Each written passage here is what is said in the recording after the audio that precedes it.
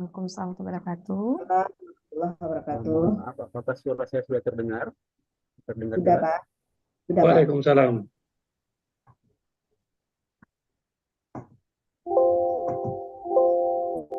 Permisi, apakah suara saya sudah terdengar jelas? Sudah, Pak. Baik, terima kasih Bapak Ibu. Alhamdulillahirrahmanirrahim. Bismillahirrahmanirrahim. Eh, Hari ini kita memasuki hari kedua eh, pada pertemuan konferensi internasional konferensi di Belakang. Perkenalkan terlebih dahulu, saya adalah Muhammad Jafar Eli, dosen dari Institut Teknologi PLN Jakarta. Kebetulan saya diminta untuk memoderatori kegiatan internasional konferensi yang bisa bergerak di ketiga ini di hari kedua 3 Desember 2023. Segala puji bagi Allah yang telah memberikan kita kesempatan sampai satu akhir. Semoga seharian ini kita bisa mengikuti acara dengan keadaan sehat dan bisa berhasil dengan sukses. Bapak Ibu yang kami hormati, yang kami banggakan, sebagaimana hari kemarin sudah disampaikan tata tertib pelaksanaan acara ini tidak ada salahnya bila mana saya eh, bacakan kembali atau dibangun kembali tata tertib meeting hari ini semoga bisa berjalan sukses. Pertama kita bagi yang belum tentu harus mendownload aplikasi, kemudian juga login ke link yang sudah disediakan link di screen kalau bisa menggunakan nama, nanti situ ada nomornya, lalu ada namanya gabungkan dengan room yang sudah ada jadi bikin huruf ya. Oke, room berapa, jumlah pesertanya. Berikutnya kita menggunakan filter background bagi yang belum menggunakan background kita bisa tampil dengan backgroundnya. Kemudian mengaktifkan video sebab dia tidak ada gangguan videonya atau komputer. Jika ingin bertanya, silakan bisa menggunakan kolom chat dan berikutnya bisa mengaktifkan videonya sehingga kegiatan tersebut berlangsung dan bisa menggunakan headset untuk itu. Yang kedua, pada hari kedua ini nanti insya Allah akan kita umumkan namanya best presenter ya, best presenter. Jadi nanti di akhir acara di sore hari ini kita akan umumkan best presenter, nanti ada umumkan dan tentu saja kriterianya itu untuk pengumuman tampilan tentunya ya, pemaparannya, keunikannya dan slide presentation yang tidak memiliki nilai lebih. Nah, Bapak Ibu yang kami hormati, pada kesempatan ini kami ingin sampaikan rasa hormat kami kepada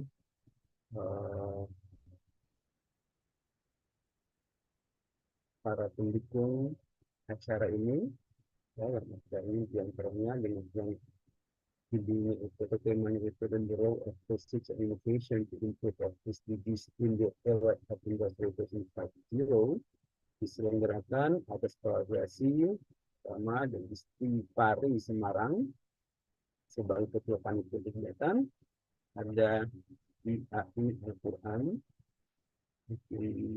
dari Al-Ittifaqiyah Indralaya, dari FEB Universitas Wahid Hashim, Walbros University, Universitas Nusa Bangsa, Universitas Andalas, Jurnal Hayati IPB University, University Putra Malaysia, National University of Singapore, Share to Scale Volunteers, Cipta Talenta Exponential Corporation.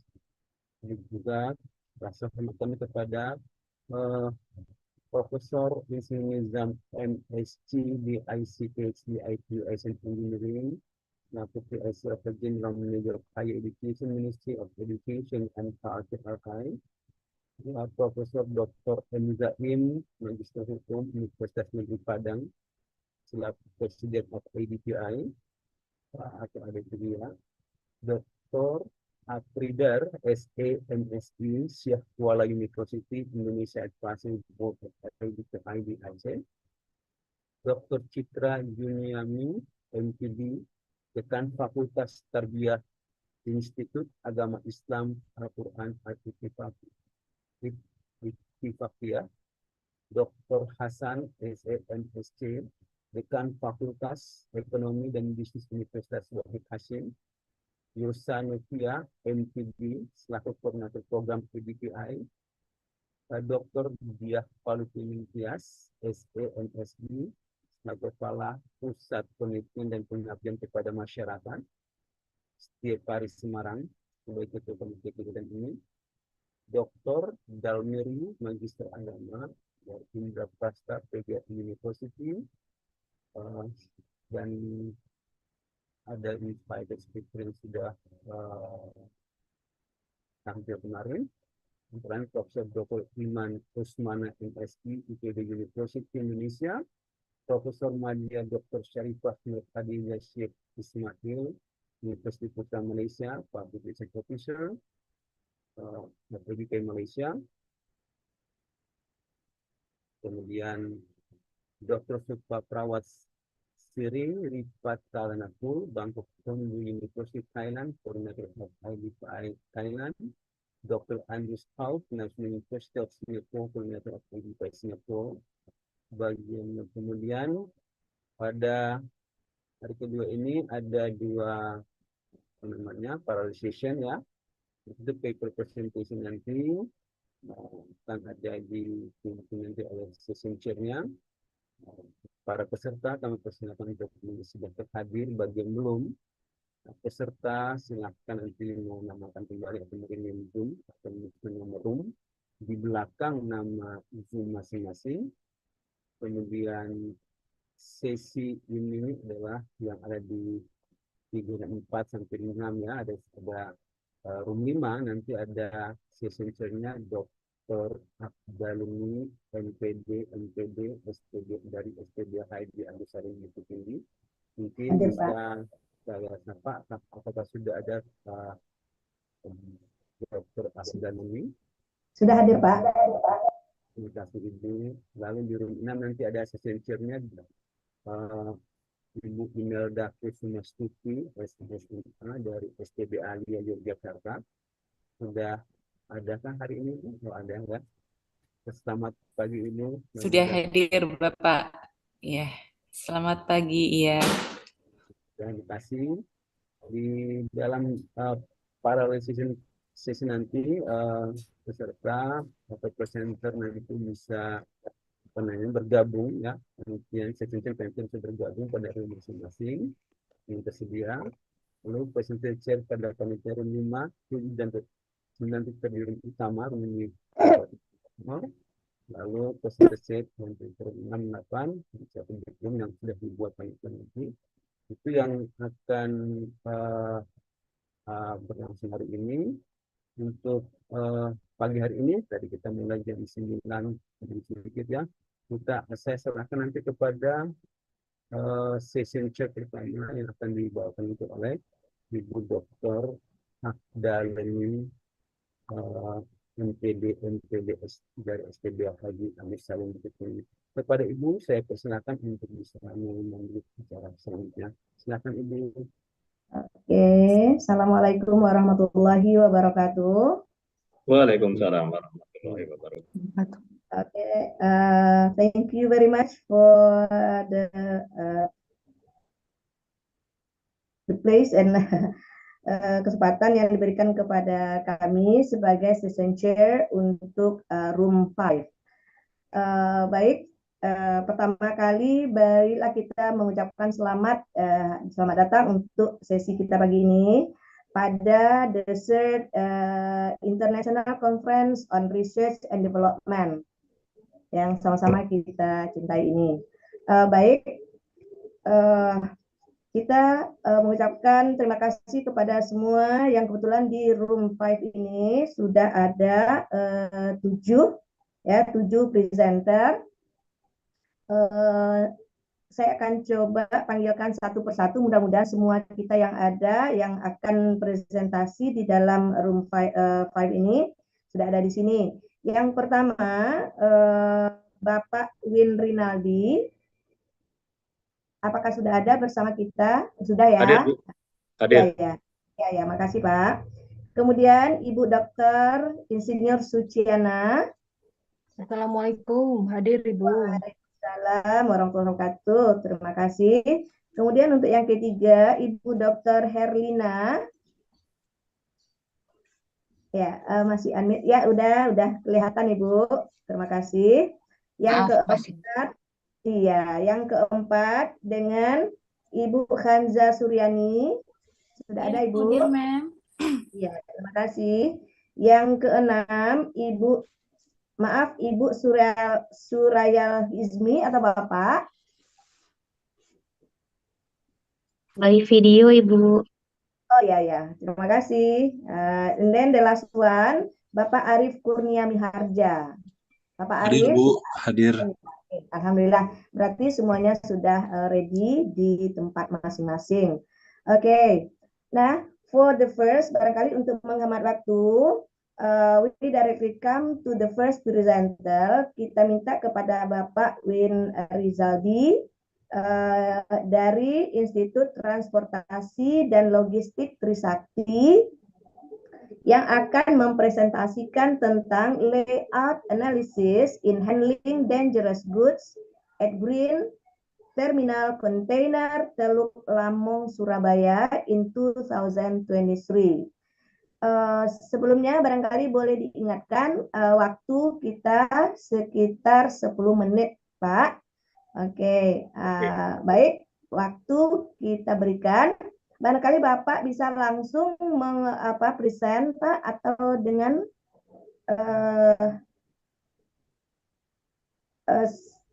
Langsung saya present, Bu. Oke ya, makasih Pak. Waktu untuk Bapak dipersilakan. Ya, makasih. Okay, everybody already see the PowerPoint? Yes. Okay. Okay. Morning, ladies and gentlemen. Assalamualaikum warahmatullahi wabarakatuh. Waalaikumsalam warahmatullahi wabarakatuh. So, as the title, layout analysis in handling dangerous goods at Green Terminal Container Teluk Lamong, Surabaya in 2023. So, I myself, Win Rizaldi, and my colleague Liz Lesmini and Aisyah Rahmawati from Institut Transportasi and Logistik Trisakti. So this is the abstract. You can see also the objective on the abstract. Yeah. And there is a method used at glance, descriptive, and the conclusion. So we go forward to background of this research. So from that saying, the factual, we have reason because background from LPI 2003, the International Bank for Reconstruction found that Indonesian logistic report has been reported still deficiencies from one of the chain supply chain. So the rank is declined, yeah.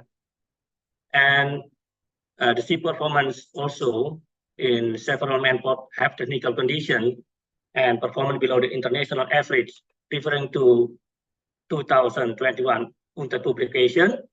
So Indonesian ports is 1.9 days is still unable to complete, with other countries not even better than the world average.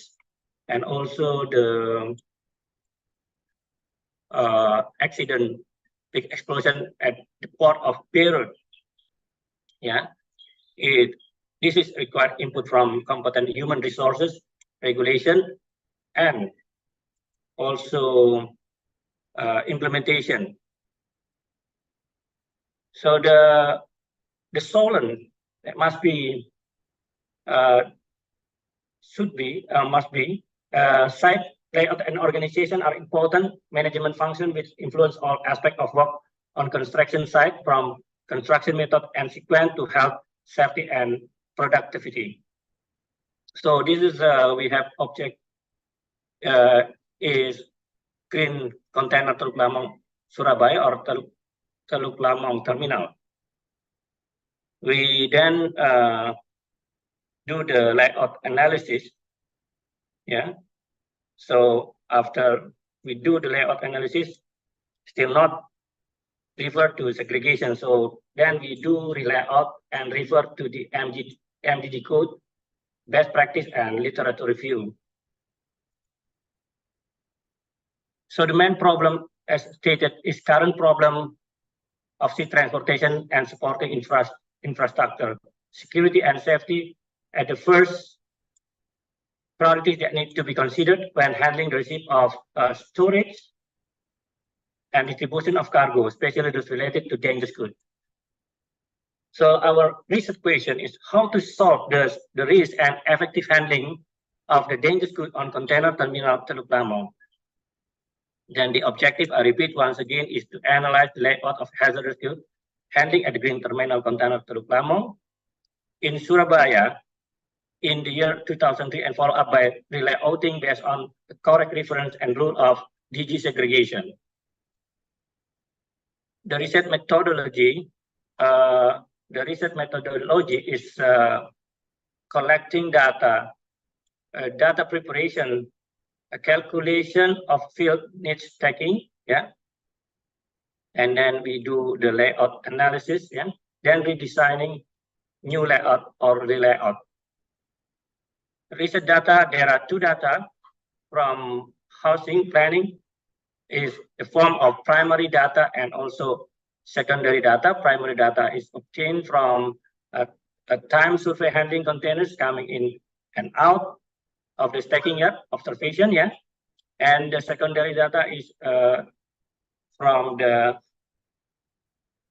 total container flow that we have, the existing layout and number of tools, a working time, and for data analysis from the data has been collected projection to calculate growth of container flows, analyzing, and then we simulate to carry out the standard segregation difference of dangerous good container,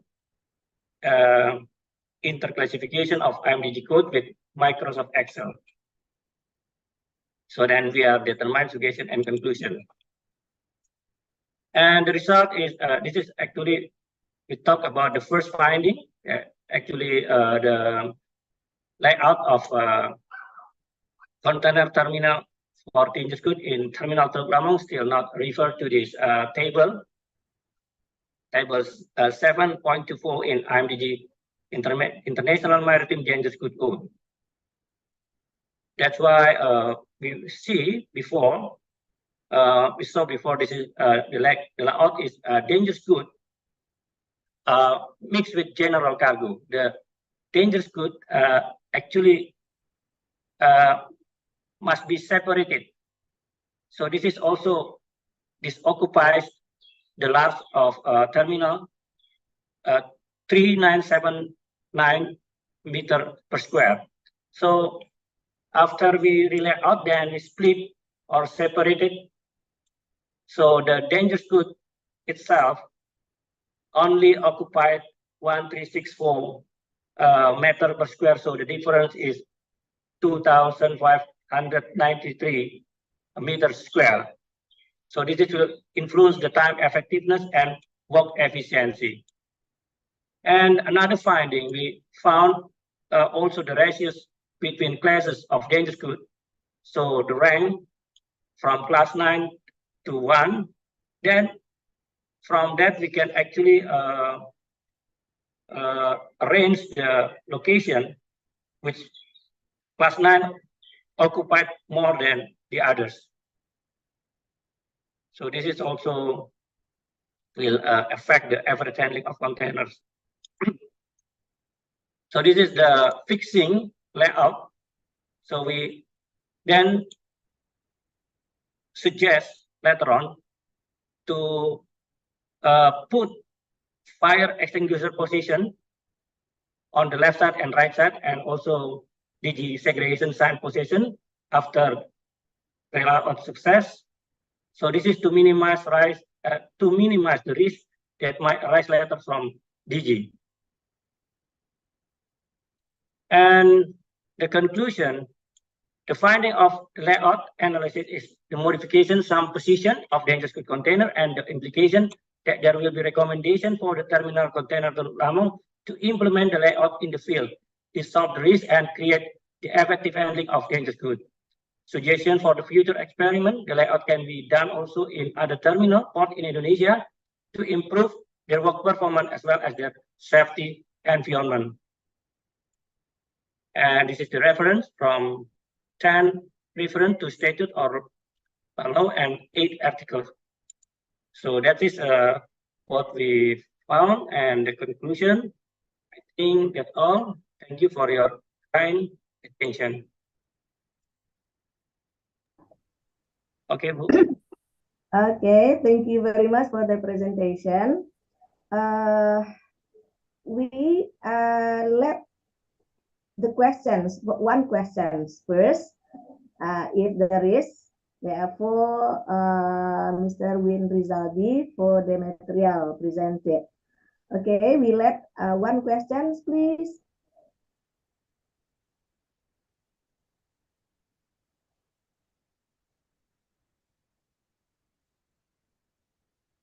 Okay. If there is no question, let me ask about this. Pak Win Rizaldi, Yes, we have now that there is the safety environment is very important actually. Okay, and then what is the effect if there is no what we call there is dangerous goods at the green terminal. Okay, what happens if there is no safety environment? What will happen actually? Yeah. Okay. Thank you for the question, Abdaleni. So our concern, this is actually become global concern of the world now, is ecology and also global security. So if the dangerous good cannot be arranged properly, cannot be handled properly, one of the effect is the risk locally, like in Beirut, there is a big explosion. So it will impact the local condition of the terminal, will affect also national stability. So during that condition, will affect also economy, also affect the environment. So this is, we then try to fix using layout or layout analysis to actually to minimize the risk, to eliminate the risk, and then we can ensure the safety concern, the security concern, and will support also the sustainability of what do you call the environment, also this United Nations SDG, and this is very related with this theme or theme of this seminar. Okay, Bu. That's it.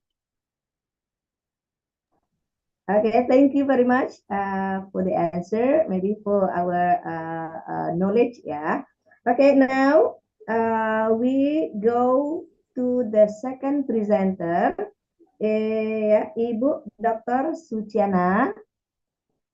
Halo Ibu, Assalamualaikum warahmatullahi wabarakatuh. Waalaikumsalam warahmatullahi wabarakatuh. Ibu Suciana Wijirahayu and friends come from Universitas Muhammadiyah, Professor Dr. Hamka. Ibu Suciana will tell about exploring the students' perceptions on online games and social media on interpersonal communication in the English learning process. Okay, time is Ibu. Silahkan. Thank you very much, Dr. Abdaleni. Thank you for the time. Allow me to share the screen.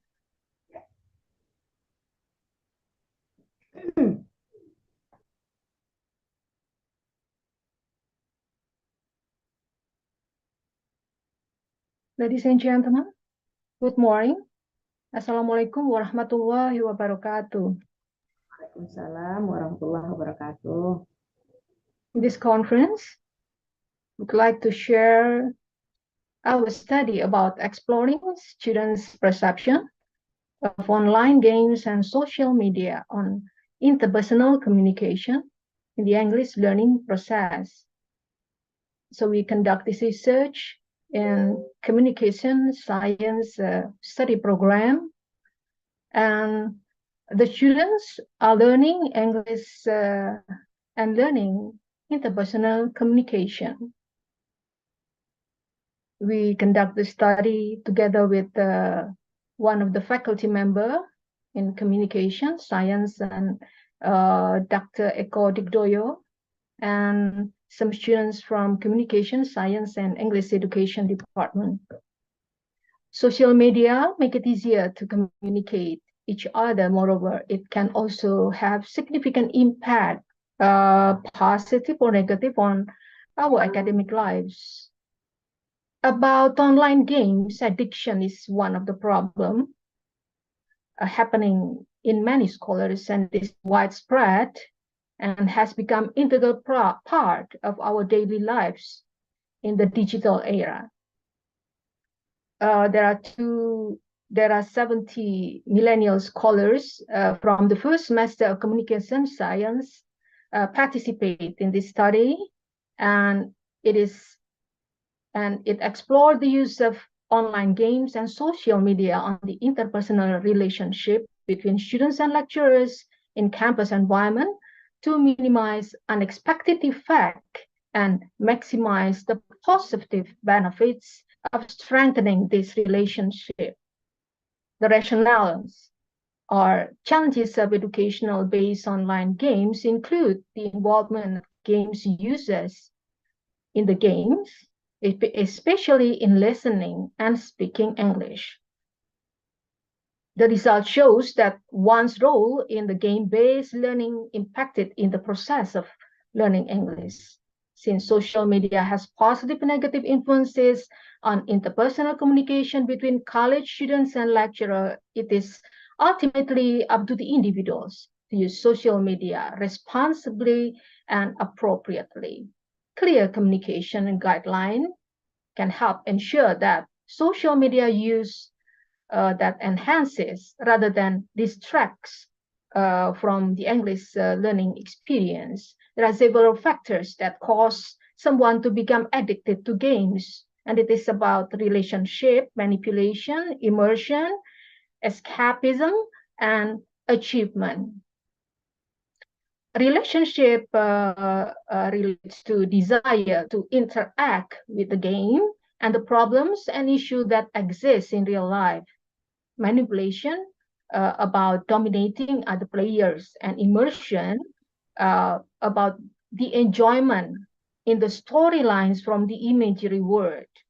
And the escapism is about playing in cyberspace only temporarily to avoid, forget, and get away from stress.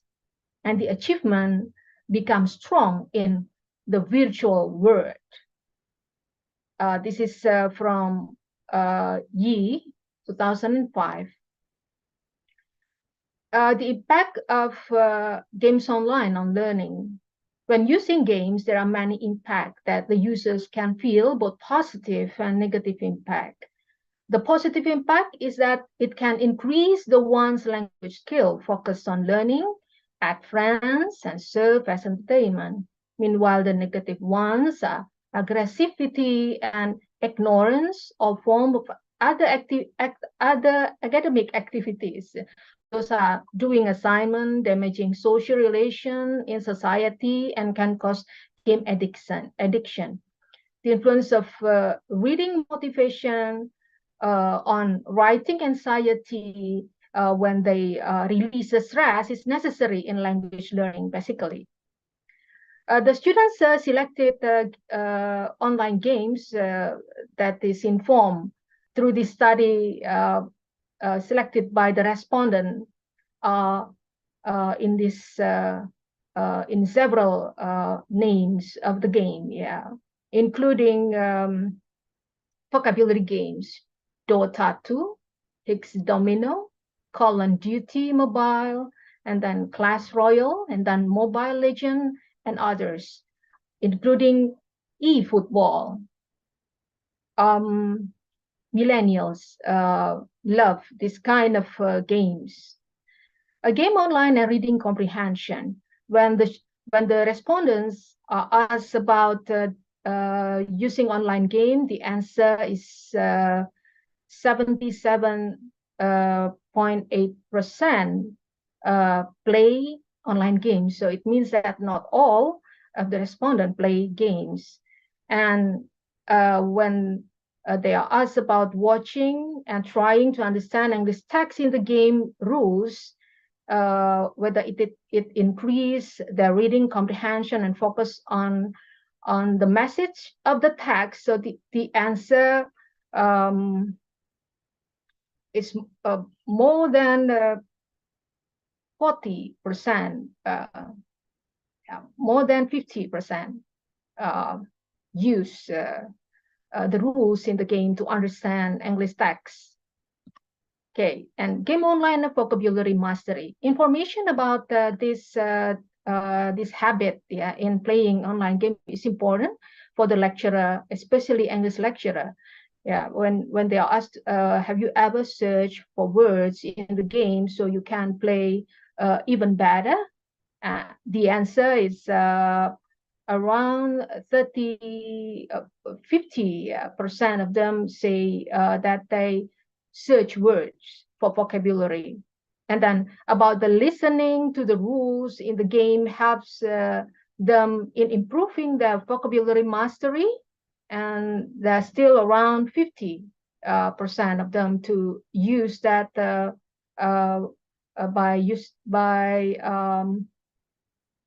by listening to the rules of the game to find new vocabulary. Games online and pronunciation. We have curiosity whether the games will improve their pronunciation, and the answer is more than 50% of them say that they can have improvement in pronunciation, and that's not that is promising, but we need more percentage, of course. If they use more time to have to play the games, and when playing games help develop my English speaking skill, the percentage is less than pronunciation. Okay, and in classroom practices, we use multimedia in language learning, including YouTube video for authentic materials for listening and speaking, as well as reading and writing from journal articles, and it is in form of ebook. And we need information whether it will help them to improve their English learning process. About the interpersonal communication between scholars and lecturer, most of the respondents, from the figure, most of the respondents agreed that social media has an impact on communication between students and the lecturer. Okay, and then the survey on positive impact on social media.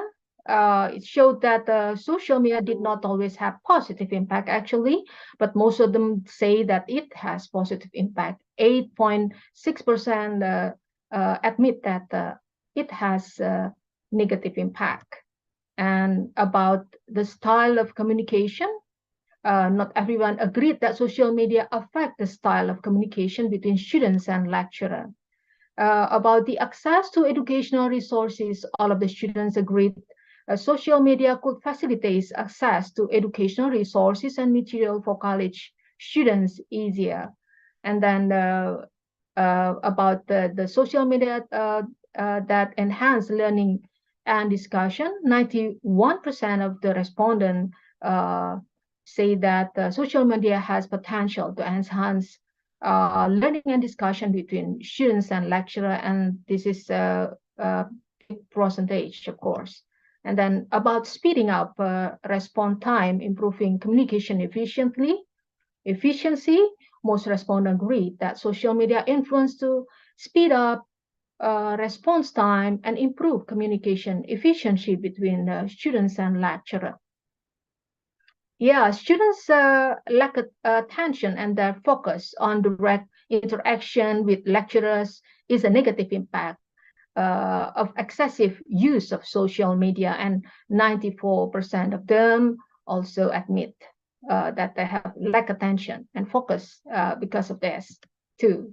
And 81% of the respondents agreed that social media impacted on inclusive and diverse communication between students and lecturer. So there are diverse communication because of the social media. And then that social media has significant influence on the level of trust and confidence within students in their communication. So it is among the students, most of the respondents agreed that 90% that social media has significant influence on the level of trust and confidence between students in their communication. And the findings suggested that social media platforms play a crucial role in shaping dynamic of interpersonal relationship among students, and the use of some platform like Zoom and Google Meet. The survey indicated that the majority of the students recognize the value of Google Meet and Zoom in enhancing the students' participation, facilitating collaboration, and providing direct access to the lecturer. And the platform have become essential tool for remote learning, offering an interactive and inclusive environment, and replicates many aspects of traditional classroom. So we can use multimedia to replicate many aspects of traditional classroom. And then about the YouTube and education content, a range of education content that broader knowledge across a wide range of the subject. And here we have more than 90% of the respondent admit that YouTube provides a vast array of educational content, allowing individuals to expand their knowledge across various subjects, including English. And this is about the English learning process. And many education channels of YouTube offer high quality, engaging content created by experts in their respective fields, and YouTube diverse range of educational topics covering English and other academic subjects, practical skill, personal development, and motivate them to learn English more. And still about YouTube and English learning process, it fosters a global learning community, facilitate the exchange of ideas and perspective. And the conclusion is the impact of social media on interpersonal communication between college student and lecturer is a complex and multifaceted issue. On the other hand, social media can provide a convenient and accessible platform for students to communicate with their lecturer outside the class, ask questions, and receive feedback. Can also facilitate the sharing of information and resources among students, leading to more collaborative learning environment. And social media can have both positive and negative effect on interpersonal communication between college students and lecturer, and clear communication guideline can help ensure that social media is used in a way that enhance rather than distract from the learning experience. And the other conclusion is about online game. Most online game today are in English. It is a tool used to interact and communicate by conveying one's thought, ideas, concept, or feeling to others and obtain more information. The message in the reading text style into values that students learn in the process of playing game too. Yeah. Language proficiency is one of the potential positive impact that arises when students, university students, using online games, and it also potentially develops creativity in learning English. The awareness of the online game user to optimize the potential is one of the factors to achieve the goal. Thank you for listening. That's all, Ibu Dr. Abdaleni.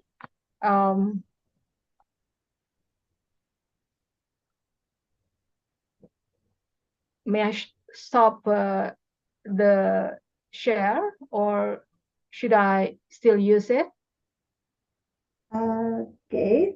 Thank you, Ibu Suciana. You're welcome.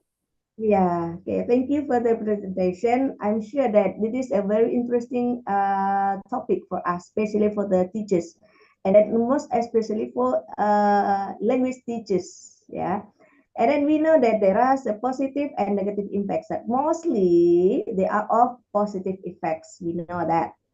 And then I'm sure that there is one question from the floor for the audience. If you have, we address to Ibu Suciana. Okay, if you have the audience, if you have the questions. May I, Ibu? Okay, Pak Win. Yeah. Yours. Yeah. This is very comprehensive, but I may maybe later on also can be research also on how this social media or online games affect the soft skill of the student. Yeah, this is can also how the online game, social media create or affect the characters of the people.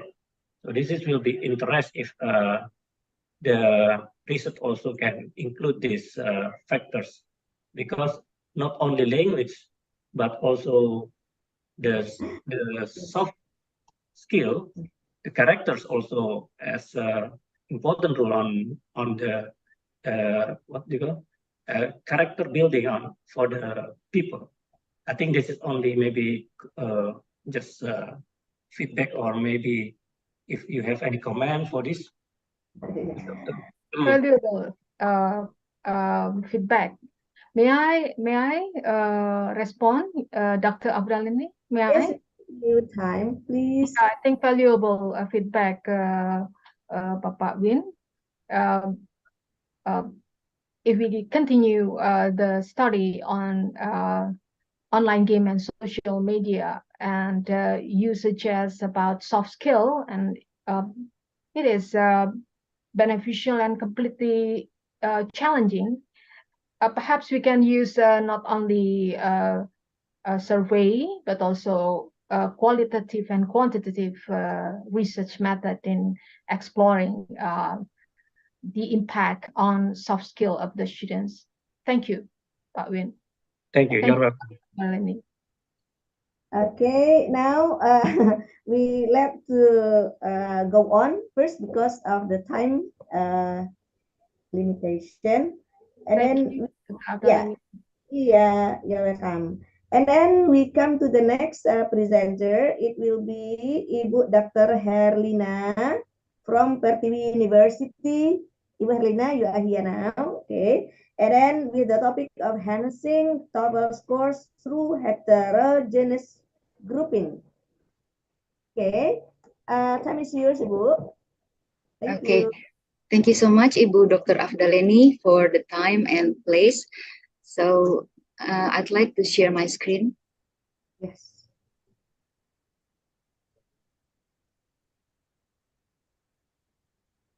Okay, again, good morning, everyone. So I am Herlina from Pertiwi University, and I'd like to share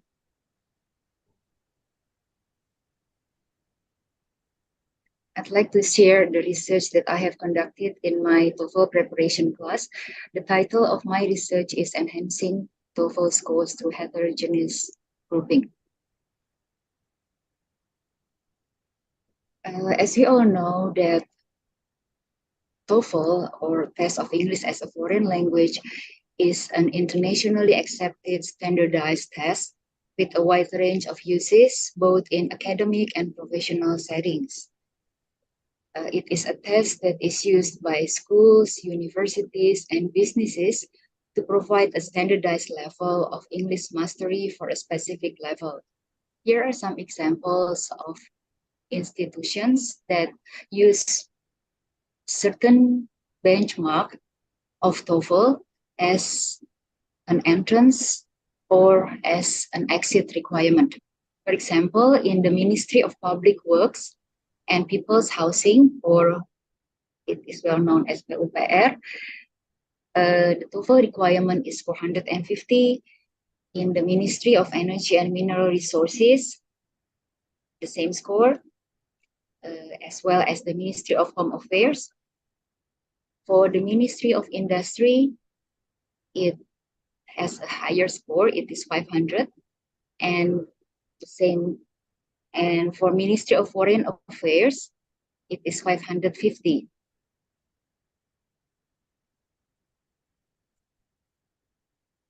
In certain universities, students need to meet the required passing score standards of the TOEFL test to be qualified to take the thesis or dissertation exam.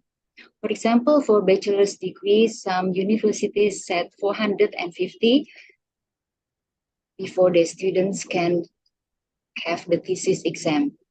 For the master's degree,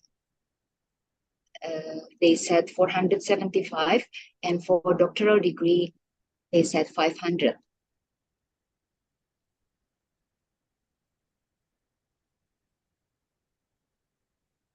And TOEFL score is also used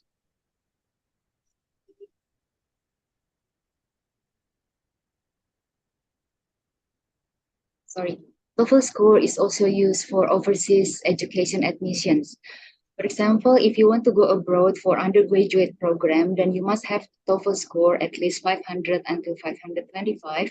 And for postgraduate degree, you have to achieve score up to 550.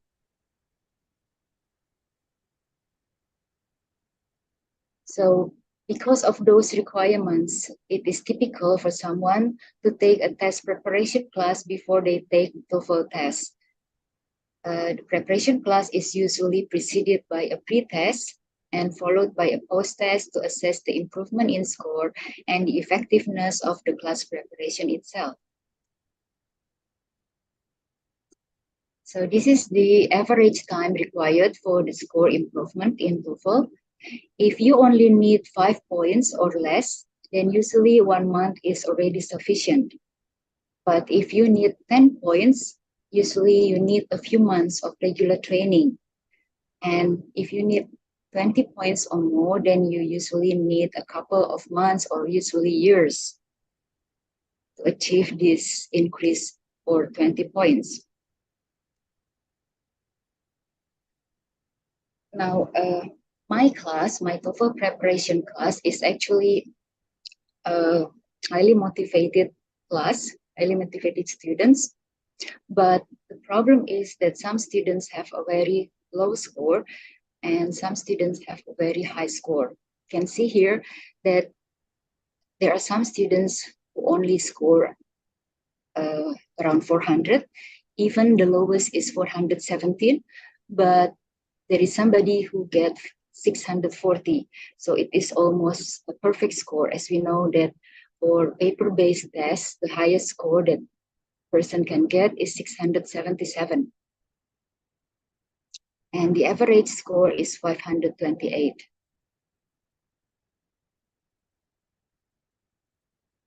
So that's why I planned to have an action research at that time to kind of like bridging these weak students with the highly proficient student. So these are my research questions. The first one is, to what extent does the implementation of heterogeneous grouping impact the TOEFL scores of the learners? And the second one, how do students perceive their working together in a heterogeneous grouping throughout the semester? And my research objective is to explore this heterogeneous strategy used in the TOEFL preparation class to enhance the participants' score. Basically, heterogeneous grouping is a pedagogical strategy that places students of different abilities in the same learning group. And this approach is based on the belief that all students can benefit from learning from and with each other. And the other thing about heterogeneous grouping is actually it is a cooperative learning in which students work together in small groups to achieve a common goal. So far, cooperative learning has been shown to be effective in promoting student achievement, engagement, and social skills development. As for my research design, I use a descriptive qualitative approach to give a complete understanding on how heterogeneous grouping affects the experiences and perceptions of students in the context of TOEFL preparation class. And the research utilized a pretest, post-test, questionnaire, and observation tools as instruments to analyze the improvements in student scores. Participants are 43 students in an English language class at a university who were grouped based on their pretest results, encompassing both high and low competency levels. These assigned groups remain consistent throughout the entire semester. And for the time, the setting and time, for listening part, we have 5 sessions. For structures, there are 10 sessions, and for reading, there are 3 sessions. Each lasts 90 minutes. So these are the grouping. We made 12 groups. And the books that we use for the exercises are the TOEFL preparation from Longman, Bruce Rogers, and Hanley.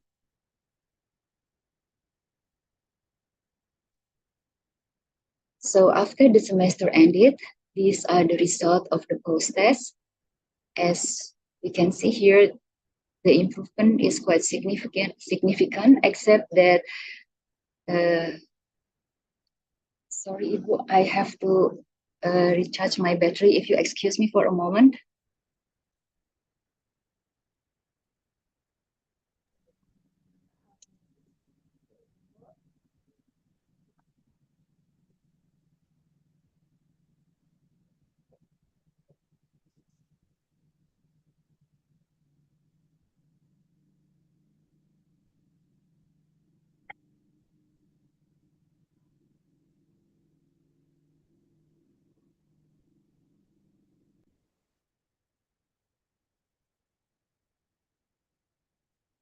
So sorry, so let me continue.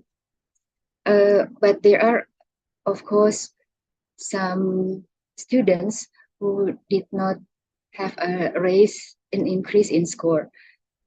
One student even have a decrease in score from 593 in pre-test, and the score for the post-test is 590. And there are 2 students out of 43 students who didn't have an increase in score from 537, and the post-test score is still 537. And the other one, 530, and the post-test score is still 530.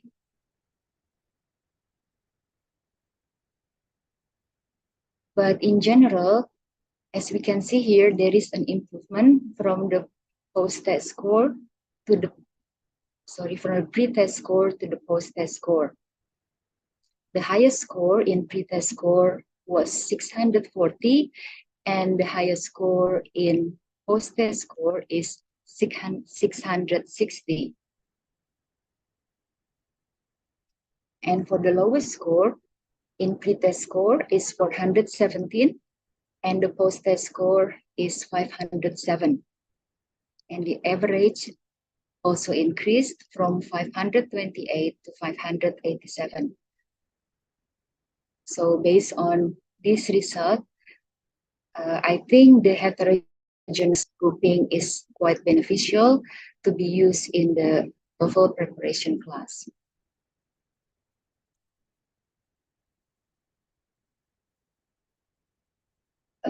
So most of the students have improvement in score, including those who initially scored around 400 in the pre-test.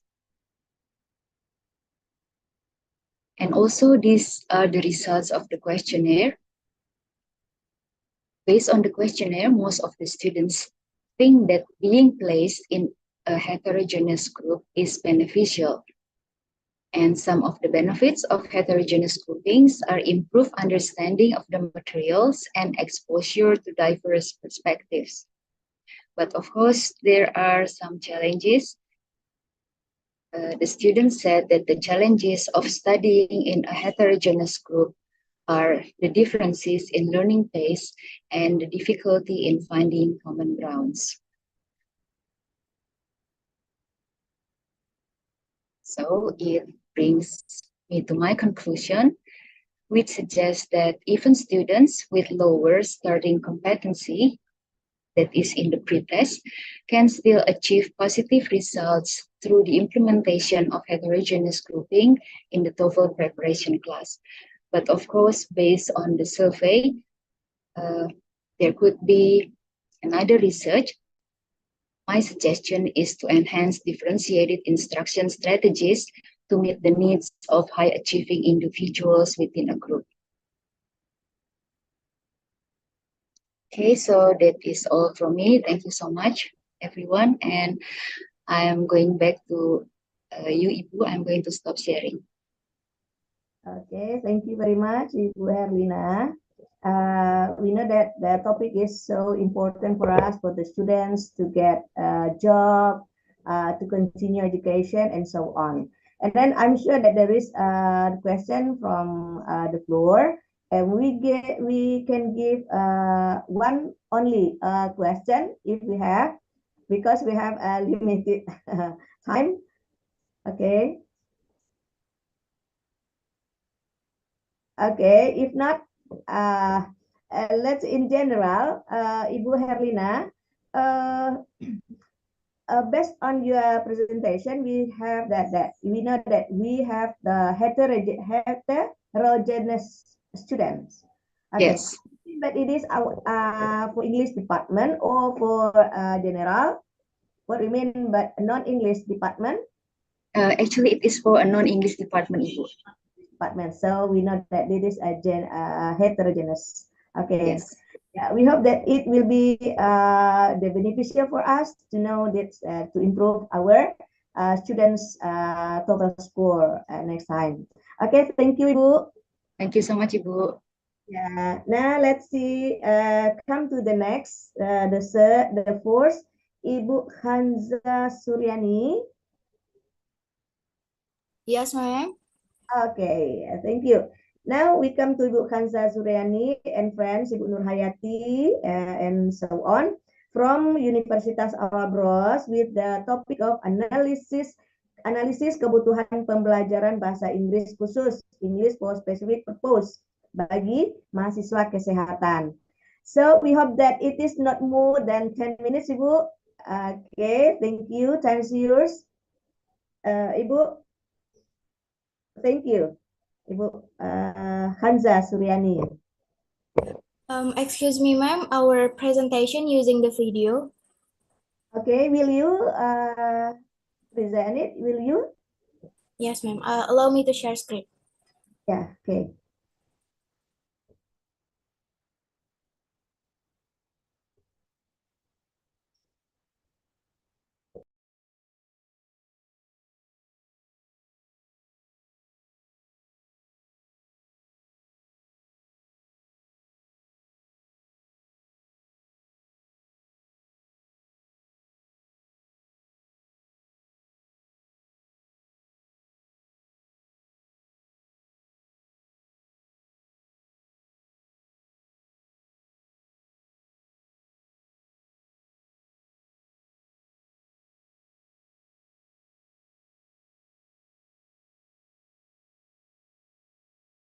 all of audience. I would like to thank you for coming to this meeting. This presentation will be delivered by our team from Awalbros University, whose members are Hanza Suryani, Ersri Ayu Indrapuri, Rona Fadila, Nurhayati Rumbantorwan, and Hani Bertua Octavia Silai. With the presentation title, Needs Analysis of Special English Learning, English for Specific Purpose for Health Student. Background. Education and language are two things that are closely related. Both of these things have an important role for society. We need language to convey education by Kairina 2019. The most important part is not just the measurement based on points and grades, but how they can communicate effectively in English. The purpose of this research is to determine the result of the analysis of the needs of students regarding English language learning for non-English major students. Research method. The method employed in this research is a quantitative approach. To collect data from respondents, the researcher conducted a survey using a Google Form questionnaire involving students from the Hospital Administration Study Program, class of 2023 at Awalbros University. Okay, the presentation will continue with Rona Fadila. Thank you. Okay, result and discussion. The result employ an analytical method by distributing questionnaire to hospital admission students. From the questionnaire, the percentage of response to 5 questions can be summarized, which include the need for English language proficiency in the career field of hospital administration, the level of confidence in reading and presenting in English, interest in English courses, comfort in communicating using English in daily life, and difficulties in understanding English literature related to the hospital administration study program. Diagram of result for filling out questionnaire for student hospital administration study program 2023. Number 1, do you feel the need to enhance your English language proficiency for the purpose of your study and career in the field of hospital administration? From the result of the questionnaire above, it can be concluded that the majority answer chosen by RS student class of 2023 was very necessary in blue at 69.6%, and the remainder chose the answer necessary in red at 20.5%. It is inevitable that good English language skill will open up more opportunities to work experience in multinational company in the career era of the Asian Economic Community AEC by Arunginta 2015. Okay, the presentation will continue with Nurhati Lambutuan. Number 2, at what level do you feel confident in writing and delivering presentation in English? From the result of the questionnaire above, it can be concluded the majority answer chosen by our student class of 2023 was neutral in orange at 56%. Then, 3 were almost as many people would choose the answer less confident in green, as would choose the answer very confident in blue, namely 17.4%, and for the race, 8.7%. Choose the answer confident in red. Students' self-confidence will be better communicate among themselves, not with the teacher, while students' self-anxiety can be controlled by themselves. By Ismail 2017. Number 3, Are you interested in English language? Course the focus on terminology and skill relevant to the hospital administration study program. From the result of the questionnaire above, it can be concluded the majority answer chosen by our student class of 2023 was very interested in orange, 39.1%, then 34.8% of those who chose the answer neutral in blue. 21.7% of those who chose the answer interest were red, while the rest chose the green answer less interest as much as 4.3%.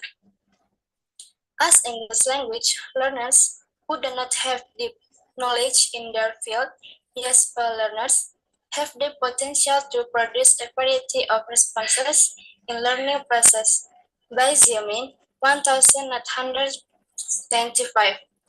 Okay, the presentation will continue with Hani Bertua Octavia Selain. Thank you. The fourth, how comfortable are you in communicating in English in your daily life?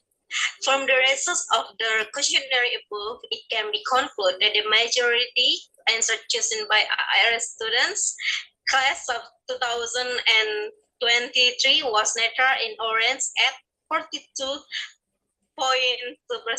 Then 43.5% choose the answer comfortable in red, and the remaining 4.3% choose the answer very comfortable in blue. As stated by Hermania 2016, that the position of English as foreign language cause students to have less ability in speaking English because English is not everyday language. The difficulties in understanding literature or informational source in English related to the hospital administration study program. From the results of the questionnaire above, it can be concluded that the majority answer chosen by ARS students class of 2023 was neutral in orange at 60.9%. Then 17.4% of those who choose the answer difficulty were red. 13% of those who choose the answer no difficulty were green, while the rest chose the answer very difficult in blue as was as 8.7%. By Megawati and Mandarini 2016, in the research found that the difficulties that students often face when speaking English lie in the lack of English vocabulary. This presentation will continue with Sri Ayu Indrapuri. Okay, so thank you for the chance to me to conclude the presentation. So based on the explanation before, we can conclude that actually the administration hospital students really like to learn English, but they still need the material that related to their major. Yeah, so we hope that the teacher and also maybe the lecturer English can prepare the material that appropriate with their major or the background of their study today. So yeah, maybe that's all for the presentation. We hope that the audience can get the knowledge from our presentation. So thank you so much and see you. Okay, thank you for the presentation. Yes, Yeah, Ibu Hanza Suryani and friends. Okay, do you have for the floor? Do you have the questions?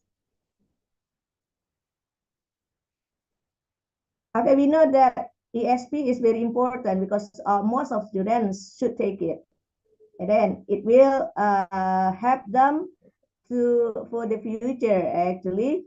And then so many problems that we have that maybe we don't know what are the needs actually for the students. And then do you have question? No questions? Okay, let me ask the group, the presenter, Ibu Khaza Suryani, what is the most, the mainly needed by the students for the ESP in general, Ibu? Bu Khaza Suryani, based on your research.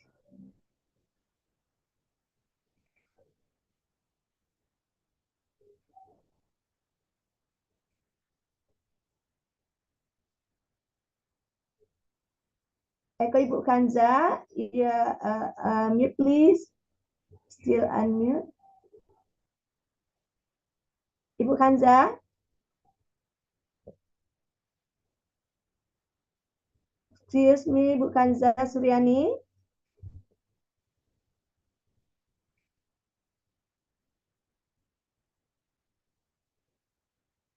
I'm sorry, Ibu Kanza.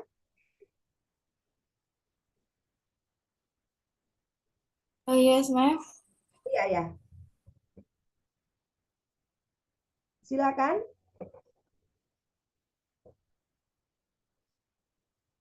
Masih belum di unmute?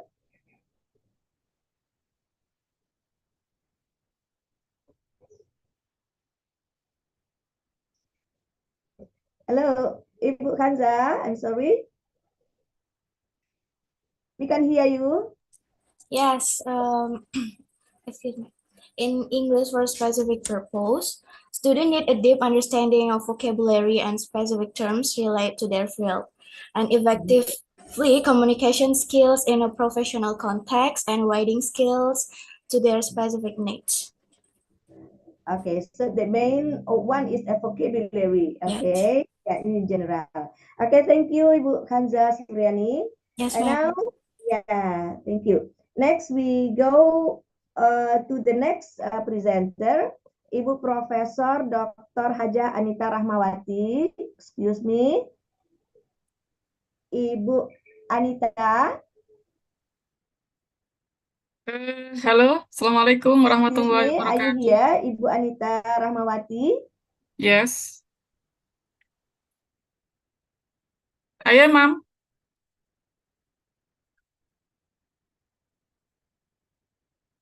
Are you hearing me? Ya, Ibu Anita. Okay, I'm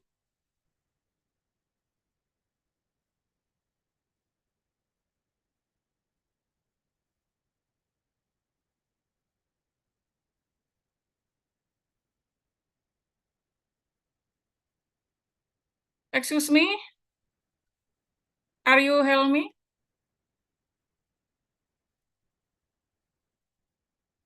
Something wrong with my connection. I'm sorry. Okay, thank you. Yeah. Next, the next presenter, Ibu Rahmawati. Okay. Thank you. Assalamualaikum warahmatullahi wabarakatuh. Waalaikumsalam ya. Sorry. Good morning, session chair Dr. Afdaleni and all of audience on the international conference on research and development. I would like to say thank you for your coming to our presentation today. It is great to see all you. First, let me introduce myself. My name Anita Rahmawati, and I come from IAIN Kudus, Central Java, Indonesia.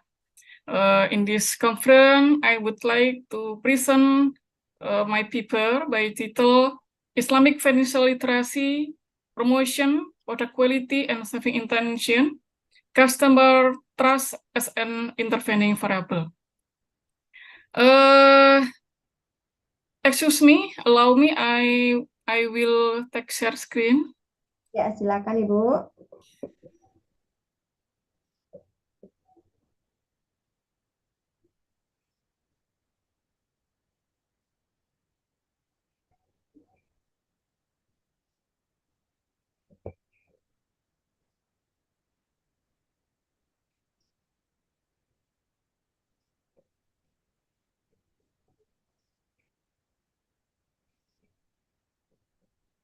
belum muncul. Sebentar.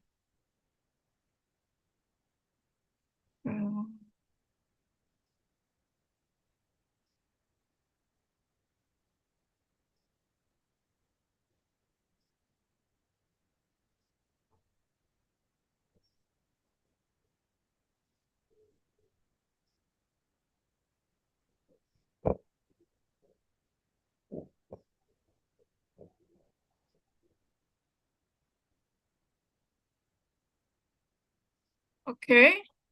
Oke, that's okay. Silakan. Thanks you. Thanks for chair session. I will explain to my paper about Islamic financial literacy, promotion, product quality and saving intention, customer trust, and as an intervening variable. First, I will explain to you all about the background of this paper, that Islamic microfinance are part of the supporting aspect of the country's economy. However, the competitiveness of Islamic microfinance in Indonesia toward the global economy still tends to be low when compared to other countries. In the fifth industrial revolution era, also known as Industry 5.0, strategic steps are required to significantly increase customer saving intention in the Islamic microfinance. One aspect that can increase customer saving intention is Islamic financial literacy. Increasing Islamic financial literacy is considered one of the key factors in the growth and development of an economy. Promotion. Promotion is another important factor that can increase customer saving intention. With promotion, marketers can inform, persuade, and remind potential customers about the product to influence customers' opinion. Another factor that can influence customer saving intention is product quality. The product quality include funding or saving, financing, and electronic transaction service. Products that have superior quality can attract customer saving intention. The next, I will explain the review of previous research. Several research that analyze about Islamic financial literacy, promotion, and product quality have been conducted. One study of Swarsi et al. So mentioned that Islamic financial literacy positively and significantly influence on the business developing, and that the respondent is MSS DIY Indonesia, Micro Small Medium Enterprises, Yogyakarta, Indonesia. The next study, Al-Baiti and Rahman, conclude that Islamic financial literacy, customer awareness, bank reputation, and attitude toward Islamic bank were directly significantly linked to the intention to use Islamic bank in customer conventional banking Dubai. It is different with the above mentioned study. The study Mulyaning Tias saw that Islamic financial literacy has no impact on the intention to save Islamic bank. The respondent student of MAN 2 Malang. The next study, Andretti et al., which saw that promotion and service quality are having biggest influence on customer buying decision of convenience store in Bekasi, Indonesia. But in contrast this to the above, much have conclude that promotion has no effect on intention to save Bank Amalat Palu, Indonesia. The other study, view that Hardana conclude that the intention to save is significantly and favorably impacted by product quality in PSI Padang Sidimpuan. Nevertheless, studi Ulya saw that the product quality has not significant impact on the intention to save in customers Bank Tabungan Negara Semarang. And study Majid saw that customer trust a partial mediation link between the customer satisfaction and customer loyalty at PRI Kendari, Sulawesi. All audience, based of the review of previous research above, there is a research gap regarding the rules of Islamic financial literacy, promotion, and product quality, and saving intention. And two, there is currently a few studies that integrate customer trust in the relationship Islamic financial literacy, promotion, and product quality on saving intention. So this research has the state of the art. And the third, this research aims to analyze the effect of Islamic financial literacy, promotion, and product quality on saving intention in Islamic microfinance with customer trust saving as an intervening variable. The next, I will explain about the literature review. Based this research on the theory of planned behavior, or TPB. TPB is one of the theories developed in consumer behavior, study formulated by Azen. TPB assumes that humans are rational and systematic creatures in decision-making process, including those related to some consumption problem. The TPB model is described follows. In the future, if we figure that attitude, subjective norm, perceived behavioral control affect the behavioral attention and to affect on actual behavior. The next, financial literacy. Financial literacy is a combination of awareness, knowledge, skills, attitude, and behavior necessary to make sound financial decision and ultimately achieve individual financing well-being. On the other hand, it is the capability of understanding and using finance-related information. And then Islamic financial literacy refers to knowing Islamic financial service and product, as well as being able to distinguish between Islamic bank and conventional bank. Promotion is marketing and communication activities which later can charge the price-value relationship of product or service that perceived by target. Product quality as an extent to which a product or service meet customer need, and customer trust as one party's confident in exchange parties' reliability and integrity. Based on the relationship between Islamic financial literacy, promotion, product quality, and customer trust, the following hypothesis can be possibly proposed. The first hypothesis that Islamic financial literacy significantly affect the customer trust. Second hypothesis, promotion significantly affect the customer trust. The hypothesis, product quality significantly affect the customer trust. Financial literacy significantly affect the saving intention. Fifth hypothesis, promotion significantly affect the saving intention.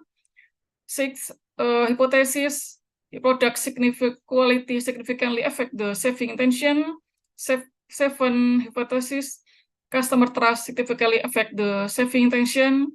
8 hypothesis, the effect Islamic financial literacy on the saving is mediated by the customer trust. 9 hypothesis, the effect of promotion on the saving intention is mediated by the customer trust. And the end, 9 hypothesis is the effect of product quality Islamic trust on the saving literacy is mediated by the customer trust. The next is research method. In the research method, the samples are selected from customers of Islamic microfinance institution in Lasem, Central Java, Indonesia, 170 customers.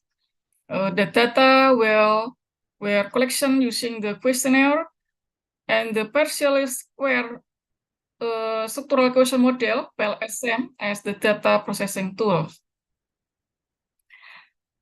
In this study, item for each variable in the questionnaire referred to and adopted for previous study, Islamic financial literacy from Schwartz et al., the promotion variable from Andretti et al., product quality from Zhu et al., customer trust from Majid, and saving intention from Albaiti and Rahman. The next result. The characteristic respondent can be described into the table as follows: about gender, age, education, long-paying customer. And the data analysis using PLSM. The analysis PLSM used two evaluation. Yeah, they are evaluation of measurement model or outer model, and measurement structural model or inner model. But the first evaluation of measurement model, outer model, for convergent validity. Outer model, measurement model is the assessment toward validity and reliability of research variable. The auto loading or loading factor value and AVA value can be used to test the convergent validity of the model. The AVA number must be greater than 0.5 and the loading factor value must be greater than 0.6. Based on the result of the auto model, it shows that there are 5 loading factor values less than 0.5, namely EFL first, EFL 2, 10, 11, and 12. Meanwhile, for the FAA value, there are 2 variables that have a value of less than 0.5. So the indicators with the lowest value are deleted. After deleting the indicator, estimation then carried out. Next, we saw the loading factor. We can show that all of indicator valid, is valid. Have the greater than loading factor 0.6 and the FAA greater than 0.5. And then construct reliability and validity. Based on table, it is obtained that the value of composite reliability of the research variable is greater than 0.8 and it has a FAA value that is greater than 0.5. It means that the research variable has a good composite reliability. we can show the table all variable, customer trust, product quality, Islamic financial literacy, self-intention and promotion have reliability and validity. And then the next evaluation and structural model or inner model. In inner model, we can show the R square. Based on the result of the inner model, it shows that the R square value of customer trust is 0.37, meaning that the ability of variable Islamic financial literacy, promotion, and product quality to influence customer trust in 37%. We can show the table R square customer trust and saving intention variable. And then we can show as follows the figure diagram path PLSM and hypothesis test in the slide. And the hypothesis test mean standard deviation, T values, and P values. We can conclude that direct and indirect effect in the table, and we conclude the result of this research revealed that Islamic financial literacy and product quality have a positive and significant effect on customer trust and saving intention. This is proved by the result of testing the Islamic financial literacy on customer trust. We show the statistic value and the P value.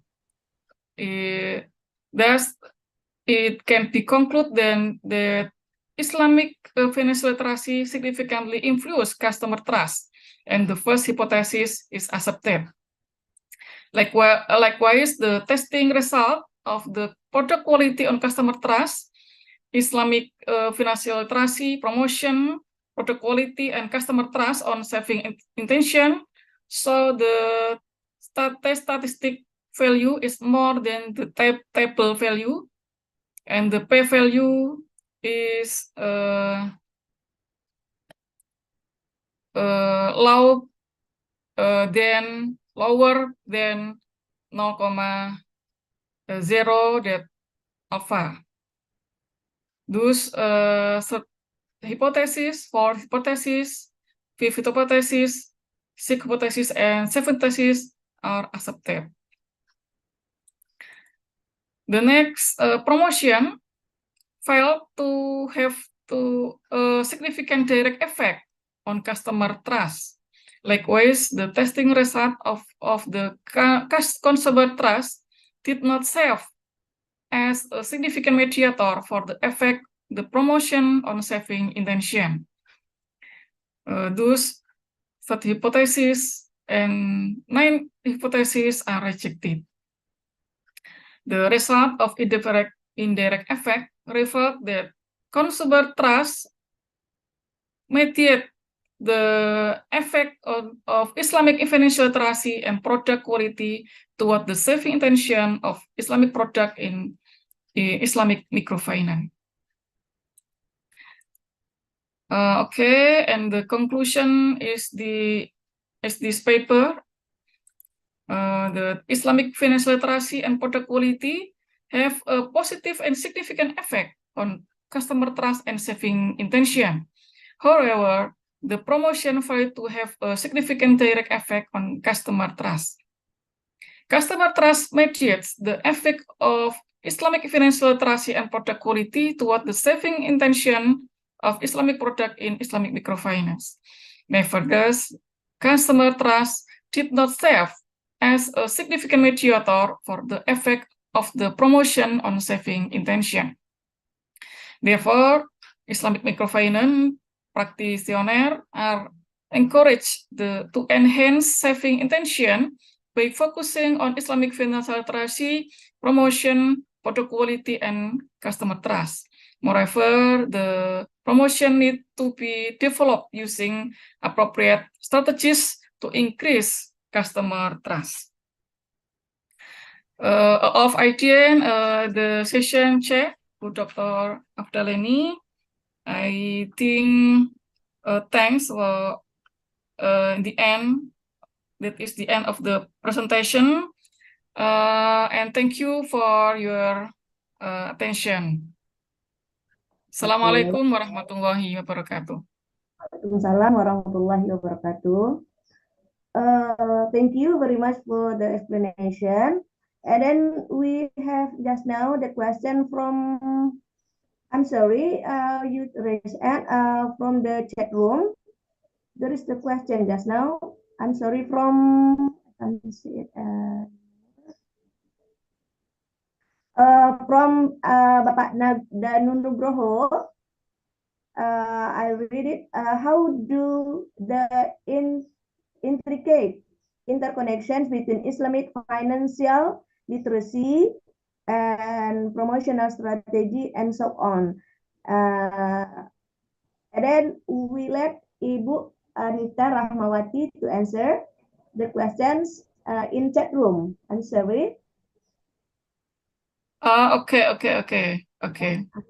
Yeah, to limit the time. Okay. Thank you for the question from Pak Danu Nugroho. Pak Danu Nugroho ya, Pak Danu Nugroho. The question, how do the intricate interconnection between Islamic financial literacy, proportional strategic, product quality, and saving interaction contribute to a comprehensive understanding of customer trust as an intervening variable in the context of the journal of title Islamic financial literacy, promotion, product quality, and saving intention. Customer trust as an intervening variable. Okay, thanks you for the question. My paper using the partial least square structural equation model, or also known as PLSM, the statistic PLSM, because my in this research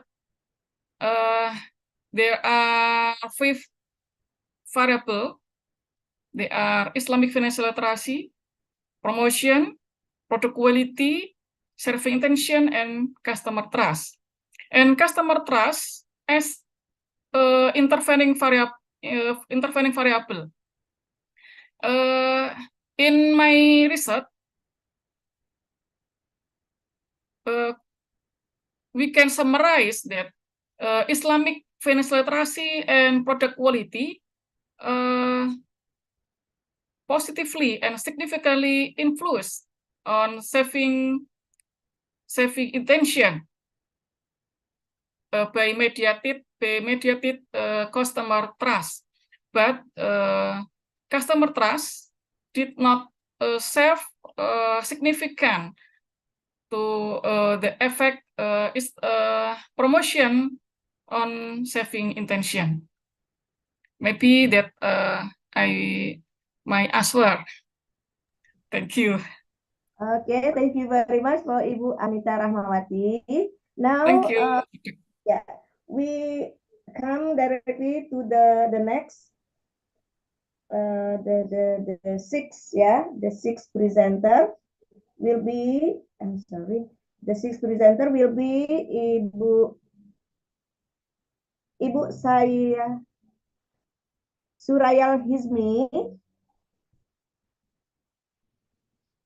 Excuse me, Bu Surayal Hilmi, are you there?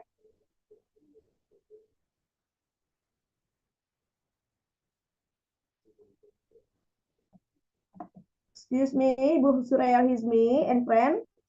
Bapak Dr. David Robert, Profesor Surya Hadi.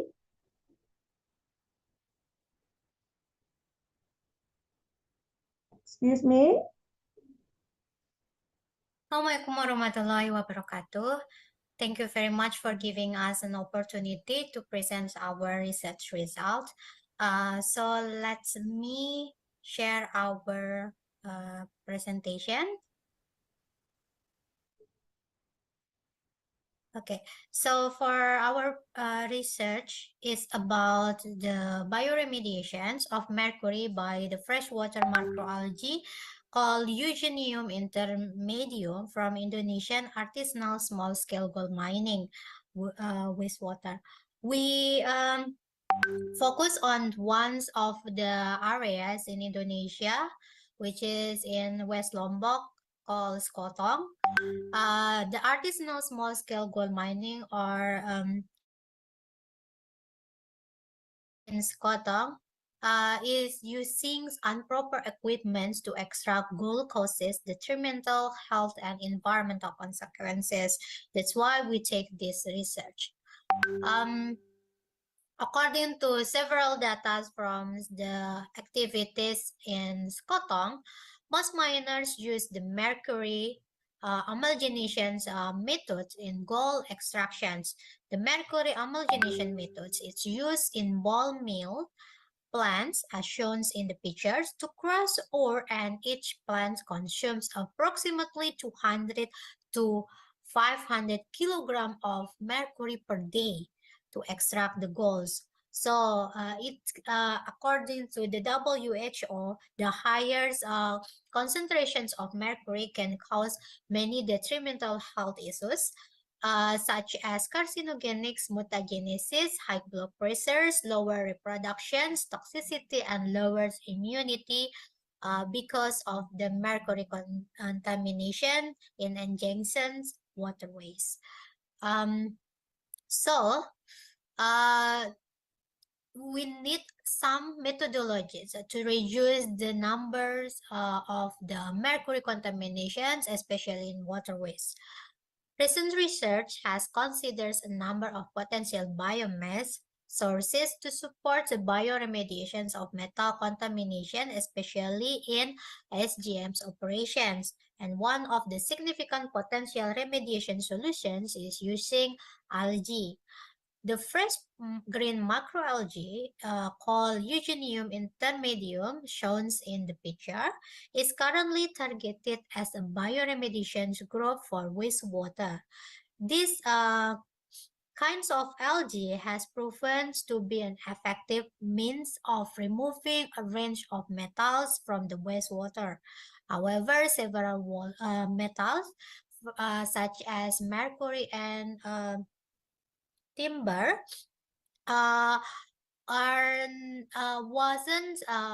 wasn't conducted, and then the research conducted regarding this optimal use of the eugeniums is still limited. So the research aims for this research is to determine the concentrations of the mercury, copper, lead, and zinc in wastewater from Skotong's SGM sites in Indonesia, as well as to examine the ability of eugeniums to be cultivated in SGM's wastewater and sequesters metals.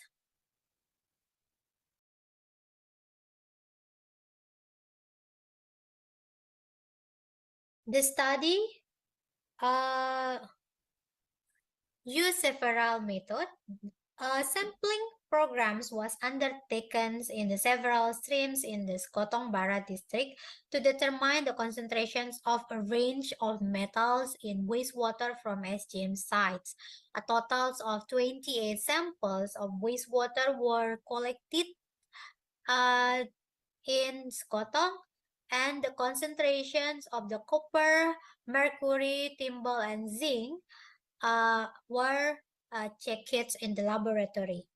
The results of analysis were then reported as a graph for the average concentration and each sites. Once the water samples had been characterized, a cultivation experiment was then conducted with eugenium to determine the potential to treat the various metals through algal bioremediation. Cultures of eugenium were established in water containing these metals, as the same as a Kotong SGM's wastewater sample. Water and biomass from eugenium cultivations were analyzed to determine the ability of eugenium to remove the metals. According to results found, due to the higher metal concentrations, especially in site 3 and site 4, as shown in every part, the concentrations of the copper, mercury, timber, and zinc in these sites were compared to the WHO guidelines for drinking water and ANZAC trigger values for the protections of aquatic life. In terms of drinking water standard, timber was only the metals with the concentration above the WHO limit, and the mercury concentration was slightly lower than the standard. However, the concentrations of all metals in the both sites were higher than the ANZAC trigger value as shown in this table. So after cultivating the eugeniums in the mock samples containing its metals, we can find that eugenium grow well in the water with mercury and timber. The average specific growth rate, called SGR, of the eugenium in the wastewater containing mercury and timber was 25.07 and 25.67% per day respectively, similar to the SGRs in the control. The eugenium removed this metal from the wastewater to concentrations below the ANZAC trigger values. However, higher concentrations of the copper inhibited the growth of the eugenium and even led to death. The results of the study demonstrated that eugenium can be grown in the mercury-contaminated wastewater to remove mercury effectively. But in the case of the Skotong, the higher concentration of the copper in the wastewater inhibited the growth of the algae. So that's why for the treatments 3 and 4, we attempted to remove the concentrations of copper, and then it's shown in this next graph. That's the SGR of the control and mixtures without copper shows the growth of the eugeniums very well and even higher than the control.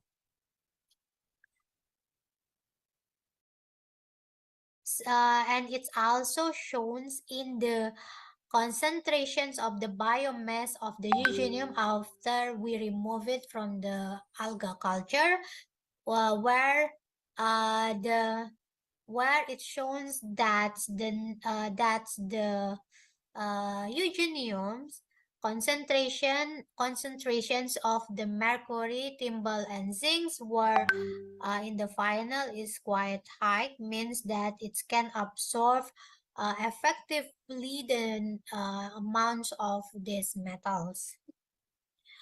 So in conclusions, the concentrations of the heavy metals in Skotong were above ANZAC standard, which can be a serious problem for aquatic life. Eugenium can be used for the bioremediation of the mercury in the future and was able to reduce the concentration of the mercury from well above and set trigger values to well below trigger values within 7 days. Although low concentrations of the copper are required for algal growth, there is evidence that the higher concentration of the copper in water can inhibit the growth of the eugenium. Therefore, pre-treatment to remove the copper is also required before applying eugenium in the real environment. In addition, further research needs to be conducted to find the maximum tolerance concentration of the copper for eugenium growth. I think that's all from our presentation. Thank you very much. Okay, thank you for the presentation for the sixth presenter. And then actually, the times we also consider the time, but I have put this note that for the audience that want to ask, we write down the question on the chat room. Okay, I'm so sorry. To go directly to the last presenter, I'm so sorry to Ibu Suraya Izmi. Okay, the last one is Ibu Ariel. I'm sorry, Ariel Kurnia Miharja, Bapak ya. Oke, Bapak sudah ada from Universitas Gadjah Mada. Talk about public participation in smart city program to achieve social resilience in Surakarta City. Oke, mudah-mudahan bisa dipercepat, Bapak. Terima kasih. Assalamualaikum. Waktu silakan, Pak. Baik, I'm so sorry. Assalamualaikum warahmatullahi wabarakatuh. In this opportunity, I would like to present our paper, Public Participation in Smart Society Program, Achieve Surakarta Cities Social Resilience. The global spread of the coronavirus disease or COVID-19 since early 2020 has led to the widespread pandemic, significantly impacting lives worldwide. In response to the outbreak, Indonesia has implemented various policies to mitigate the transmission risk of COVID-19. Online media has emerged as a crucial channel for risk communication during the pandemic. The concept of the smart city is applied to identify compelling content type beneficial for both the government and the community, promoting increased public participation in governance policy during the pandemic. Surakarta has actively pursued the goal of the book to becoming a responsive city, integrated technology dynamics into its public service operation by leveraging digitalization technology. Surakarta aims to provide efficient, reliable service addressing complex issues ranging from infrastructure to the social problem. There is four problem statement. The first is strategies for the public participation in the smart society program during the pandemic. The second is implementation of public participation in the smart society program. The third is a challenge of public participation in smart society program. And the last, fourth, is impact of public participation in the smart society program on social resilience. For the research urgency is smart society strategy can enhance declining public participation as the community is not fully capable of addressing the risk of social change due to the pandemic. This is our literature review. This is our theoretical framework. The first is public participation. The second is smart society, and the third is social resilience. This is the method from the data collection and then data reduction. data presentation, and drawing conclusion or verification. This is our result and discussion. The first is legality, planning, and implementation.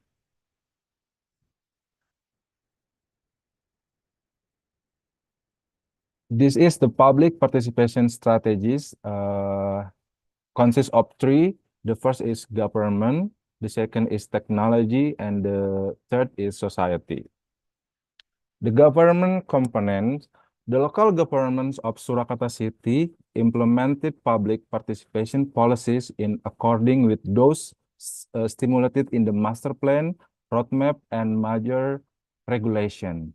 There is collaboration among the all parties, including the central and local government, private sector, and business entities.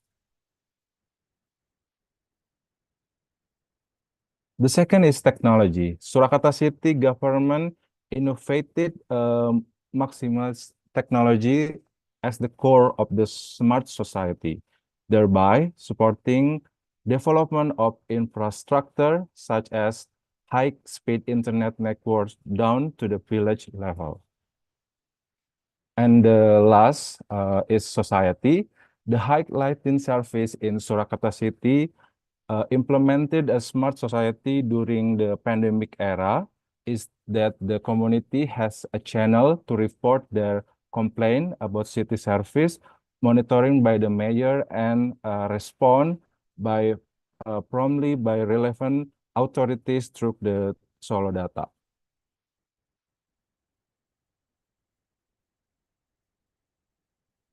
This is our conclusion from our paper. The first is the strategy of public participation through the Smart City program can enhance social resilience through the GTS method. The first is government, technology, and society. And the second, Smart City can support the challenge of public participation in the pandemic era experienced by the community of the Surakarta City. This is documentation of research, and thank you very much for your attention. Okay, thank you very much to Bapak Arif Kurniami Harja, who have presented the material shortly. Okay, now there is the question in chat room from Pak Irfanti. Okay.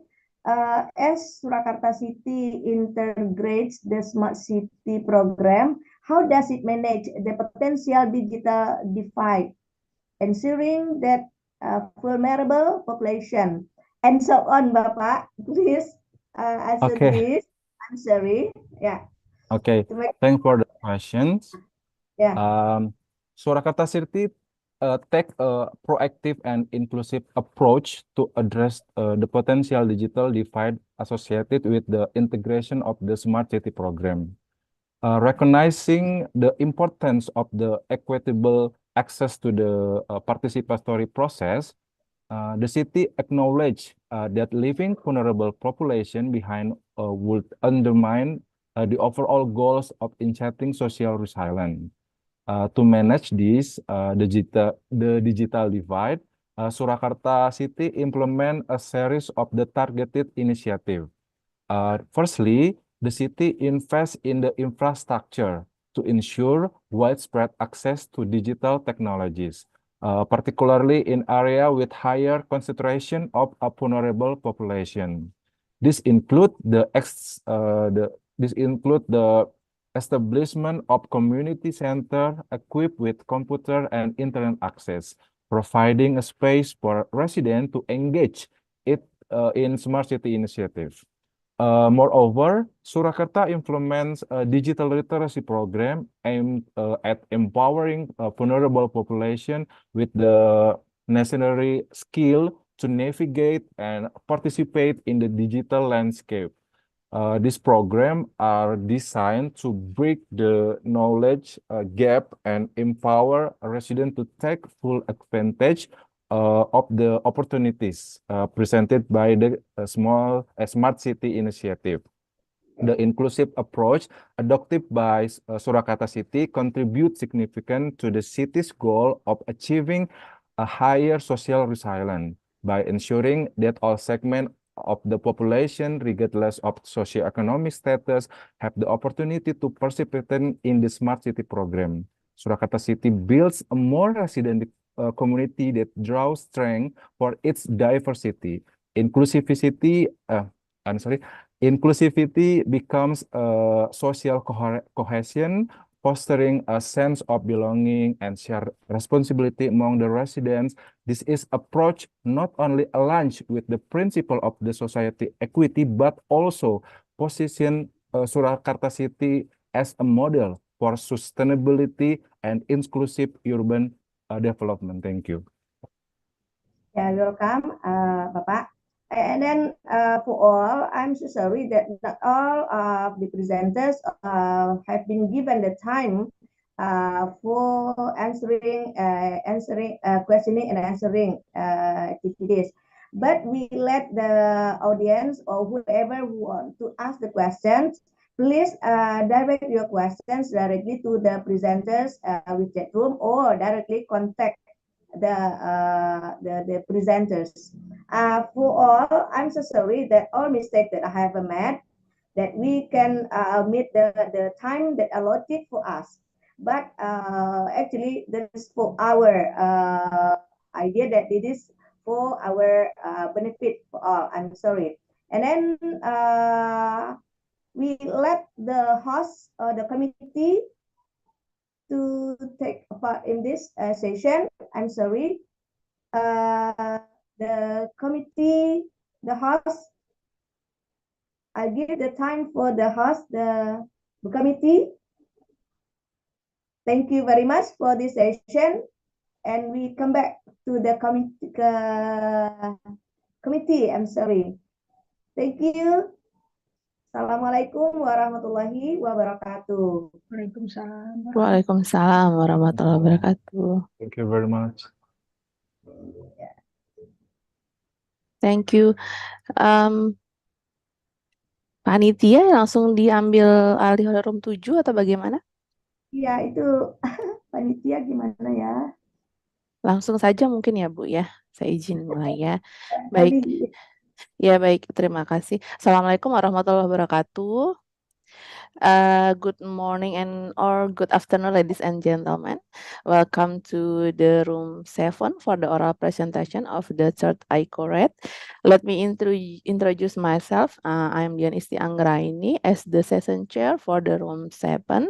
First of all, I apologize for the delay in starting in this room. And for room 7, we will listen to paper presentation from 7 presenters. The first, Ibu Aisyah Pobe Putri Ivani and team. Are you here? Yes. Okay. Okay, thank you. And the second, Miss Bapak atau Ibu Windy Suganda and team. Are you here?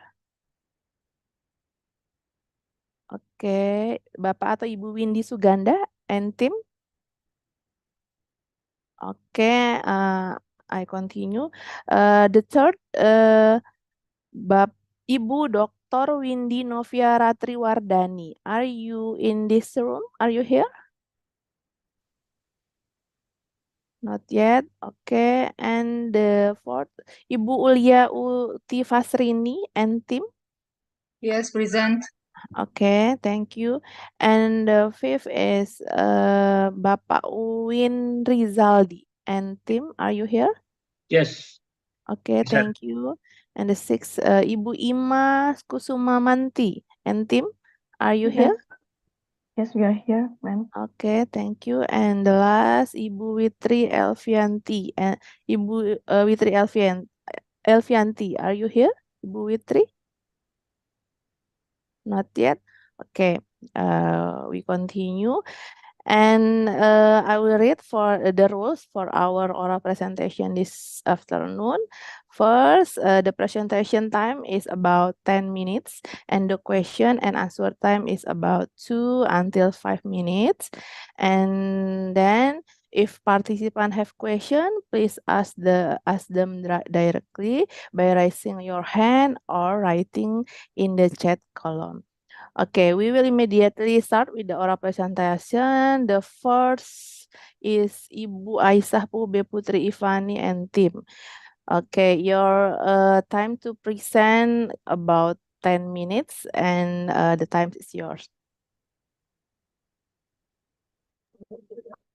Okay, thank you, ma'am. I want to share screen. Do you want to share screen by yourself or by me or by the committee? Oh, that's okay. From the committee. Okay. Committee, can you help to share screen? Okay, I access first.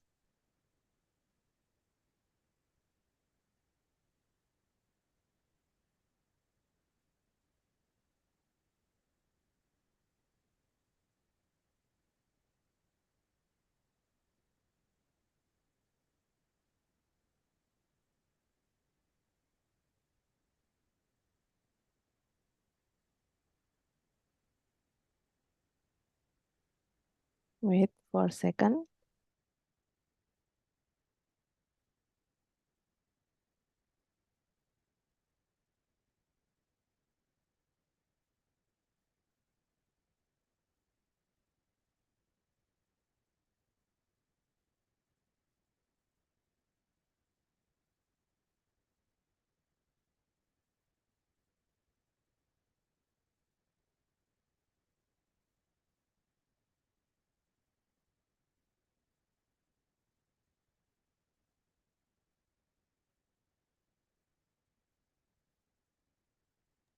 I'm still opening your file. Wait. Okay.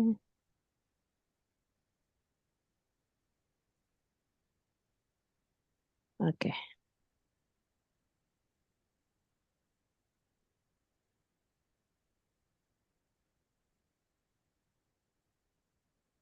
Okay, can you see your PowerPoint?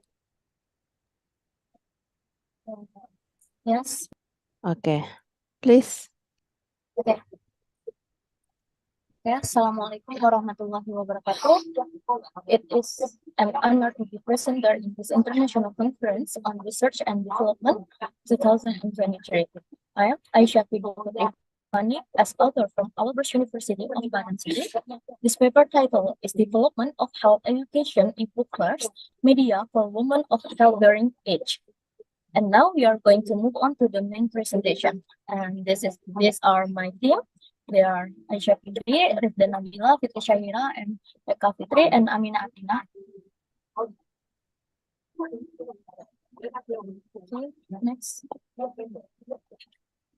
Okay, cervical cancer is a type of cancer that is 99.7% caused by the oncogenic human papillomavirus or HPV, which attacks the cervix. The results of observations of cancer in Indonesia are 36,633 new cases and 21,003 deaths due to cervical cancer in 2020.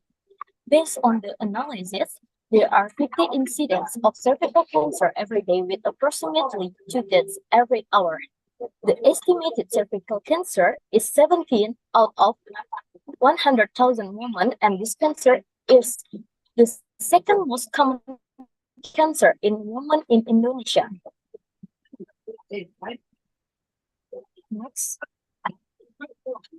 The Indonesian government itself is also trying to reduce the incidence of cervical cancer with various promotive, preventive, curative, and rehabilitative programs, including IVF tests. IVF, or visual inspection of acetic acid, is a simple way to detect cervical cancer as early as possible. IVF is an examination of the cervix by looking directly or with the naked eye at the cervix after the cervix has been polished with a 3% until 5% acetic acid solution. Ebooks are a development of conventional counseling media to be electronic based, which allows quick access from electronic device without requiring significant physical space, so that it is hoped that it can influence and increase the positive attitude of women of childbearing age to participate in the IVA test. That way, the incidence of cervical cancer can be prevented early.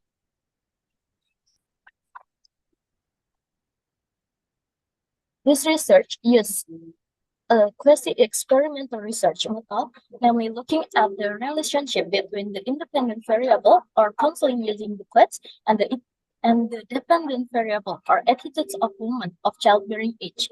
In early examination of cervical cancer using the IVA method, which is measured simultaneously, the design used in this research is using the pre-post test design method.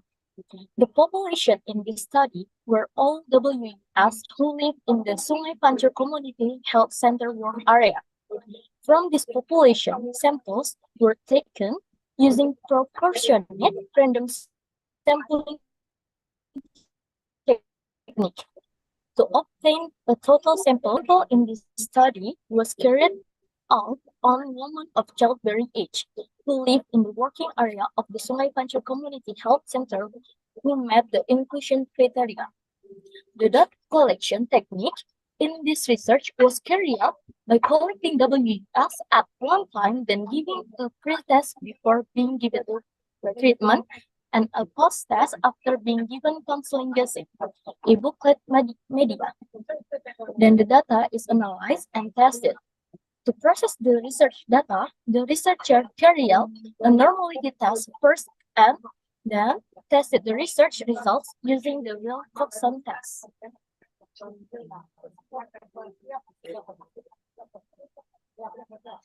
Okay, according to table 1, we can see that education level can be distinguished into two categories.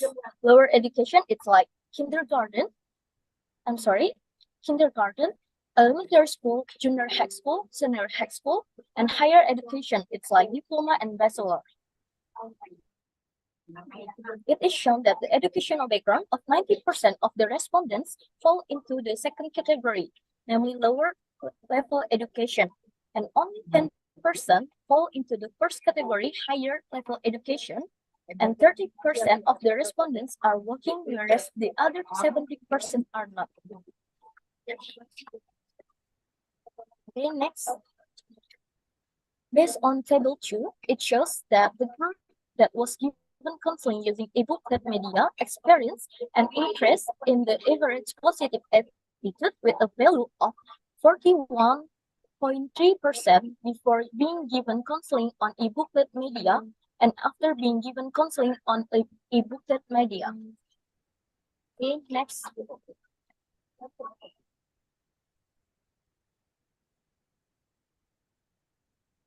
Okay, this research uses a pre-experimental method with a static group comparison approach to determine the effect of actions on the group of subjects receiving treatment.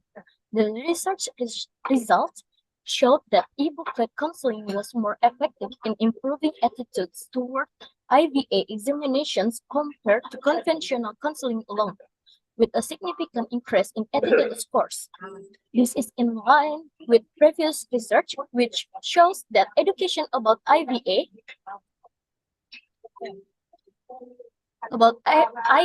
can increase awareness of the importance of this examination to prevent cervical cancer. IVA is a simple examination to detect cervical cancer with high sensitivity and specificity. Okay. In this study, it was discovered that the attitude of women childbearing age towards IVA examinations was mostly negative before receiving treatment and increased after being given conventional counseling treatment and counseling using booklets. The respondent's attitude is the reason for his or her failure to carry out the IVA examination, because this attitude can influence the tendency to carry out the IVA examination. If the respondent's body has a negative attitude towards the IBA examination, this hallmark will also be an obstacle for the respondent to carry out an examination for early detection of of cervical cancer using the IBA method. Okay, that's all my presentation. Thank you very much for your kind attention. Wassalamualaikum warahmatullahi wabarakatuh. Waalaikumsalam warahmatullahi wabarakatuh. Thank you, Ibu Aisyah and team for the presentation. Okay, from the participant in this room, you have a question for the Ibu Aisyah and team?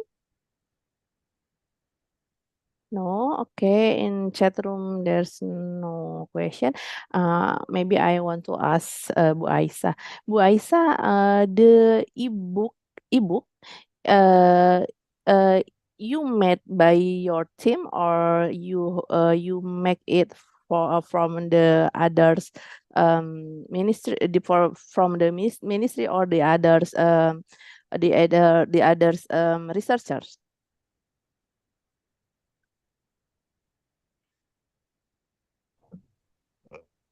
Are you It here? makes by Okay. my team. Okay, it made by your team. And is the ebook have an expert judgment or expert assessment before the ebook used to be implemented in this research? Have you have expert judgment or validation for the ebook? Yes, we use the yes. Yes. Yes, madam. You have the expert judgment or validation for the ebook before you use for this research? Yes, we use the expertise of two obstetricians. Oh, okay. Thank you, Ibu Aisyah. And the time is enough. Thank you, ma'am. Okay, it's about 11 minutes left. Okay, thank you for the Ibu Aisyah and team. And we go to the second presenters. Bapak or Ibu Windy Suganda, Bapak Muhammad Nur Hadi, Ibu Dwini Tetiana Fauzi, Ibu Mariantonis. Are you here? Or there's any videos? I don't see. Oh, yes. They have video, and I think for the video presentation, we have to for the last presentation, and we go to the third. Ibu Windy Novia. Ibu Windy Novia, are you here? Ibu Windy? Not yet. Okay, and from the Google Drive, I don't see the video. Okay, we go to the fourth presenters. Ibu Ulia Uti Fasrini, Dr. M. Biomed, are you here? Are you ready to Yes, present? yes, Okay. yes. Okay, Ibu Ulia Uti, your time to present your paper about 10 minutes, and the time is yours. Okay, thank you. I would like to share my presentation myself. Thank you for our session chair, Ibu Idian Isti Anggraini. And let me share my presentation.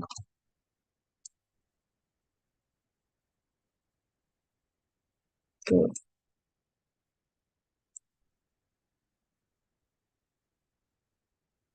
So you can, thank you, Bismillahirrahmanirrahim. Assalamualaikum warahmatullahi wabarakatuh. Bless you all. And this is about me, so you can read it all.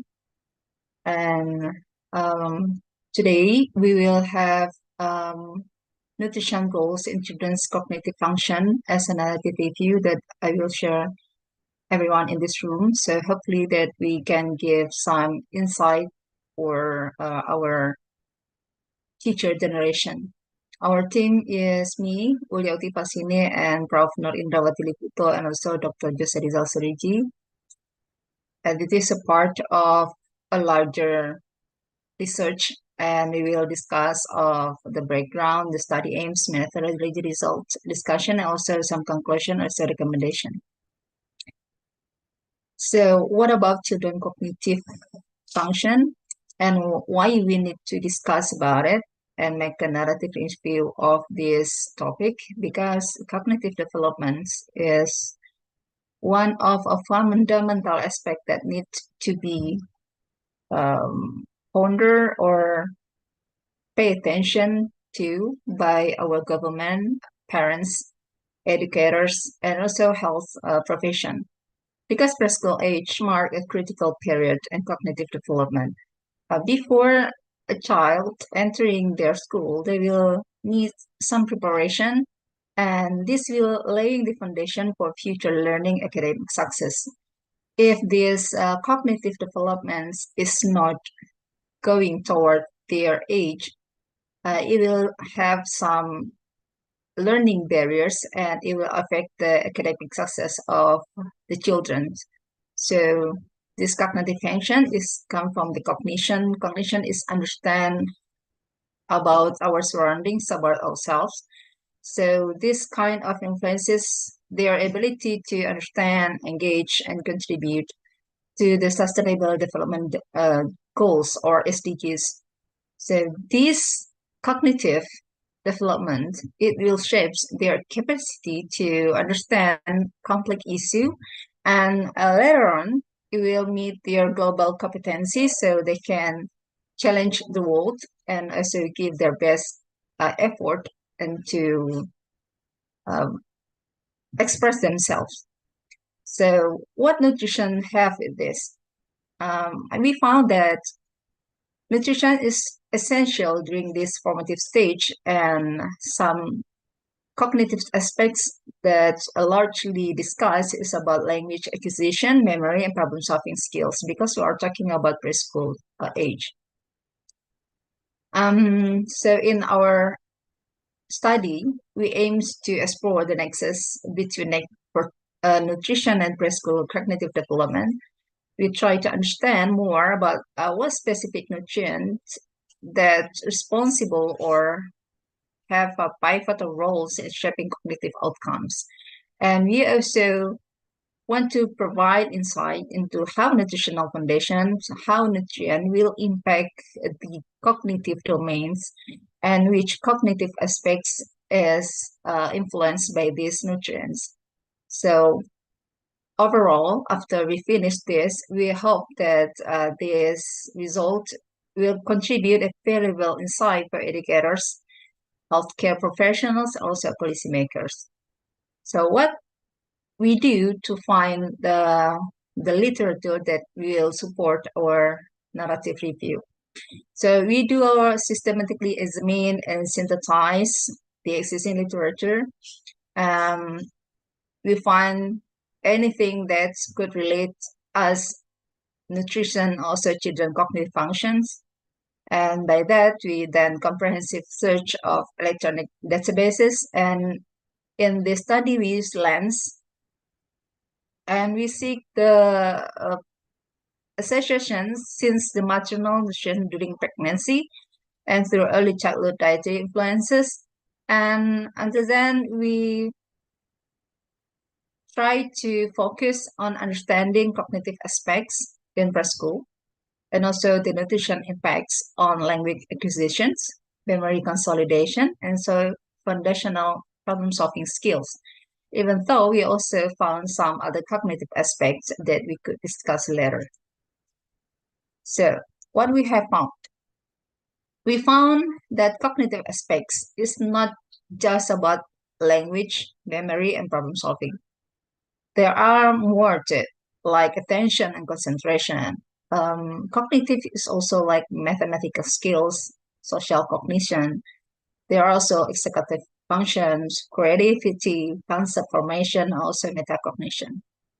But in preschool, because there are steps before a children can develop their cognitive aspects and cognitive skill, they will need experience not just from their experience, but also from their environment that will shape their understanding, and that understanding will be their cognitive skill, and we can measure it later.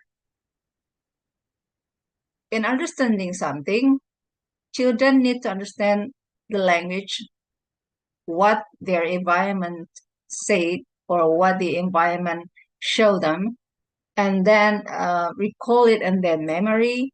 So they will have short-term memory and also long-term memory. After having those memory, some experience that they have in their life, they will learn to link dot to dot, and that make them able to have the logical thinking. And later on, they will have more understanding and skill to do the problem solving. The others, like attention, concentration, will be so many things that influence this. Also, like the environment, like the noises, like the weather. There's so many things else. So we find the nutrient and food active substances related to cognitive development. There are many nutrients or also active substance in food, but we can conclude it into these nutrients and also active substance in food, like omega-3. Omega-3 is well known. It has influences in brain development. And then choline, vitamin D, antioxidants in vitamin C and E, and also flavonoid and polyphenols. Flavonoid and polyphenols is in antioxidants as well. And B vitamins like folate, B6, B12, and B1 is also like energy vitamins, and they also have responsibility for brain development as well. And iodine, zinc, iron, and protein is carbohydrate as the macromolecules, and caffeine and flavonoids. So what we have here, the nutrient effect on cognitive development, with the nutrients like macronutrient, carbohydrates, and protein, have influence in cognitive aspect like memory for the protein, and also for the executive function, and also for the problem solving.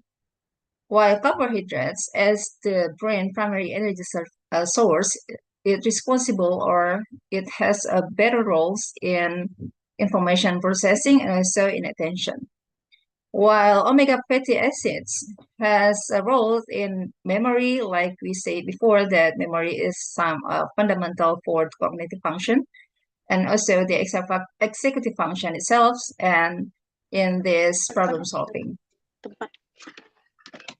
Okay, so in others, we also find another vitamin like vitamin D, vitamin C, E, and also vitamin B, that all of them related to memory and and problem solving, and also in information. We can see these vitamins have the same roles in cognitive aspect. While the trace mineral, or we can say micromineral, like Ibu iron, yes. Sorry, Bu Lia. Your time is only 2 minutes again. Yes, it is. Will be the last two. The iron, zinc, iodine, and choline is necessary for the memory function, neurotransmitter, and very involved in memory and learning. So the conclusion is memory, language acquisition, and also problem solving among fundamental cognitive aspects in preschooler, which specific nutrients play pivotal roles, while carbohydrates, protein, and others also among the nutrients that need by our brain. So balanced nutrition will provide most nutrients need, and some cases perhaps will need personalized nutrition for children with specific development needs. So thank you for listening. This is our references, and we might discuss it later. I give it back to our session chair. Thank you. Okay, thank you, Ibu Ulia. Okay, from the participant, are you have question for the Ibu Ulia Utifasani and team for their paper? Are you any question? Yes. Okay, please Bapak Win Rizaldi. Yeah, Ibu Ulia, you talk about cognitive.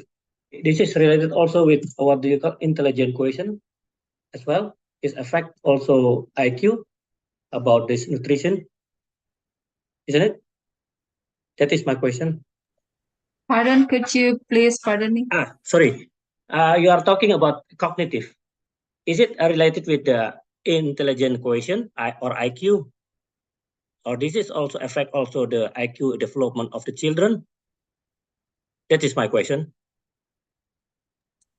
Thank you, Mr. Winrizadi. Well, cognitive function, we can measure it by IQ. Most of our people here related the cognitive function with IQ. It is one of measurement, but actually cognitive function is not only within the IQ. We have another measurement using to understand more about cognitive function. We can understand the language, the barrier, the mathematical, the social cognition, and there are several more complicated measurement. But if we want to understand just the number of how high the intelligence of a person, we can use the IDIQ scores. Sorry.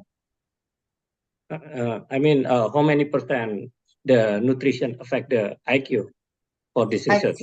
Okay. So the IQ, there are still debatable things about this because some researchers say that IQ is something that inherited, but others also say the IQ is not per se has we can measure it just like other measure like using the length because sometimes the IQ measurements will be very influenced with the condition of the SSC, like the emotional question, like what problem that they have, like the health. So it's not that simple when you say that, oh, you have a lower IQ, but we can see in a daily life she can manage to do all the problems or the tasks.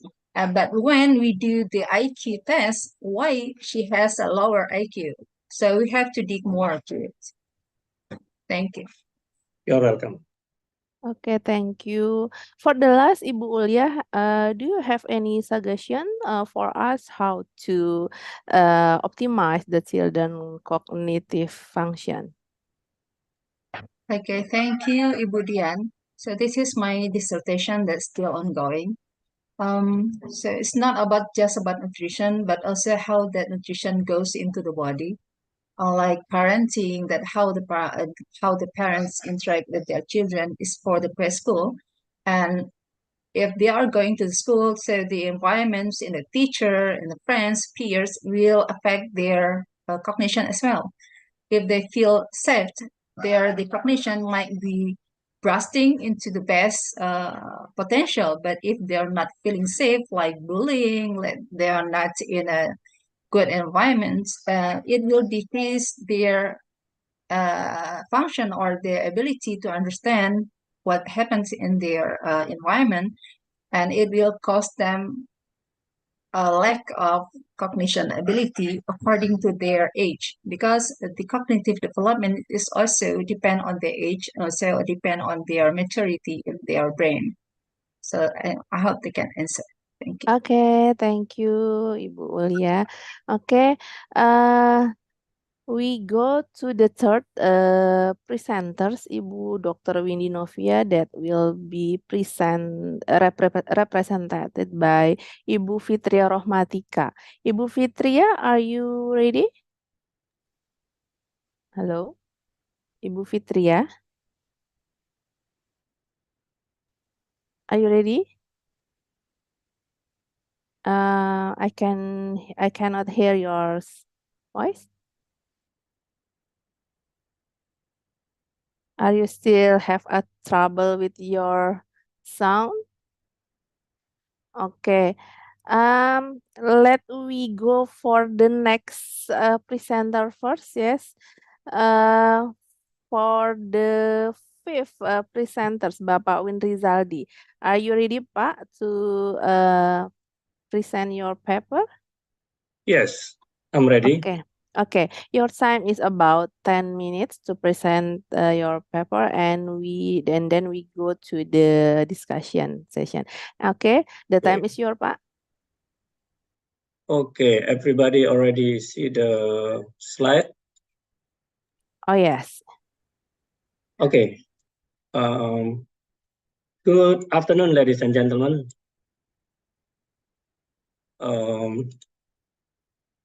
Let me introduce the title of our research is an overview of handling the receipt, storage, and distribution aid goods that contain hidden dangers in humanitarian logistics. We then acronym in HHHAGSL in Indonesia. So I'm Win Rizaldi, and Mustika Sari, also Miss Reni Dian Octaviani from Institute Transportation and Logistics of Trisakti. So this abstract only shown that we actually have covered the objective, also the research method that we are using, systematic literature review, and the conclusion already there, but let me repeat once again on the next slide. So it's come from the background of the saying or fact that we have a risk occur during acceptance, storage, and distribution of aid goods of humanitarian logistics. The risk came from hidden dangerous goods on the aid goods that must be identified properly before handling it. So type of logistic goods and equipment also has this characteristic. And Rahmat Hidayat, BNPB store in its warehouse, consists of the package. Some package is include also dangerous goods like motorbikes, and Rizaldi Rifni lists around 41 items under general name and has been classified into the potential hazard or dangerous good or hidden dangerous good.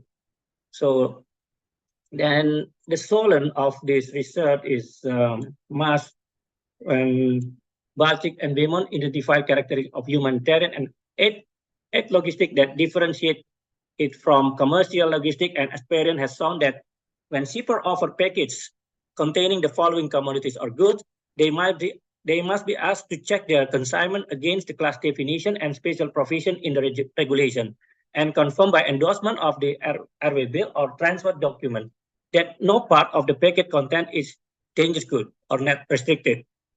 So this is then we match in the research gap to object of BNPB, and we use methodology is systematic literature review to have recommendation from the theory that we've found. So this is only the 41 item that we mentioned before, and 19 item has possibility become aid goods, or almost 500% of has hidden dangerous goods. These items we call the HHAG or hidden hazard on aid goods. So this must be handled properly, especially in humanitarian logistics. So we then combine into H3 or triple HAGFL. So for example, breathing apparatus, pharmaceuticals, and medical supplies. And the literature research question, we have three. This is from the literature research question 1. What are the SGS topics covered in past decade, last 10 years, 2003 until 2023? And literature research question 2, what are the method and data collection techniques employed in SGSGFL? And literature question 3, what are the underpinning theories used and how they were applied in past literature. So the objective, the essay, is to have a view of the work integrating of receiving, storage, and distribution of aid goods which have hidden dangerous goods in humanitarian logistics in the world that can be applied in Indonesia, especially for BNPB in 2023. So this is the result and discussion. Table 1, we filter of 5 database scopus. This is Willie, Emmert, Seyendijk, Springer, and Taylor and Francis. From 5 database, we from 780, then at the last we found only 10 related with the topic. So this is also the topic covered. We have 5 topics from related with philosophy, issues, activities, and cross-discipline. So, sorry, this is 4 topics here. So from those topics is philosophy, or from literature review, 10%, discipline 20%, and activities 20%, and issue is 50%. Sorry, Pak Win. Yeah. In my screen, it's background. Oh, No. sorry. Okay. I I think your screen is not running. Yeah. Let me. Okay. Is sorry. I repeat. I stop share first. Let me.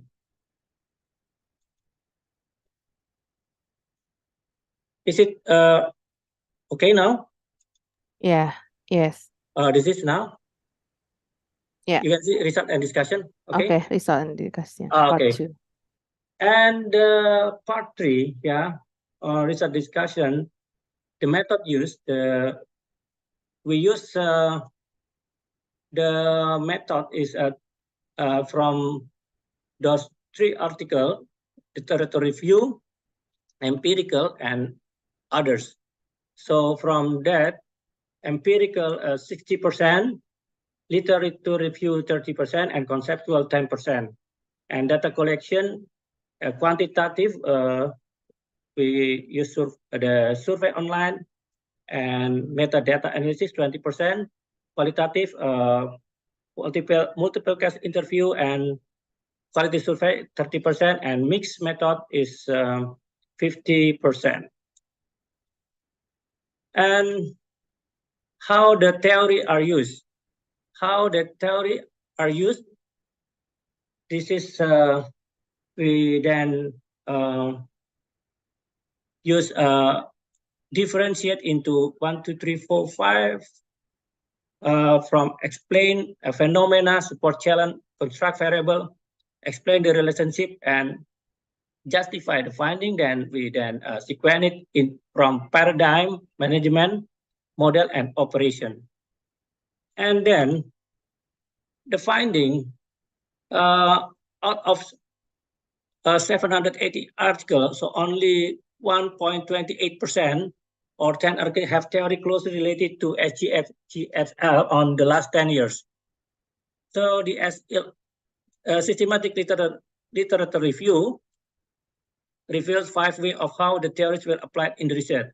From the 10 topics in humanitarian logistics, could be explained that addressing humanitarian logistic topic range from hidden hazard in a good to green practice and sustainability barriers, encompassing need assessment, procurement, and distribution challenges.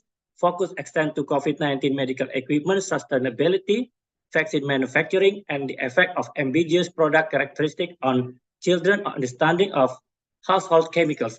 Integrated solutions strive for holistic and efficient humanitarian effort.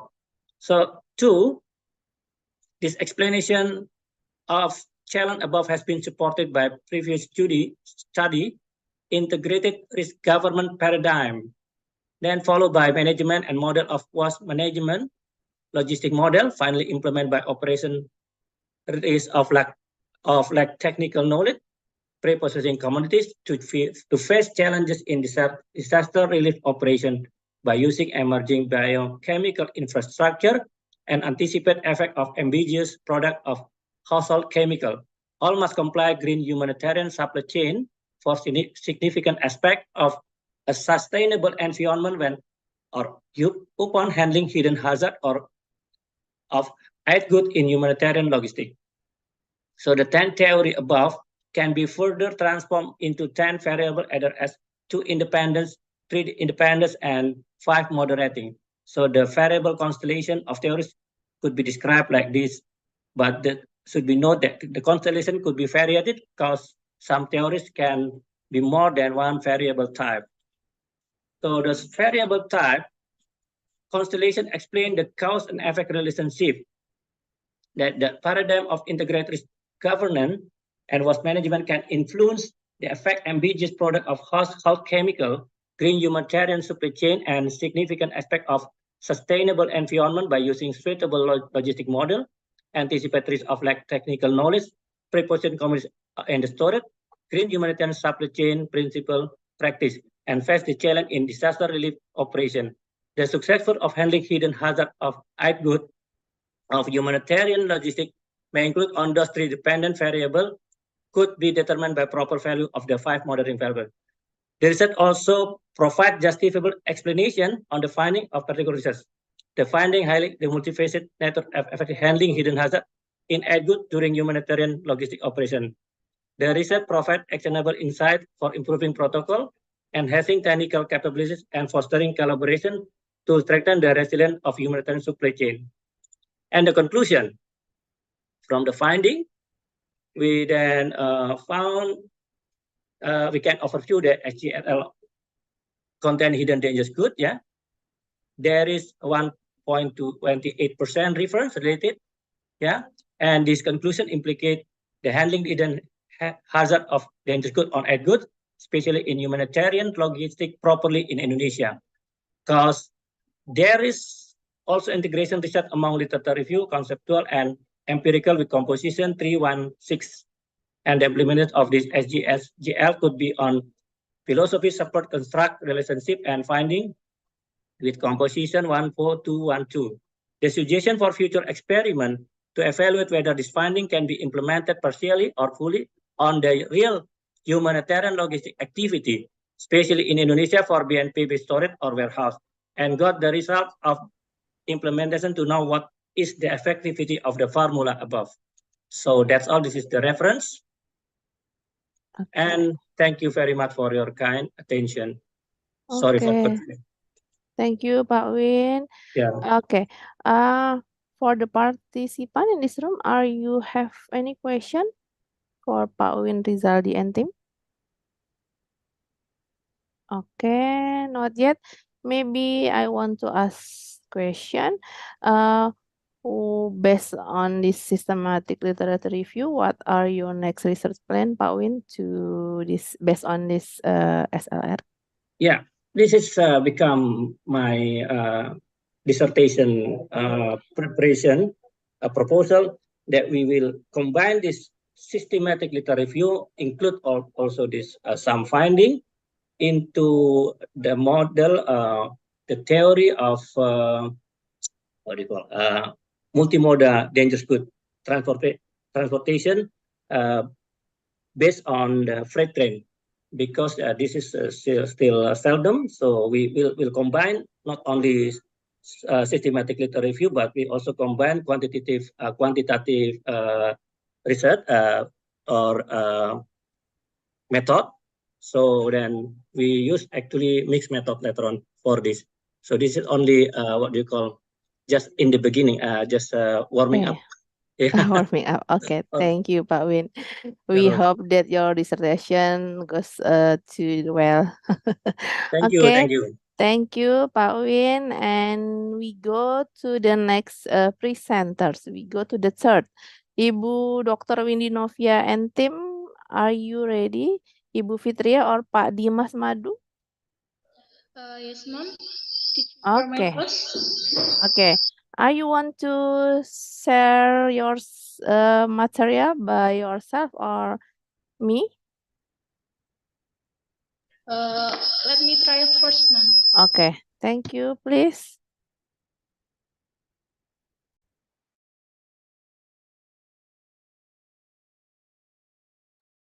Okay.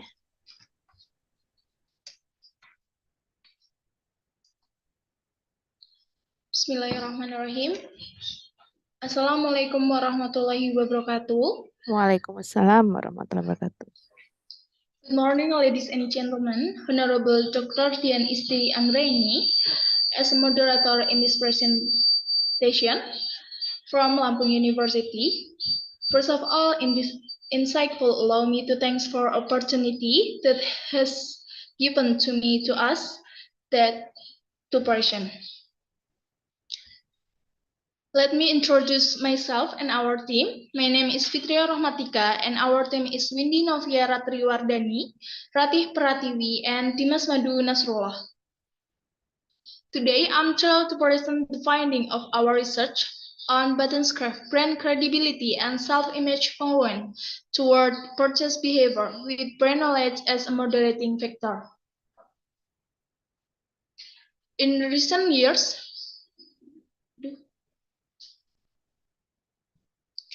the Muslim fashion industry in Indonesia, particularly the hijab business, has witnessed remarkable growth. Local brands, including Buttonscraft, have expanded globally, aiming to position Indonesia as a center for Muslim fashion. Buttonscraft, with its unique logo design and premium quality material, has become a phenomenon, offering luxury lifestyle products, especially scarves. The success of brands like Buttonscraft relies on robust marketing strategies. Understanding consumer behavior is key in this consumer-oriented era, where satisfaction and loyalty are paramount. Our study explored how brand credibility and self-image congruence influence purchasing behavior, with brand knowledge playing a crucial role as a moderating factor. Understanding consumer behavior is crucial for shaping effective marketing strategies. Hijab fashion trends are not just about meeting basic needs. They represent a lifestyle choice, contributing to desired self-image. The alignment between self-image and the product use significantly influence purchasing motivation. Next.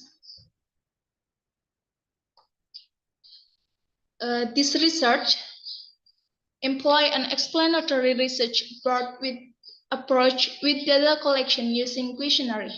A sample of 100 respondents was randomly selected through accidental sampling. Data analysis was conducted using partial least square or PLS to test research hypotheses. Validity testing confirmed that the indicators used in our study are valid, meeting confirmed validity criteria. Reliability testing saw consistent and stable responses. Composite reliability value, Cronbach, alpha, and average variance extrude or APE value for all constructs indicated good reliability, meeting discriminant validity criteria. The coefficient of determination R-squared explains the proportion of variance in the dependent variable. This result showed that self-image congruent explained 18.7% of the variation in brand credibility for purchasing behavior influenced by various factors. 89.7% of the variation is explained. Next. Research findings indicate that self-image congruence has a significant positive influence on purchasing behavior.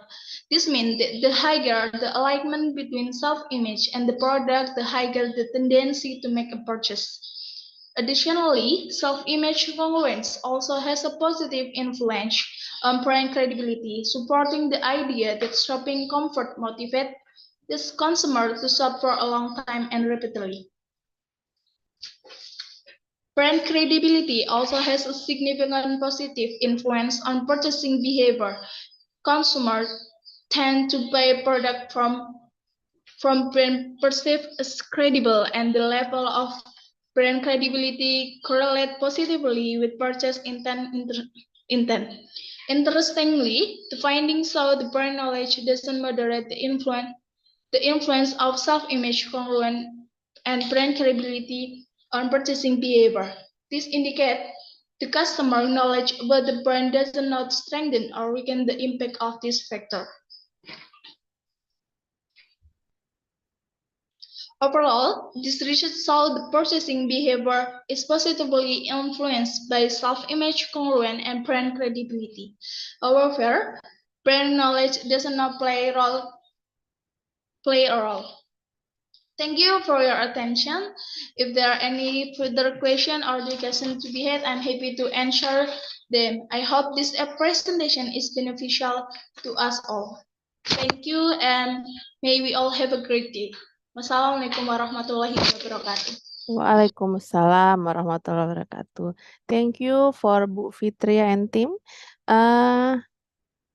For the participant, are you have any question? For No. okay, from participant, are you any question for Miss Fitria and team? Okay, Miss Bu Fitria and team, I want to ask one question.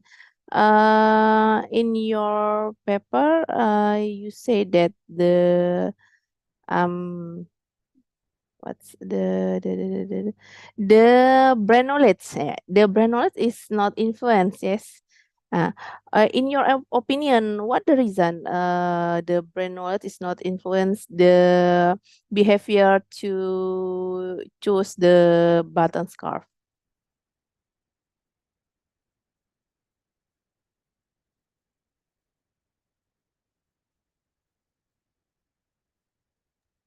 Okay, ma'am. Thank you for your question, but take a pen. Okay, not too long.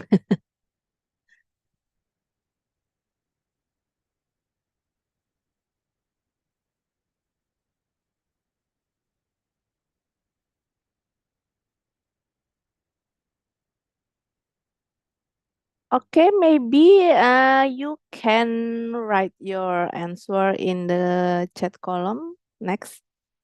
And because of the time, we will go fast to end this session. Okay, you can answer my question with right in the chat column. Thank you. Okay, thank you. And we go to the next presenters. The sixth, Ibu Ima Kusumanti. Are you here? Ibu Ima, oh yes. I cannot hear your voice. Okay. Okay. Okay. The time is yours to present your paper about 10 minutes. Okay, thank you. Please allow me to share my screen by myself. Okay. Can you see my screen? Yes. Okay, let me make it slideshow. Okay. Thank you. Bismillahirrahmanirrahim. Assalamualaikum warahmatullahi wabarakatuh. Waalaikumsalam warahmatullahi wabarakatuh. Thank you, Ms. Dian, for the session chair of this room. And I would like to present our research and together with my college, Ms. Antonia Romodang Sinaga, and we are from a College of Vocational Study, IPB University. And our topic is about the fishermen's social and economic reaction to environmental changes in aquaculture. So according to data from the Ministry of Fisheries and Marine Affairs 2023, that informs the aquaculture sector can be defined of sustainability and business process, which have increased the amount of production in Indonesia, and it's reaching until 6.7 tons of fishery production. By those information, as seafood represents an important protein resource, and the aquaculture sector supports the livelihood of the coastal communities, particularly those who live in the coastal area. And according those information, and we try to connect with the sustainability of the blue economy. So it can divide it into three terms or three ways, starting from the restores activities, which include the natural capital upon which its prosperity depends. And the second one is based on the clean technologies with renewable energy. And the third one is provide the social economic benefits. It include the poverty, livelihood, income, employment, and political stability. So we are trying to focus on the third information. So for the blue economy itself, when we are trying to figure out of this figure, that we are known that there are several activities which can impact on the environment directly or indirectly. So it can also make the hardness of the renewable energy and makes the sustainability of the fisheries becomes unstable. And also by those information, especially during the COVID-19 pandemics, there are some Indonesians has a significant potential for a blue recovery. When we are trying to have a look, it's almost a 2.8 million household. It's involved in the maritime industry in Indonesia. And it is not unexpected that 45% of the animal protein consumed by the Indonesians comes from the fish and also seafoods. And only 10% it's exported for the other country for, to the world fisheries communities. By this information, and we try to answer and try to have a look what kind of the problem solver, especially in East Java. It's located in Penatar Sewu village. It's located in Sidoarjo. So we are trying to have informations based on our previous research, and until right now it still continues. So the previous research in 2020 is focused on the physiochemical property of the wastewater. So we trying to have a look the informations start from the September until December. So still ongoing research until right now, and it's informed that the environmental changes are impact of the people communities in Penatar Sewu. So by those, we are trying to have a look with the data analysis with using the in order to deliver a climate and also resilient future. And we try to govern by inclusion, participation, justice, and equity. So we try to choose with using a locally led adaptation, or we call it LAA. So by this principle, with the A principle, we are trying to know that what kind of the develop or the principle that can be implemented. And also from that, we're trying to have the good strategy to drive real and also to sustain the change to protect the people and the communities in those areas. So the figure, the principle for the local lead adaptation, it's involved the developing decision making to the lowest appropriate level, and it's addressing structural, and the third one providing patience and predictable funding. The fourth one is investigating the local capabilities to leave an institutional legacy, and until the collaboration, action, and investment. So by this principle, we are going to, we've been to the communities, and we asked them directly and also got some information from other institutions about the environmental changes and also the impact of the community itself in those area. So we find several research based on the 8 principles. The first one is the devolving decision making. So the decision making should be defaulted to the local level, involving the community in shaping adaptation strategies.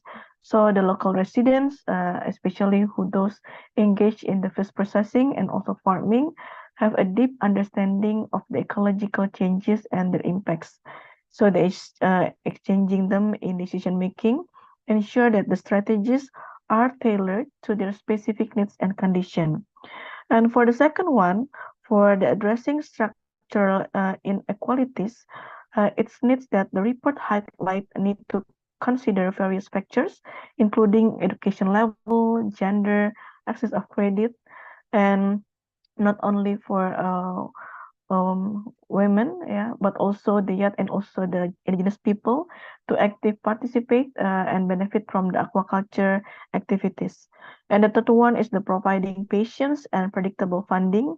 So to support the adaptation effort, providing reliable and also assessing funding mechanism is very essential because it can help the fish farmers and also processor in those villages in sustainable practices, in structure improvement, and climate resilience technology. So for the investing in local capabilities, they need to building the local capacity and also it's very needed because it's vital to ensuring the technology itself for the local community. And the fifth one, for the building robust understanding of climate risk, it's given the ecological challenge and also climate-related threats in the regions, comprehensive understanding of the climate threats, and also it's necessary to know because it helps to develop the informs the strategy that can effectively mitigate with this risk. And for the flexible programming and learning, the adaptation strategy should be flexible and adaptable to changing circumstances. And for the ensuring transparency and accountability, it's needed the transparency along the adaptation plans within the community. And the last one is the collaborative actions and investment, because nowadays we are needed to collaborate it, not only work only in a part area. So in conclusion, the addressing the ecology challenges of face in Penatar Sewu village is multi-phase approach, and these 8 points serve a framework for developing and implementing adaptation strategies that can enhance the resilience of the community. And hopefully by implementing these 8 points, the community towards building resilience and ensuring the long-term well-being of the member while adapting the changes of environmental. I think that's all from our presentation. Thank you very much for the attentions, and wassalamualaikum warahmatullahi wabarakatuh. Waalaikumsalam warahmatullahi wabarakatuh. Thank you, Ibu Ima. Is there any question for Ibu Ima Kusumanti and team for their research? If not yet, I want to ask one question.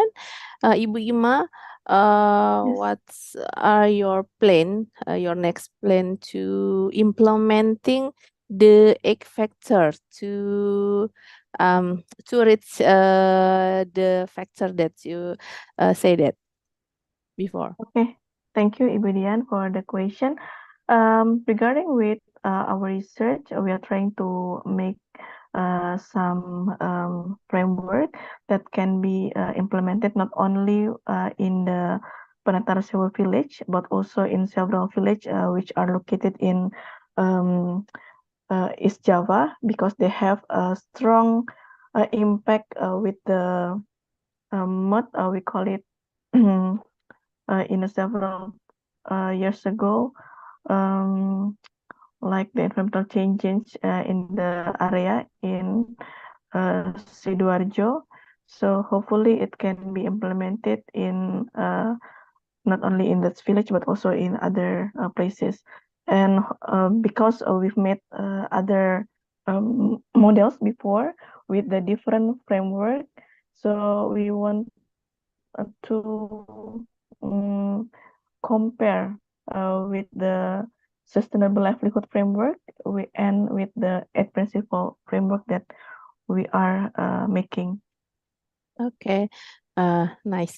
Maybe I think you can go to policy dialogue to the policymaker or the others to implementing. I think it's necessary to. Okay, thank Yes, you, for the policy brief Wima. maybe. Okay, yeah. It can be. Thank you, Okay, Dian. thank you, Wima, for your presentation and your answer. And we go for the seven presenters in this room. Ibu Witri Elvianti. Ibu Witri, I see you here. Are you ready? Yeah, Ibu hello, Witri? Bu Dian. Am I Yes. audible? Yes, I'm here. Yes. Okay. Okay. Yeah. Yes, the time is yours. Your presentation is about 10 minutes. Okay. I will share.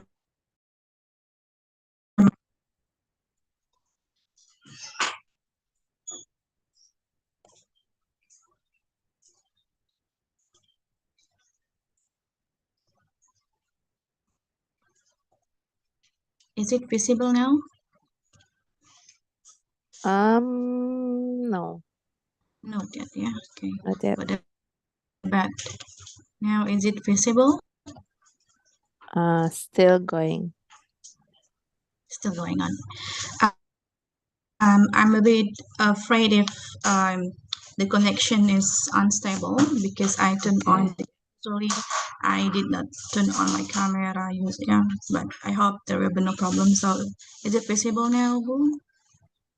Can you see my PowerPoint? Still ongoing. Oh, ya dah lama. Okay, wait for minutes. Okay. Should I start? Not yet. Not yet. Or you want me to share your screen?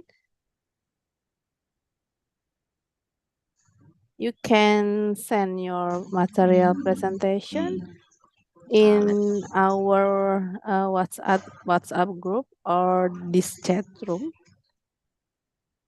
Because I see in Google Drive, there's no your paper presentation. Okay, wait.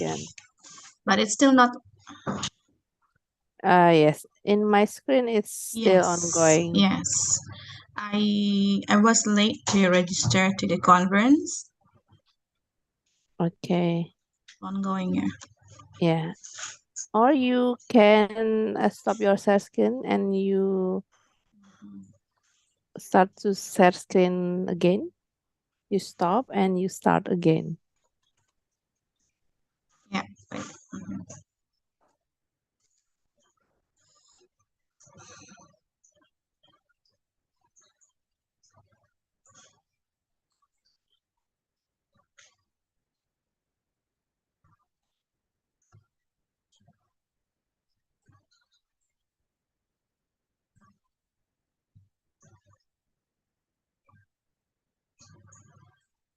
Oke, Ibu Witri.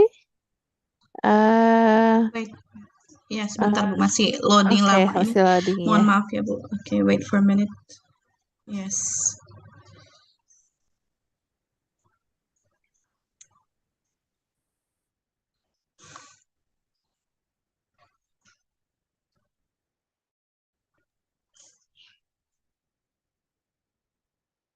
Or we go to the video for the second presenters. Are you okay?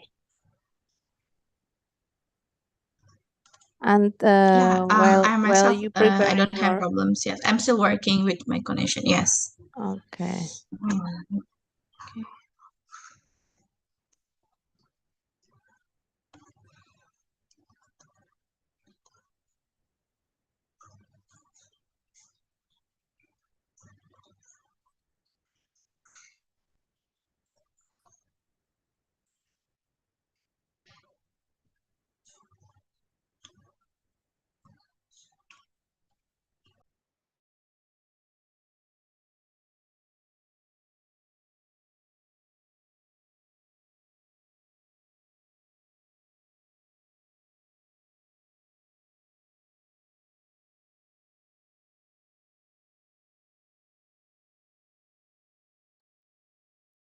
Ibu Witri, I think we go to the video presentation from the other presenters while you preparing your paper presentation.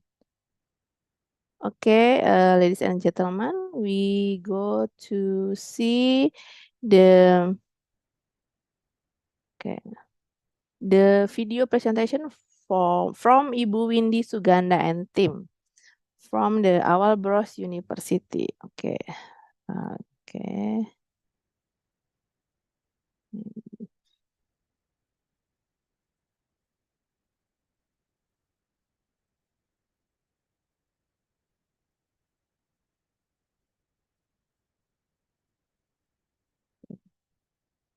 We are going.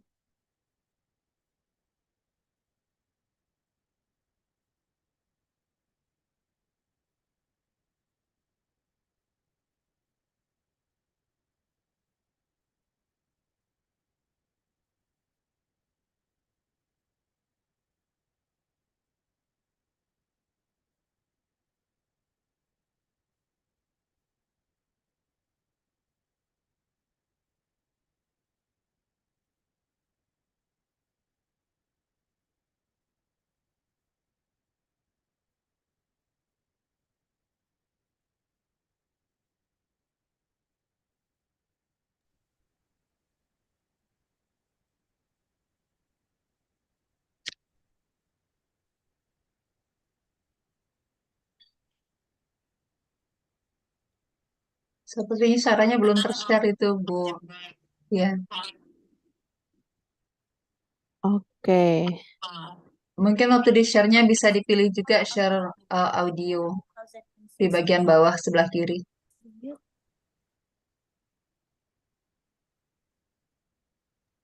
Waktu share screen-nya bagian bawah sebelah kiri ada share media audio kalau nggak salah tulisan.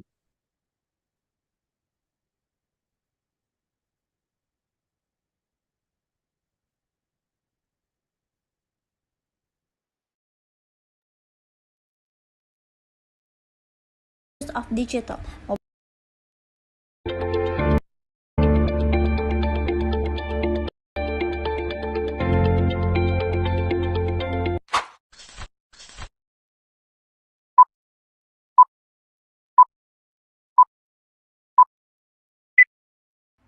Assalamualaikum warahmatullahi wabarakatuh. Hello guys, we are from Albers University. We will show our presentation about analysis of community knowledge and understand about app for health. So let's go. The definition of app for health. According to World Health Organization in 2016, digital health is the use of digital, mobile, and wireless technologies to support the achievement of health goals. One form of digital health is app for health that able to provide a space for interaction through media that available on various devices capable of connecting to the internet, such as computer, telephone, and laptop. App for Health is an application program that offers health-related service and can be accessed easily anywhere. The presence of this healthcare app is not only a form of technological development, but this is be more about the ease of obtaining health service. Through this digital healthcare app, the doctor can diagnose based on the result of patient consultation.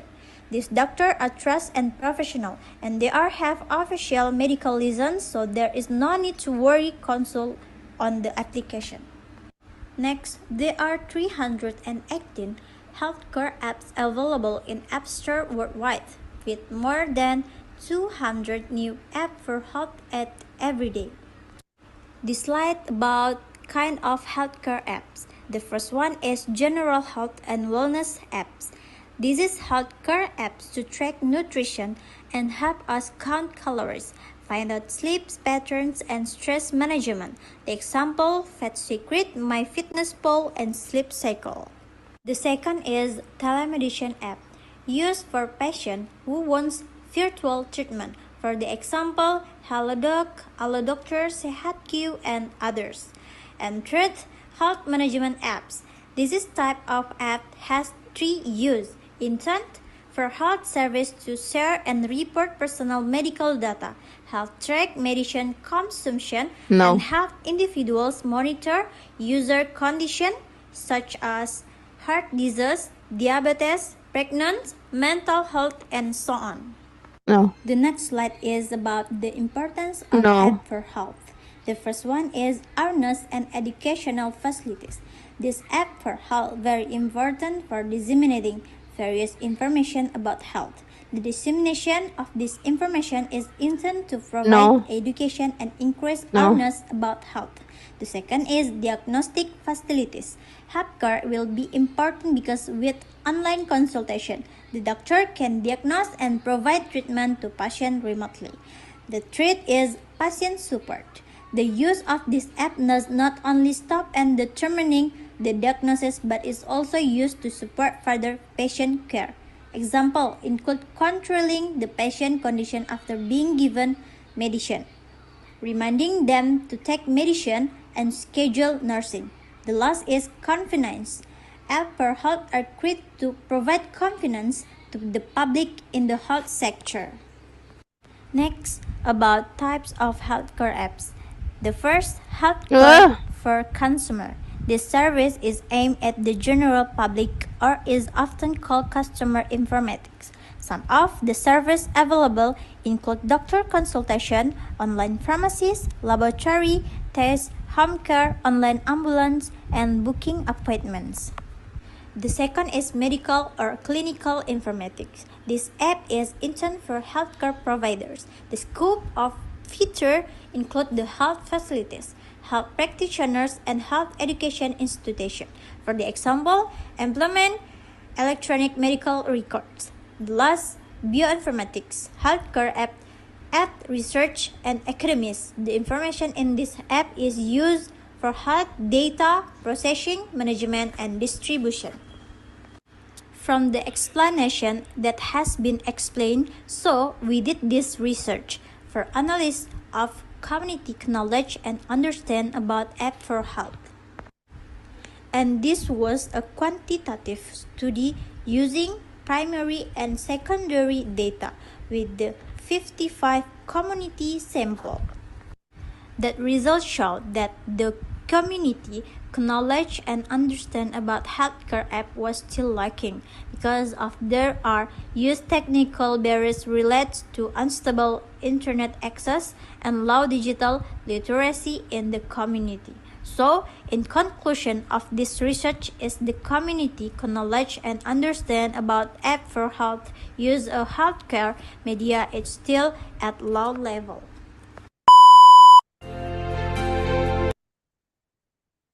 Okay, we go to the last presenters, Ibu Witri. Have you ready? Ibu Witri? Okay.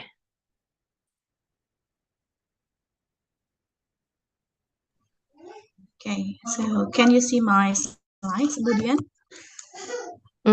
Okay. Yeah. Yes. All right. Okay. Okay, Bismillahirrahmanirrahim. Assalamualaikum warahmatullahi wabarakatuh. Waalaikumsalam warahmatullahi wabarakatuh. Okay, thank you for the opportunity for having me as the presenter, as the speaker of this conference. And thank you so much, Bu Dian, Bu Dr. Dian, for moderating all the participants in this discussion. And I would like to present the result of my research. It is part of the research anyway. And the title of my research, of my presentation, is The Intentionality in Peace Building, the Life Experience of Indonesian Youth to Promote Peace in Social Media.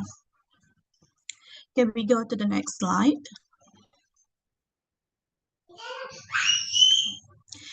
So we start with understanding the problems that are underlying and motivating the research to be conducted.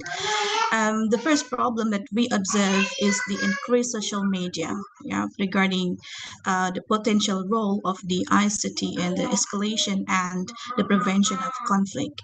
With the globalization, we are all aware that the communication and technology and information technology has developed hugely, and it brings optimistic point of view where this ICT development can help the peace activists to promote peace culture and education through the ICT, including the social media.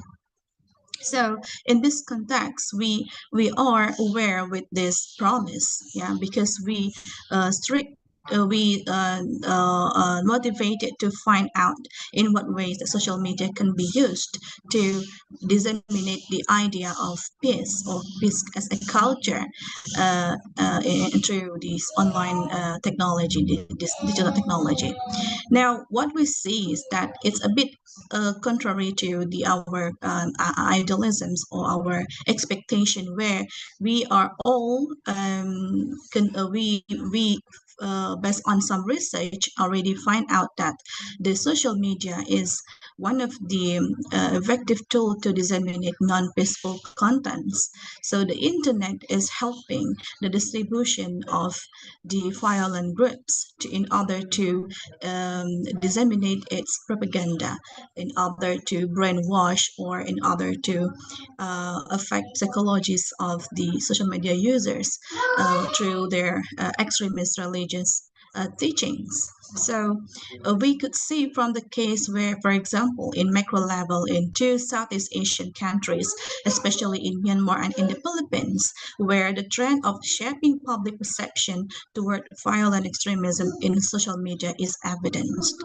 Indonesia. So how Indonesia is contributing in ways of eliminating the threat of extremist propaganda in social media. Indonesia is the largest Muslim population in this region or even in the world. So they supposedly pose crucial contribution, either making it worse or making it better.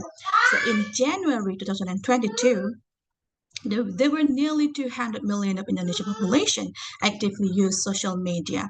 So we saw that our citizens use this actively. However, there was a clear case where we felt very sad regarding the use of social media for the non-peaceful contents, as we can see in the event where the hostage of Papuan students dormitory and the racial discrimination experienced by Papuan students in Surabaya.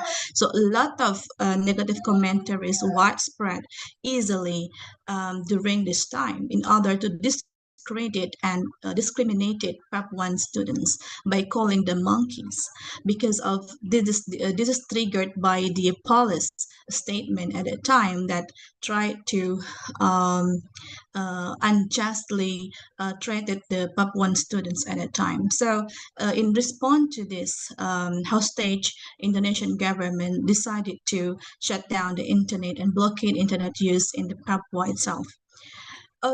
By way in contrast, the government has conducted some agendas or strategic and policies in order to increase the awareness of the social media users, especially by teaching the groups of teens and youngsters nationwide. So in the last 2 years, I myself personally experienced the way the government tried to increase the educational strategy by teaching the university students through online training, in order to increase their literacy in digital technology. However, we thought that it is still necessary to find out whether or not social media is effective instruments to promote peace culture, or even to maintain the peace building peace building in Indonesia. Why is it necessary to ask this? Because Indonesia is once again largest Muslim population in the world, and high dependency on social media users. The number of users is wide, and however, the digital gap is also exist. Now, in literature that we we reviewed, there are some terminologies or concepts that we can rely on in order to explain the use of social media for peace. For example, the concept of digital peace building. So what is that? This digital peace building is a concept, yeah, in order to use the digital technologies such as electronic equipment, mobile and smartphones, internet, and social media applications in order to increase the interest, not only to increase but also to accommodate the interests and the agendas in peace process. So traditionally speaking, this digital peace building is used for mediation, for example, or in order to accommodate or to effectively implement, realize the peaceful dialogue between conflicting parties. But in Indonesia right now, we are not seeing any phenomenon phenomenon related to the vertical conflicts or conflicts happen between Indonesian government with the citizens. For example, the only conflict manifest conflict that we could see is between the separatist movement in Papua. However, in other areas, we some research claim that Indonesia is regarding can be classified as a peaceful one. So what we need to do when we want to use social media as a tool, as a mediator for peace process, we want to, for example, according to this digital peace model concept, we want to promise the connectivity. We want to increase the exchange and share the alternative discourses and promoting social change. So in ideal version, in ideal situation, the social media users have no hesitation or are highly confident when they are aware about the disinformation that they read. They are aware about it, and then they are confidently countering this message. So they have installation of peace agency in themselves. So this is what the expectation of digital peace building. Okay, so not only in terms of sharing alternative discourses, but also in we expected that the social media users are able to engage with inclusive conversation and interaction in the social media commentaries. So we are, if you, for example, are aware with the social media users, you would be able to see various forms of commentaries with very harsh words, yeah, not polite words, for example. So supposedly there will be more agencies that promoted the use of social media to promote peace, to accelerate the peace culture. Okay. Now, we talk about youth behavior and intention. So, on the one hand, we expect that people that use social media are confidently sharing their experience in inclusive ways and peaceful ways.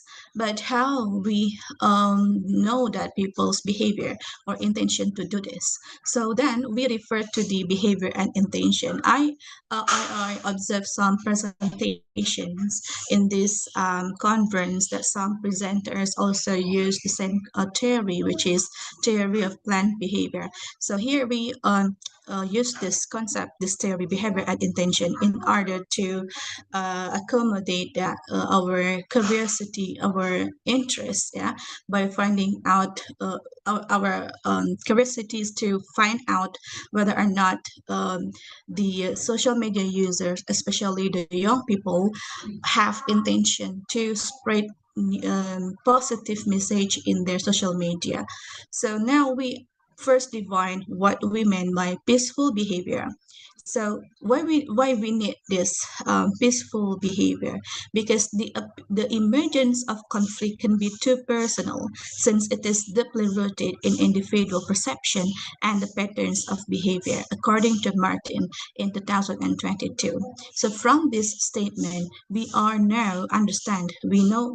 could understand that behavior and the perception of the individual are actually critical to our analysis, to our understanding why conflict easily emerge in a peaceful societies, because it has connection to the intention which affected the decision that one made when they respond to particular information or knowledge that they received. So in peaceful behavior, it will enable and support the people to constructively think about possibilities in developing constructive attitudes toward living together and handling problems through dialogues and peaceful means. So, in social media, it is supposed that the social media users are able to control the mind, their own self, following the peaceful means, following the dialogues, the accommodative approach, in order to minimize the conflict itself. So intention is also important for in order to influence someone's behavior. So what drive intention is the attitude and their subjective norms. So here we understand that the social media user intention can be in two ways, either a facilitator or as the barrier. The attitude or belief and the subjective norms and the ability to control can also affect the individual's intention. Yeah. So um, why youth? Why we focus on youth? Because youth consciousness of the utilization of new media technologies for peace building tasks. So we expect that youth is always a dismissal, like in conflict situation or in the post-conflict reconstruction, for example, within the society, we always ask where are the young people, in what way the young people contribute to the peace building process. So some of the research consider that young can experience stigmatization where they were being labeled as troublemaker instead of peacemaker, and the emotional instability, the psychological barriers contribute to the negative contributions that the young generation or young people can deliver to society. However, in what way that we could expect social media trigger the positive vibes of the young people, as they are the largest number within the population that use social media. So it is in theory, social media is able to transform the young people as a unique mediator. So they become the peace agent. They stimulate themselves as the one to counter the narrative, the fake news, the disinformation, the racism, which is widely distributed in social media. So this is what I'm explaining is about the contention, the debate between those who pro and cons, between the idea of making social media as a unique tool to escalate the awareness of young people, to spread peaceful ideas and to counter the negative narrative.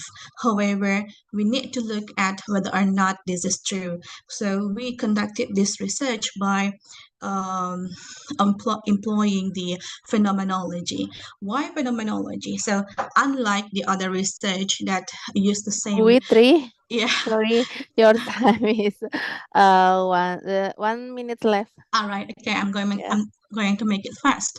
So unlike the other researchers who try to build hypothetical relationship between variables, in my research, I focus on exploring one's experiences, and that's why we focus on interviewing several individuals who have experienced the same phenomenon. Those individuals are relatively university students, and they are coming from various backgrounds in terms of religion, and also some of them were also part of the conflict societies like in Poso, and so on and so forth. So and not only in exploring the individual experience when using social media, we also try to reduce the information by quoting into the thematic combination of statements. So the result, first we found at 18 young individuals, 10 male and 8 female in Burmans, and the age the range of their age is between 18 to 21 years old, and most of them actively use social media on a daily basis. However, none of them spend less than an hour. So this research found out that there were high use of social media on daily basis. And then okay, we found that the thematic information pattern based on the research, unfortunately, we found that there was a lack of knowledge of peace in social media. So the informants, the one that we interview, some of them believe that they rarely use social media to find out news or information or contents or stories that relevant to peace building. So they consider, they believe that they never use or follow any social media accounts that promote the peaceful contents. And as a consequence, the awareness about social media use for peace promotion is also low. So they have negative view about the effort to instill peace values in social media, because they consider social media as a communication tool, not to persuade someone's belief upon the peace building context. So they the informant, for example, do not really speak up about peace in social media. So as a result, it also leads to the negative and counter narrative and emotions. Most of the respondents managed to refuse for peer-to-peer dissemination on social media content and participating in online discussions, especially in commentary section. So they refused. They know that the news, they knew that the discussion in the social media like Instagram or Twitter lead to a conflict or disintegration or so on and so forth, but they refused to give clarification. They refused to debate with it because they are lack of confidence in that. It also affected the behavior in social media. So they just let it happen. Okay. So the conclusion that peace action and awareness in social media, we need to increase the peace action and awareness in social media. We need to use social media as effectively to promote the peace education activisms. Yeah, and then we need to boost or escalate the agency of digital peace through the young users or young people. Yeah, we need to encourage young users to know better about the function as a self, as an individual, that they are matter. And as what we can see from this research, that they are unintended. Yeah, there is no such intention to promote peace in social media, because they because they have negative emotion. Yeah, because they have negative emotion when they use social media. They experience social media as a pessimistic one. Yeah, because they consider that social media, if we promote social peace in social media, is becoming useless. So that's what they believe, but that's what they experienced when they use social media, since they have mobile phones until the interview session. So that's all from me. Thank you so much for listening. Thank you, Ibu Witri, for the interesting presentation. In chat room, we have one question from Ibu Ulia Uti for Ibu Witri. How to pave the behavior, since we know that intention is an individual prerogative, right, and it's not easy to confirm. Teens or youths are most fragile to their peer influence. What is your opinion regarding this? Yes, so thank you so much, Bu Ulia, for a very constructive feedback or question. So yes, it is the prerogative right of the individual. We cannot control everyone using the social media in order to stop, for example, the violent content, or to stop spreading hoax, for example. But we cannot control them, but we can control the narrative that's spreading and widely distributed in social media by creating some, not bots especially, but some individuals. So we need to increase their awareness first. Yes, I do agree with their peer influences, and the other concept that I haven't explained in my PowerPoint because of the time limitation is about the social motivation. So the motivation that the lack of motivation of these young people to be confident to counter negative information in social media is because the subjective point of view that they receive from the family and from the school. So relatively speaking, those informants that I interviewed have no support from the family to be active in social media. So, and in the beginning, when the family or the parents gave the mobile phones to use, the parents, according to the experience, the parents warned them that social media is not the best place for you to be actively to be evident in this social media. So the parents consider that there are a lot of negative things, information that could mislead their own children when they use social media. So that's why what the family said about social media affected how the emotion and the initial perception of these individuals that we interview. So that's why, again, in social media, there is also a less significant contribution from the peace agency or from the peace activists. It is rarely to see hashtag in social media contributing about peace, or peace hashtag in social media is rarely found. That is a part I haven't explained in my presentation because of the time limitation. So maybe in the next conference or next time we could discuss it further. Anyway, I Okay. do agree with that. We confirm that the peer influence is also important, and the social motivation coming from the family and the school institutions also determinant to the way the young people that we interviewed reacted to the social media, the information they received in social media. Thank you so much for asking.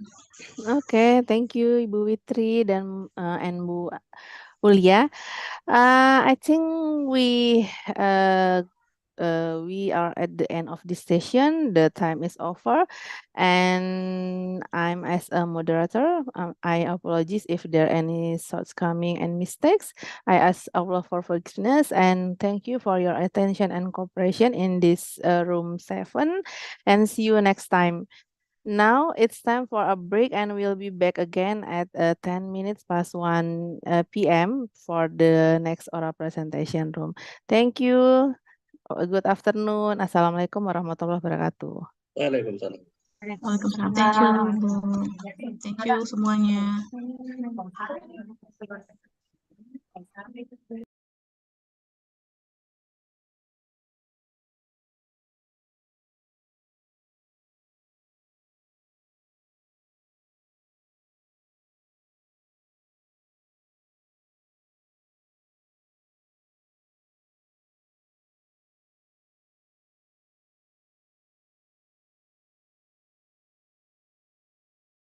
Bentuk pada bulan Desember yang lalu, sehingga dengan demikian roda organisasi kita bisa berjalan dengan lancar.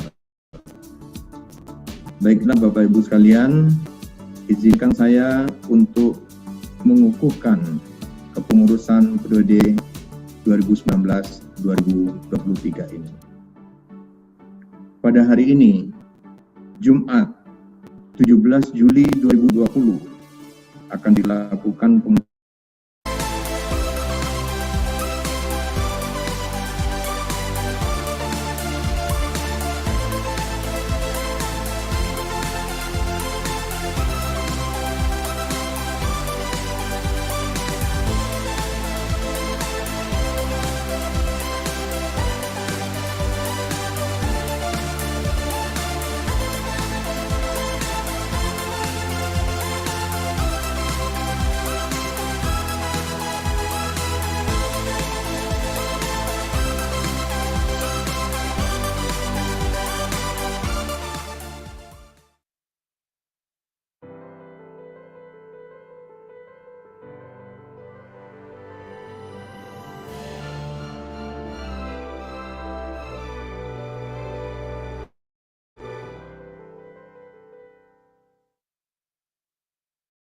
Stipari is an educational institution focused on tourism and hospitality management in Semarang.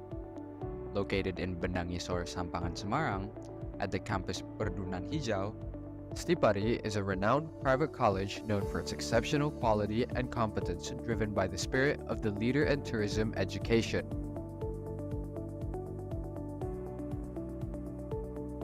Under the auspices of the Triviaka Foundation, Stipari has been active since 1970 in the field of tourism and hospitality education. Stipari continually evolves alongside the tourism industry in line with our motto of the leader in tourism education. Saya sangat beruntung dapat belajar di Stipari. Fasilitasnya sangat luar biasa dan dosen-dosen kami sangat berpengalaman. Stipari offers a wide range of study programs, including associate's degree in hotel operations, bachelor's degree in hotel management, marketing management, human resources management, financial management, and tourism, master's degree in tourism management, education management, and human resources management.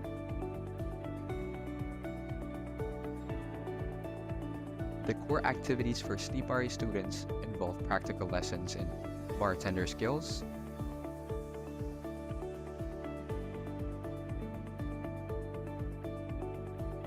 housekeeping,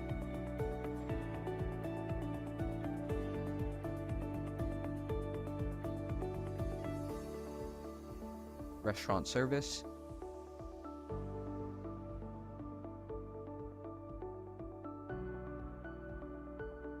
and cooking processes in the kitchen. The primary goal of these practical lessons is to provide students with direct experience in the world of work within the tourism and hospitality industry, enhancing their skills and competencies.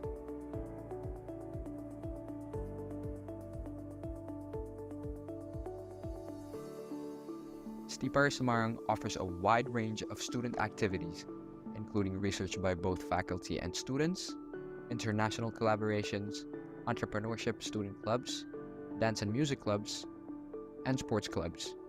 Stipari's achievements, both domestically and internationally, include receiving research grants for faculty and students. Stipari alumnus have excelled in various sectors of the tourism and hospitality industry. Their achievements are a testament to the future-oriented quality education at Stipari. Assalamualaikum warahmatullahi wabarakatuh. Saya Muhammad Nurholis. Saat ini saya adalah General Manager Hotel Norman Semarang dan juga sebagai Ketua Indonesian Hotel General Manager IHGM DPD Jawa Tengah. Saya mendapatkan bahwa apa yang saya peroleh dari pendidikan saya di Stipari sangat membantu dan sangat berarti bagi pekerjaan kami di bidang industri pariwisata umumnya dan perhotelan pada khususnya. For more information, please visit our official website on stipari.ac.id. Be a part of Stipari, where we make your future dreams come true.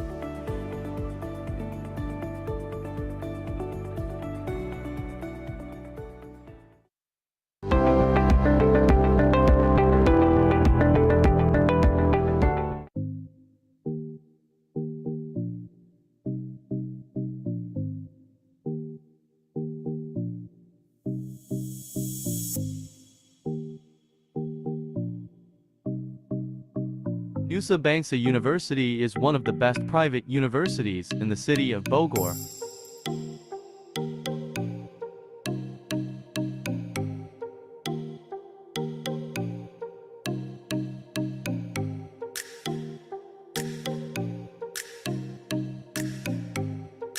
Nusa Bangsa University was founded in 1987 by the Nusantara Skills Development and Quality of Life Foundation (YIP).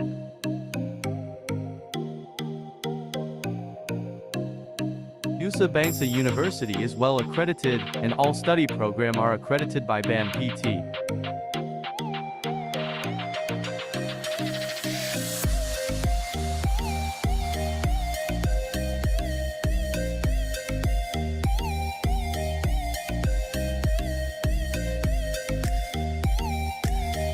Nusa Bangsa University has 4 floors in the main lecture building and laboratory facilities as well as a 9-hectare experimental area.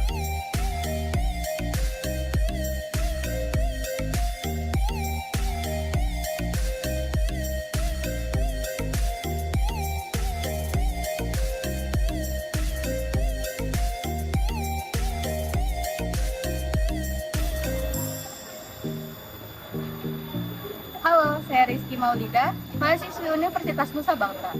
Saya bangga menjadi bagian dari Universitas Nusa Bangsa, karena di sini saya diberikan wadah untuk mengeksplor dan mengembangkan diri sendiri, baik dari segi akademik maupun non-akademik. Bagi kalian yang tidak diterima di PTN impian kalian, jangan bersedih, karena di Universitas Nusa Bangsa ini kami siap menerima kalian. Universitas Nusa Bangsa masih membuka jalur mandiri loh. Universitas Nusa Bangsa juga memiliki 4 fakultas dan 8 program studi yang sudah terakreditasi. Di antaranya ada Fakultas Pertanian yang memiliki program studi agroteknologi dan agribisnis. Lalu ada Fakultas Ekonomi yang memiliki prodi akuntansi dan manajemen. Ada juga Fakultas MIPA yang memiliki program studi kimia dan biologi. Lalu yang terakhir ada Fakultas Kehutanan yang memiliki program studi S1 Kehutanan dan D3 Penyuluhan Kehutanan. Universitas Nusa Bangsa juga memiliki program pasca sarjana S2 Ekonomi Pembangunan. Oh iya Kak, di kampus ini ada beasiswanya tidak? Tentu saja ada dong, di Universitas Nusa Bangsa memiliki beasiswa di antaranya Beasiswa Kartu Indonesia Pintar, Beasiswa Prestasi Akademik, Beasiswa Prestasi Non-Akademik, Beasiswa Yayasan PKMK,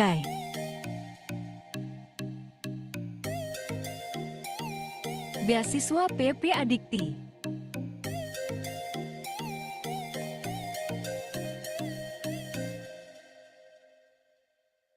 Beasiswa Pemprov Jawa Barat,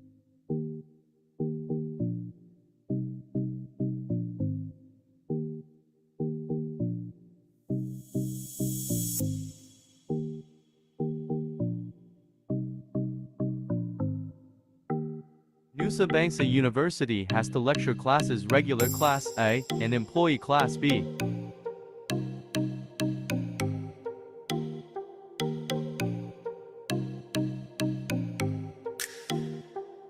Several facilities owned by the Nusa Bangsa University.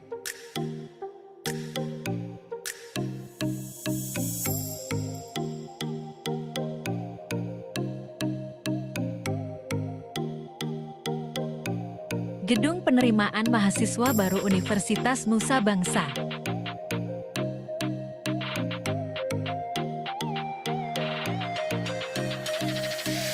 Gedung Perkuliahan Universitas Nusa Bangsa,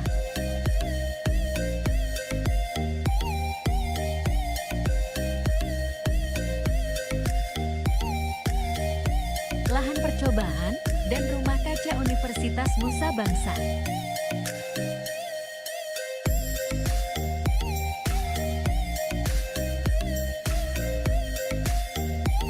Laboratorium Universitas Nusa Bangsa,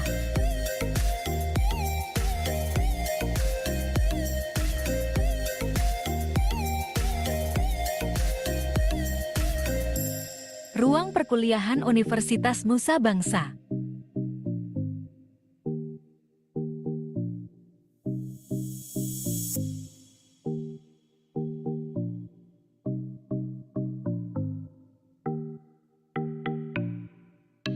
Masjid Universitas Nusa Bangsa,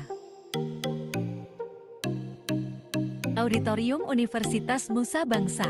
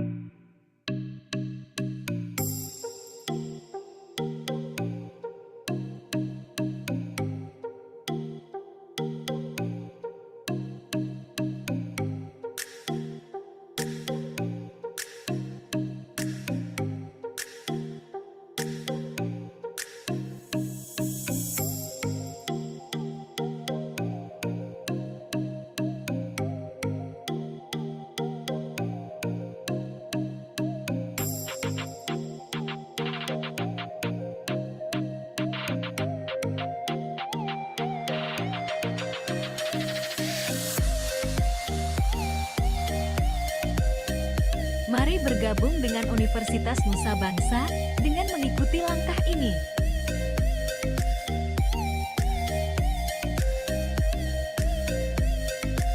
Kunjungi website www.pmb.unb.ac.id. Klik formulir penerimaan mahasiswa baru.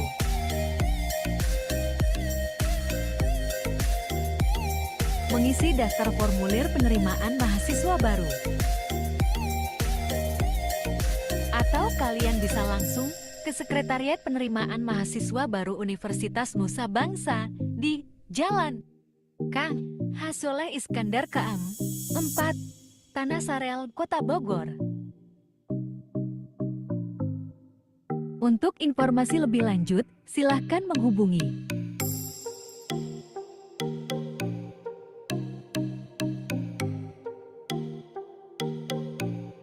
08561839987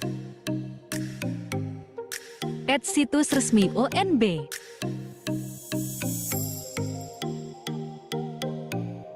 @UNIV Nusa Bangsa Bogor.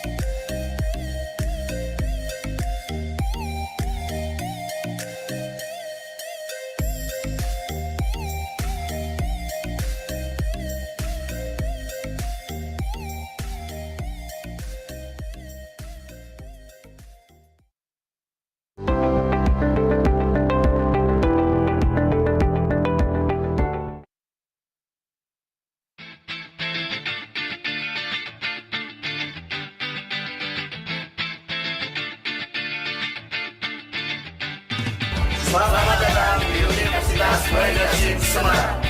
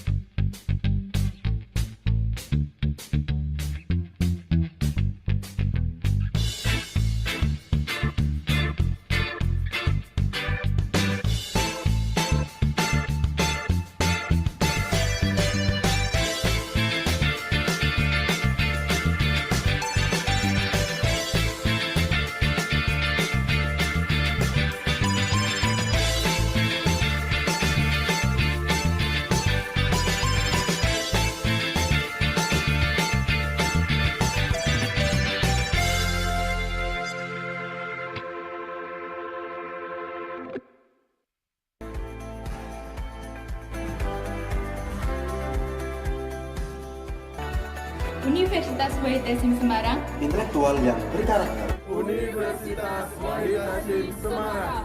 Yes. They need to you stop, then you hit the lollipop, put it, bop, put it, bop, put it, hit the photo stop, put it. They need to you stop, then you hit the lollipop, put it, bop, put it, bop, put it, bong, bong, bong, bong, bong, bong, bong, bong, bong.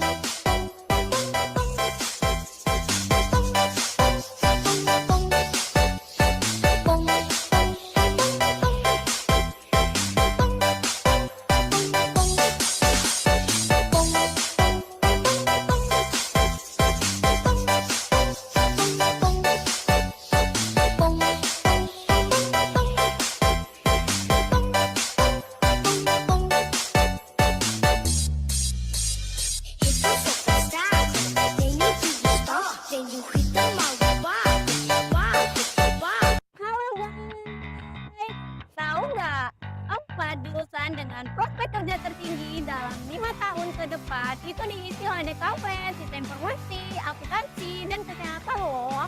Nah, dan menariknya lagi nih, ini semua ada di Universitas Al-Azhar.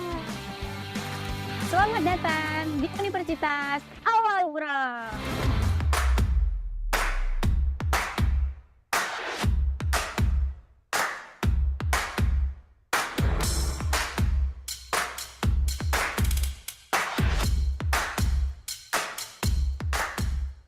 Ayo kita lihat fasilitas apa aja sih yang ada di lantai 1. Ayo.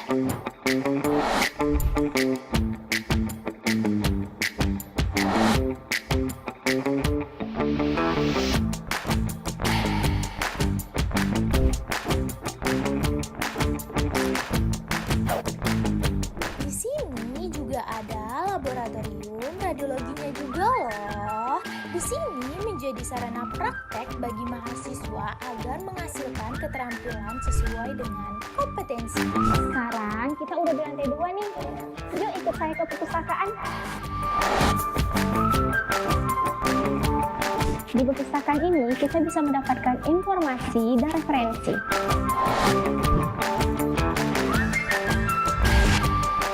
Perpustakaan ini nyaman loh untuk kita belajar sama-sama.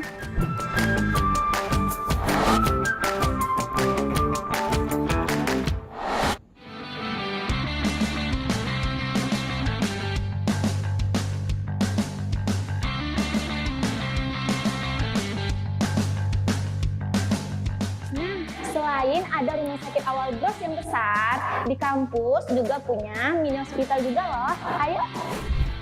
Mini hospital ini juga sudah dilengkapi dengan berbagai alat kesehatan mutakhir yang disesuaikan dengan kondisi yang sama seperti yang ada di rumah sakit.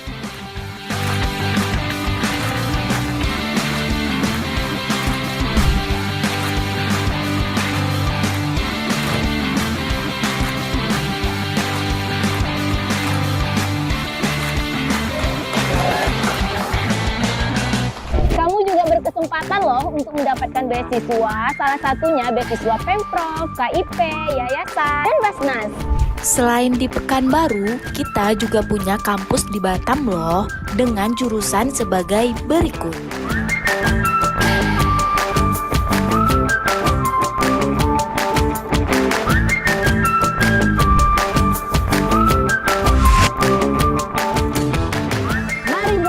Bersama kami Universitas Al-Azhar.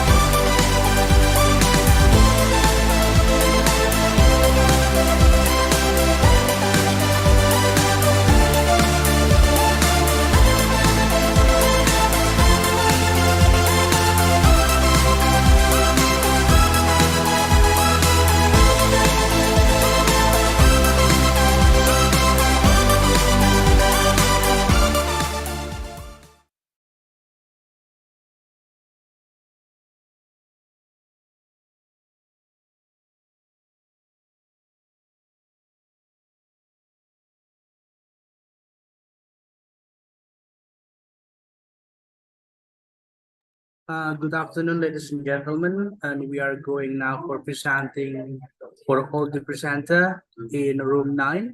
Excuse me, is my voice clear? Or can anybody help me, hear me? Good afternoon, everyone. We are going to do the presenter for room 9, especially for the topic for accounting, management, and creative economy, education, social science, and humanities.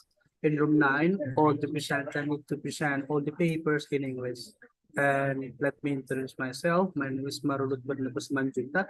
I am a member of ADPI and also will be your co-chair for presenting this time.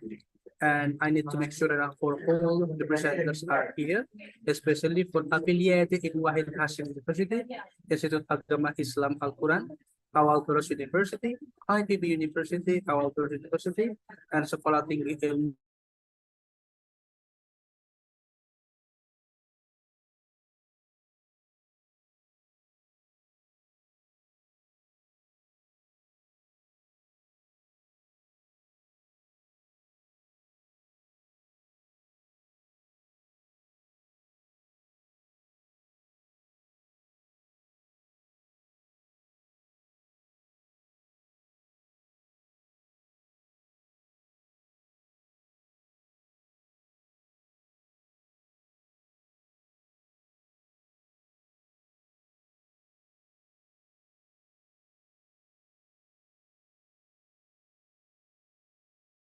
Yeah, may I hear the voice? Excuse me. Miss Windy and Miss Rati and also Miss Desti. May I hear your voice? Yeah. Hello? Yeah. Everything is clear, Mr. Okay. Marudut. Okay, the title of the paper is Rewards Quality and Employee Recognition on Professional Commitment in Improving Human Resource Performance. Okay, from affiliated from Wahid Hashim University. Time is yours, please.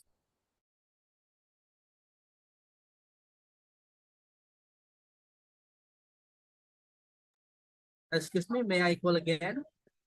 From the University of Wahid Hashim. Is the presenters here? Any of you?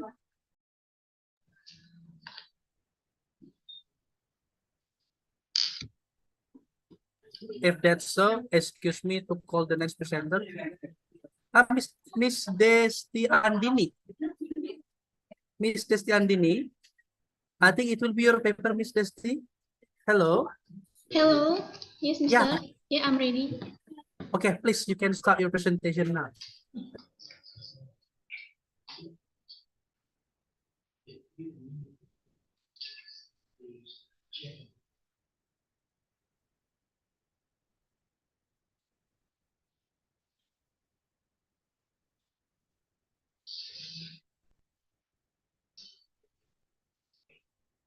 Assalamualaikum warahmatullahi wabarakatuh. Hello everyone, good afternoon. The Honorable Dr. Marudut Bernantua Simanjuta and all participants. Thank you for the opportunity he has given us to our presentation. Before we start, let me introduce myself and our team. My name is Desi Andini and our team is Windy Novia, Rati Pratiwi, and Faktur Rahim. And today, in this special occasion, I would like to present about our research paper with the title is Reward Quality and Employee Recognition on Professional Commitment in Improving Human Resource Performance. Okay, we're going to start from the background. The quality of human resource mirrors the treatment meted out by the company to its employees, directly and indirectly steering the organization toward enhanced performance. Numerous factors took to play a role in shaping the performance of human research, encompassing the professional commitments of individual and extrinsic motivation fostered through rewards and recognition. This research focused on improving employee performance through employee recognition and quality rewards. This research proposed to find out how to increase professional commitment to human resource for all marketing staff at PT Nasmoko Siliwangi, and benefit of research to increase professional commitment among human resource across all marketing staff at PT Nasmoko Siliwangi. Okay, I'd like to turn to the research methodology.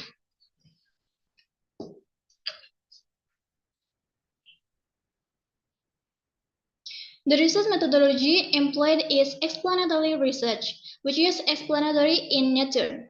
The population in this study consists of all marketing staff at PT Nasmoko Siliwangi, totaling 84 respondents. The sampling technique used is idential sampling, a method of sample selection based on chance, where anyone who coincidentally or incidentally meets the researcher can be used as a sample. The variables and indicator in this study comprise both endogenous and exogenous variables. Let's move on to the discussion.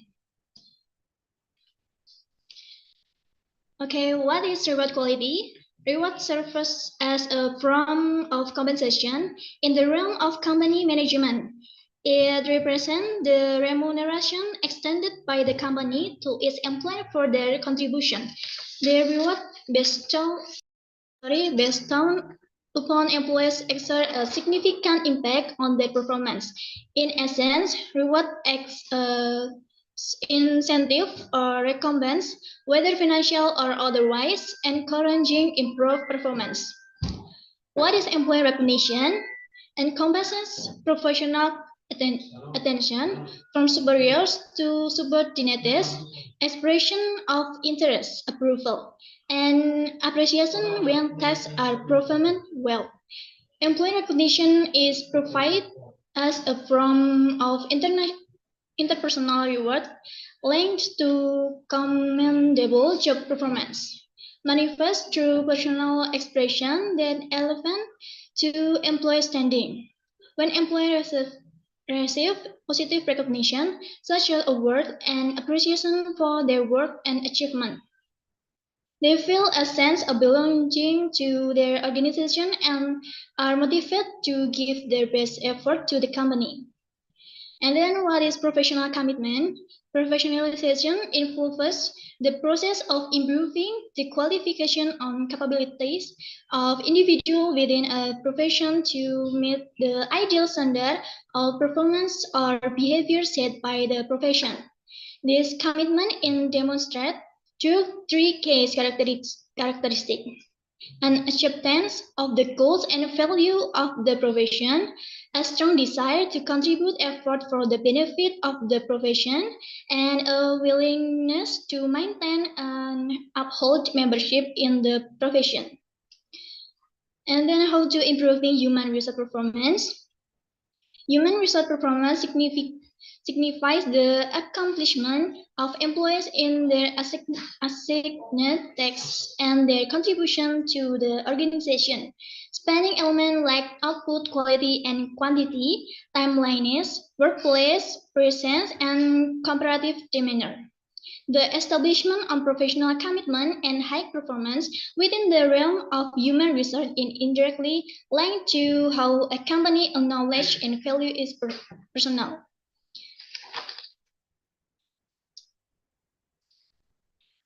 And then factor influencing reward encompass job significance, achievement of target, job competency, and tenure. The reward based upon employees exert a significant impact on their performance, essentially motivating them to enhance their work output. The indicator employed in this study is including personal attention from superiors, expression of interest in ideas and innovation, and approval and appreciation for well executed tasks, but no significant positive impact of employee recognition on performance, meaning that higher level of employee recognition do not improve the performance of marketing staff at PT Nasmoko Siliwangi. This is evident when personal attention from superiors, expressions of interest in ideas and innovation, and approval and appreciation for well executed tasks fail to improve work timeliness, target achievement, and compliance when expressed unnecessarily. It appears that merely providing employee recognition is insufficient, and increasing professional commitment is necessary to enhance employee performance. And an indicator of professional commitment include showcasing expertise in the field, independence, and feeling obligated to provide the best service. So, professional commitment significantly influence one's achievement to their profession, ultimately enhancing work productivity. This viewpoint is further supported by several researchers who contends the professional commitment, shared performance, and love for the profession, leading to the combination of that with enthusiasm and maximum effort. And also factors are to play a role in shaping the performance of human research, encompassing the professional competence of individual and extrinsic motivation versus true reward and recognition. Consequently, the quality of human research mirrors the treatment method out by the company to its employee, directly and indirectly steering the organization toward enhanced performance. Okay, the conclusion. The studies reveal that both employee recognition and the quality of reward positively and significantly affect professional commitment. However, there is not notable impact of employee recognition on performance. In contrast, reward quality and professional commitment significantly contribute to enhancing performance. Employee recognition indirectly influences employee performance by fostering professional commitment. Consequently, for improving employee performance, organizations should focus on enhancing professional commitment effectively. Okay, thank you for attention. If there are any further questions and discussion to be had, I'm happy to answer them. And I hope this presentation is beneficial to us all. Thank you. Thank you so much, Ms. Desti, for the presentation that you have rewarded for the rules of the quality, employee recognition, and also for the personal commitment.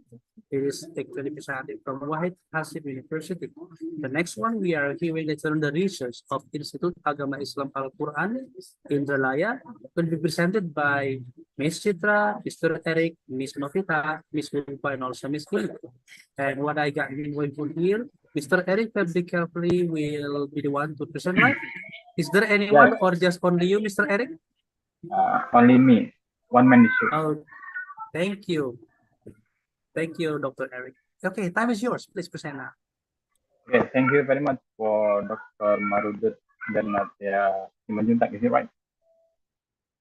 Yeah, yes. Well, Bismillahirrahmanirrahim. Assalamualaikum warahmatullahi wabarakatuh. Waalaikumsalam.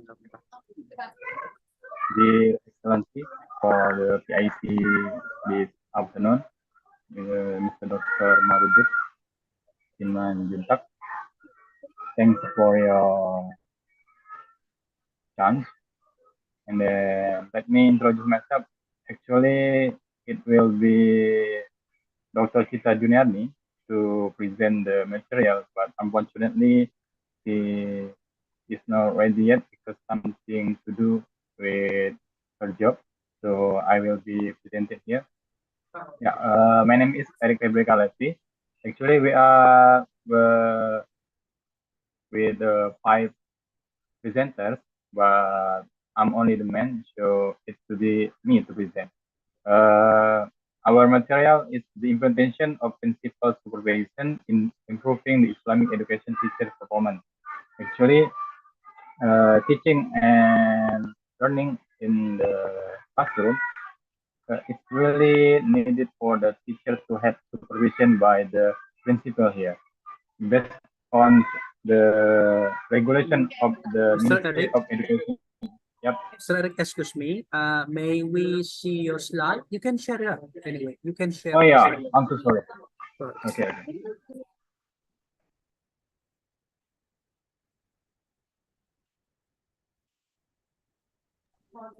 Yeah, here it goes. Thank you, Mr. Eric.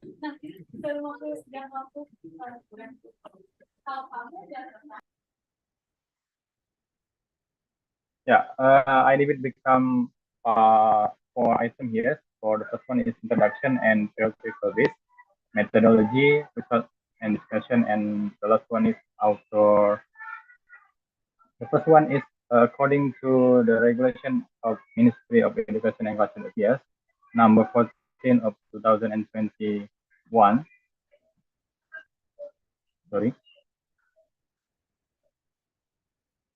The teacher can be given the task of school principal to lead and manage school in effort to improve the quality of education in accordance with the transformation of learning in proper of students. Actually, the principal here, another term of in Indonesia, it's called headmaster. But actually, there are some different name of principal and also headmaster. But here we call by using principal. Principal leadership has a very important role in the performance of a teacher, in the sense that the better the leader of principal, the better and higher the teacher performance, and vice versa. The lower the principal's leadership in the school, the lower the teacher performance will be. A principal should understand how important cooperation with teacher is, and the principal will success in motivating teacher and education personnel in the school to improve their performance. Actually, there are some roles for principal. The first one is educator, managerial, administrator, supervisor, leader, motivator, and the last one is instructor. And also, principal as educational leaders in school have duties in the field of supervision. Typically speaking, the Director General for Quality Improvement of Education, or DEBDIKNAS, states that the tasks in the field of supervision are the duty of the principal relative offering teacher for teaching improvement.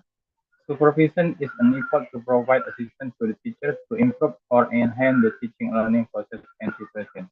Is it already translated? And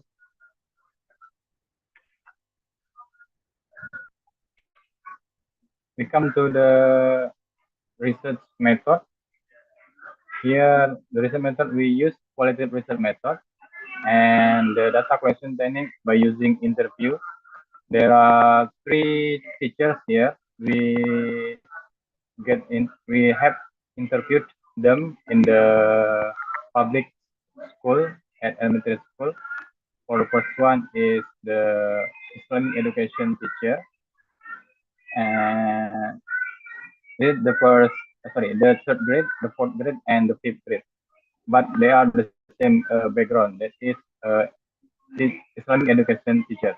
And the next one is observation, and the last one we use documentation. And the third one we use data analysis technique by using data reduction, data presentation, and also conclusion drawing. And here we go, the result and the discussion that we have got in the research. The first one is the performance of Islamic education teacher. The performance of Islamic education teacher is good here in accordance with the indicator of teacher performance assessment, which include planning learning activities such preparing lesson plans, or we call RPP, developing syllabus, and the teacher ability to master teaching material.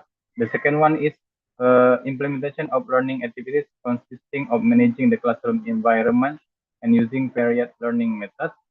The third one is implementation of learning evaluation such as midterm and end of semester evaluation, in addition to evaluating quizzes, questions, and answers, memorizing and practice in accordance with the material that has been delivered. That way teaching and learning activities, especially Islamic origin education subject at public elementary school in Indralaya, run smoothly, orderly, and conducive. And the next one is the principal supervision strategy. There are some strategy that has been implemented by the principals, starting from the planning, the preparation of an academic supervision program, preparing schedule. The preparation of this program is carried out at the beginning of the year and is assisted by several senior teachers, because there are some senior teacher and also junior teacher to control the junior teacher that has implemented the RPP, syllabus, and others. Furthermore, the implementation of academic supervision using individual supervision technique through classroom visits, classroom observation, and group supervision techniques such as meeting and group discussion. Sometimes the principal get into the teaching and learning with the teacher and also the student. So the principal directly see how the way the teacher teach in the classroom. And the next one or the last one we have got in the result supporting factors for the implementation of the principal academic supervision that is existing is a good relationship between the principal and teacher. So so that the teacher who are the targets of the principal academic supervision are cooperative and open to the academic supervision process carried out by the principal. Meanwhile, the inhibiting factor is the many activity of the principal that must be followed outside the school, such as meetings and training, so that the predetermined schedule for teacher supervision is delayed. In addition, the lack of facilities and infrastructure that support the implementation of academic supervision. Uh, as we know that principal has no time for teaching in the school because the principal function in the school is only for the managerial of the school and also the teacher and the student. I think that's all from our presentation. We give it to the Mr. Marudut Penantin Simanjuntak. Thank you very much. Yeah. Assalamualaikum warahmatullahi wabarakatuh. Waalaikumsalam. Thank you very much, Mr. Eric Fabricarbali, for your presentation. A very good part about the implementation of principles of probation, especially the research in Sekolah Dasar Negeri Indralaya. Okay. Thank you very much, Pa. And then we are going to continue for the third presentation, which is actually taken in Awal Bros University and will be presented by Dinda Asti, Cheriani Widarti, Masriani, and also Riza Suci. Okay, are those people here? I just checked before Miss Dinda Asti Monique. Yes, Can you hear sir. our voice? Yes, sir. Yeah, it's your turn now, please. Thank you, sir.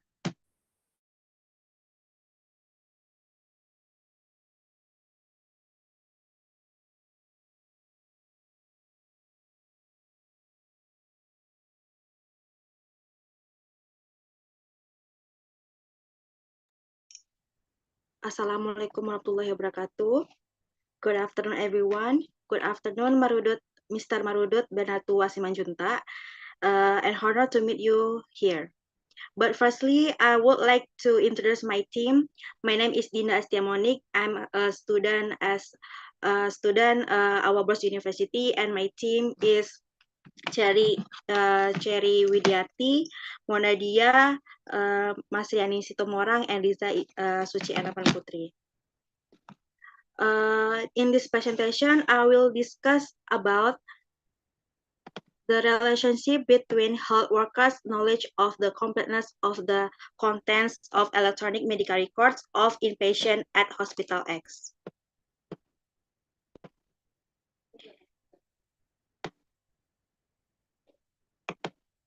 Minister of Health Regulation Number 24 of 2022, which stipulates that completeness of filling in medical records 24 hours after completion of service must be 100%. The medical records document is said to be complete if the medical records for an inpatient at least contains identity, date and time, result of anamnesis, result of physical examination and medical support, diagnosis, management plan, treatment and action, approval for action, clinical observation notes, and treatment result. Discharge summary, doctor's name and signature, dentist, or certain health workers who provide health service as well as other services that have been provided to patient for patient with the dental cases equipped with the clinical odontogram. In the health sector, the interaction between health service providers and research or patient is close and can also continuous. Therefore, to improve the quality of health service that will be provided and to monitor a person's health history, every health service provider is required to keep a medical record. Data in medical records can be created and filled in by doctors and dentists and other health workers, namely nurse, dental hygienists, and midwives who provide the direct service to patients based on the written orders or delegation from doctors and dentists who practice medicine. In practice, the completeness of filling out medical records is influenced by several factors, such as the educational background of the health workers, length of service, knowledge of medical records, skills, and many other influencing factors. Based on the result of preliminary survey conducted at hospital, this can be seen from the good knowledge of health workers because during the transition period from manual medical records to electronic medical records, socialization was carried out regarding procedure for filling out electronic medical records to health workers. Of the 10 health workers who were surveyed by research, there were 7 health workers who stated that there was a lack of the training regarding the transition from manual medical records to electronic medical records, making it difficult for health workers to adapt and understand that transition and reducing health workers' knowledge regarding filling in electronic medical records. This results in the discovery of medical records that are not completely filled out. For research and discussion, from the table 1, there are 60 medical records that have been filled in completely with a percentage of 86.7% and for incomplete medical records with a percentage of 13.3%. In this case, it is known that the completeness of medical records is still below 100%.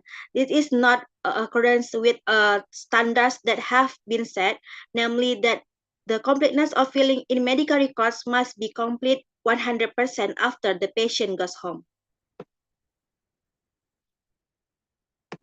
According to Permenkes 2022, the completeness of filling out in medical records 2 by 24 hours after completion of service must reach a standard of 100%.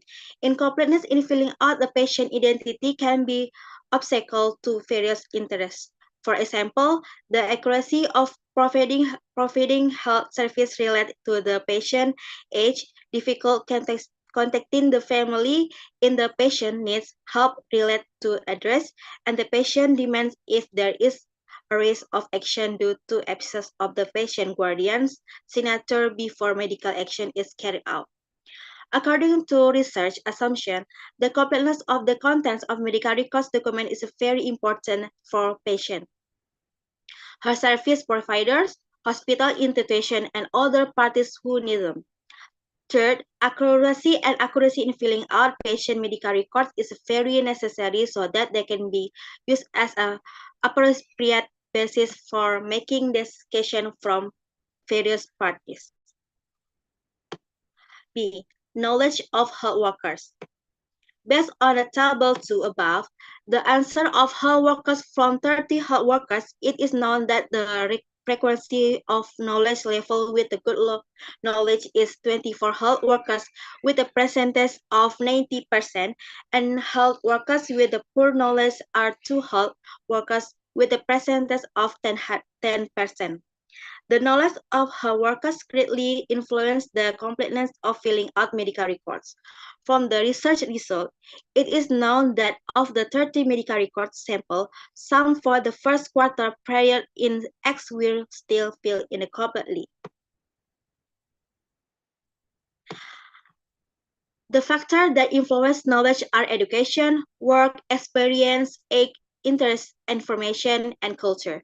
So it can be concluded that education is very influential because if there is guidance given by someone to other people about something so that they can understand, it cannot be denied that the higher person education, the easier it is for them to receive information, and ultimately the more knowledge they have.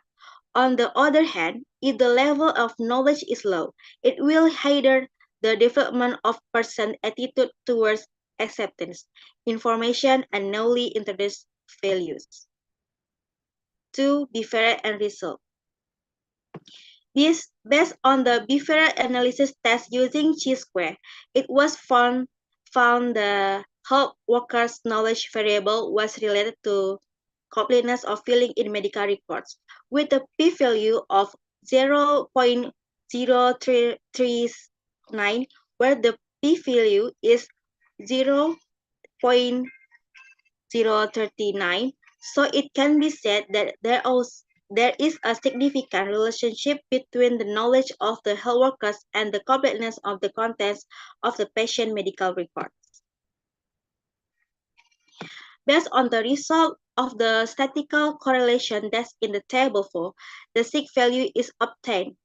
With a percent correlation value of 0.5323, it can be concluded that there is a relationship between the knowledge of health workers and the complex of the contents of medical records in the medium category.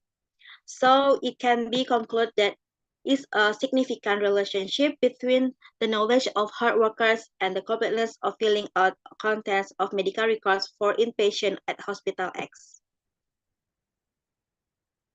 Several factors causing incomplete medical records document can be seen in the terms of knowledge, discipline, motivation, workload, and communication. Judging from the knowledge, there are still health workers who do not know that medical records must be complete immediately.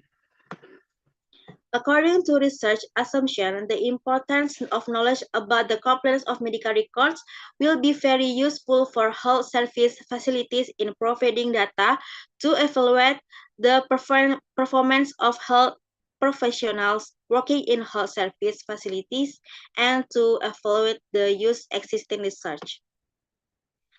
In conclusion, with the presented today, after conducting research regarding the relationship between health workers' knowledge of the completeness of the contents of electronic medical records of inpatient at Hospital X, it can be concluded that health workers' knowledge about medical records at Hospital for completeness of inpatient medical records, complete medical records will obtain for 26 medical records with the percentage of 0.7%. There is a significant relationship between the knowledge of health workers and the completeness of the contents of inpatient medical records based on the statistical test using chi-square with a p-value of 0.0339. Thank you very much for your attention. Have a good day. Thank you very much, but in the testimony from our Gross University for your research about the relationship between the health workers and also the knowledge, especially for a career for the inpatient at Hotel X, right? And thank you so much. We need to ask later on for some question, but maybe later on, after all the presenters are done. Next one about implementation of internal control system to develop production planning in PT, in PT Ajinomoto Indonesia. And it will be presented by the affiliated in IPB University by Ms. Ratis Pratiwi, Ladia Ratna Nuhijria, and also Rahman Duranisa, and also Ms. Zahra Cinta Soherman. And I have just chatted before, Ms. Nuzria. Ms. Nuzria, can we hear your voice anyway? Yes, sir. Hello? I can hear your voice. Yeah, Is my time is voice yours, Ms. Present now. okay? Allow me to share my screen, yes, sir. Yeah, please, you can share that.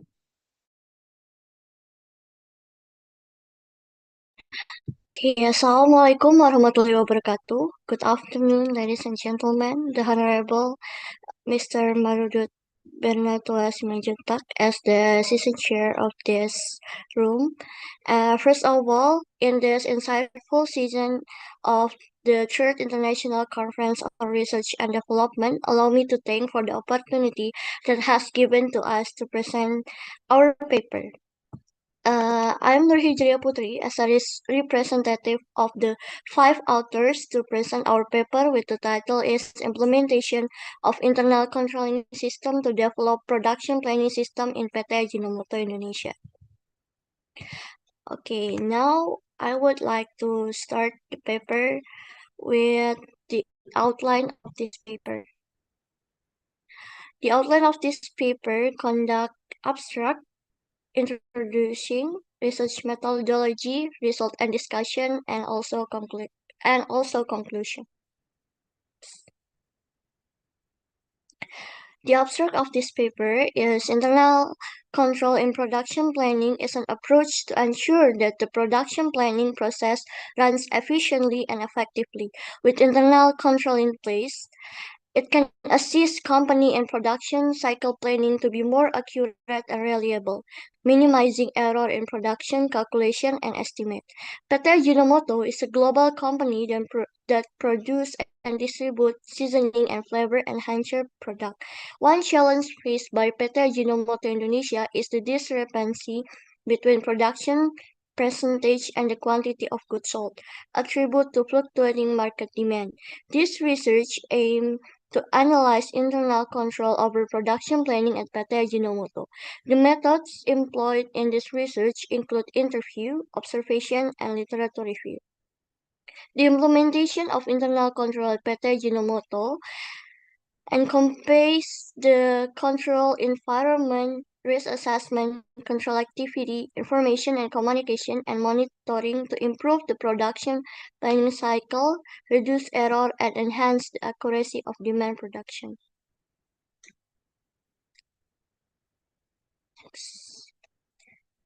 Okay, the PT Ajinomoto itself is one of the core activities that help PT Ajinomoto Indonesia is the production and distribution of various food and seasoning products. Its product include flavor enhancer, sauce, seasoning, and other used in cooking to enhance the taste of dishes. PT Ajinomoto Indonesia continue to strive for innovation and the development of new products. The company is actively involved in marketing and promotional activity to build brand awareness, introduce new product, and expand its market. Okay, and this research, the type of research employed is descriptive with a qualitative approach. The data utilized consists of primary data obtained through interview, observation, and literature review. Okay, now we are going to move on with the result and discussion. Accounting information system that are there in production cycle at PT Ajinomoto Indonesia is the System Application and Processing or SAP, which one of the integrated enterprise resourcing planning system that designed to support all activity related to the company's operation, such as processing data from various research consisting of finance, logistics, and human research module, including an integrated production cycle from ANA plant and MC frame application. The production cycle function in PT Ajinomoto, there are five functions. The first one is accounting function, production function, warehouse function, distribution function, and PPC function. Okay, in PT Ajinomoto Indonesia, there are four procedures in production cycle. The first one is design of product, planning and scheduling, operation, product, cost accounting. And so we must be wondering what was done in each process. So here is the data flow diagram for each production stage at PT Ajinomoto Indonesia. Okay, the first process is product design. The first accounting cycle procedure is a product design. In this stage, key document and forms are created, involving sales data from the previous month provided by PT Ajinomoto Sales Indonesia.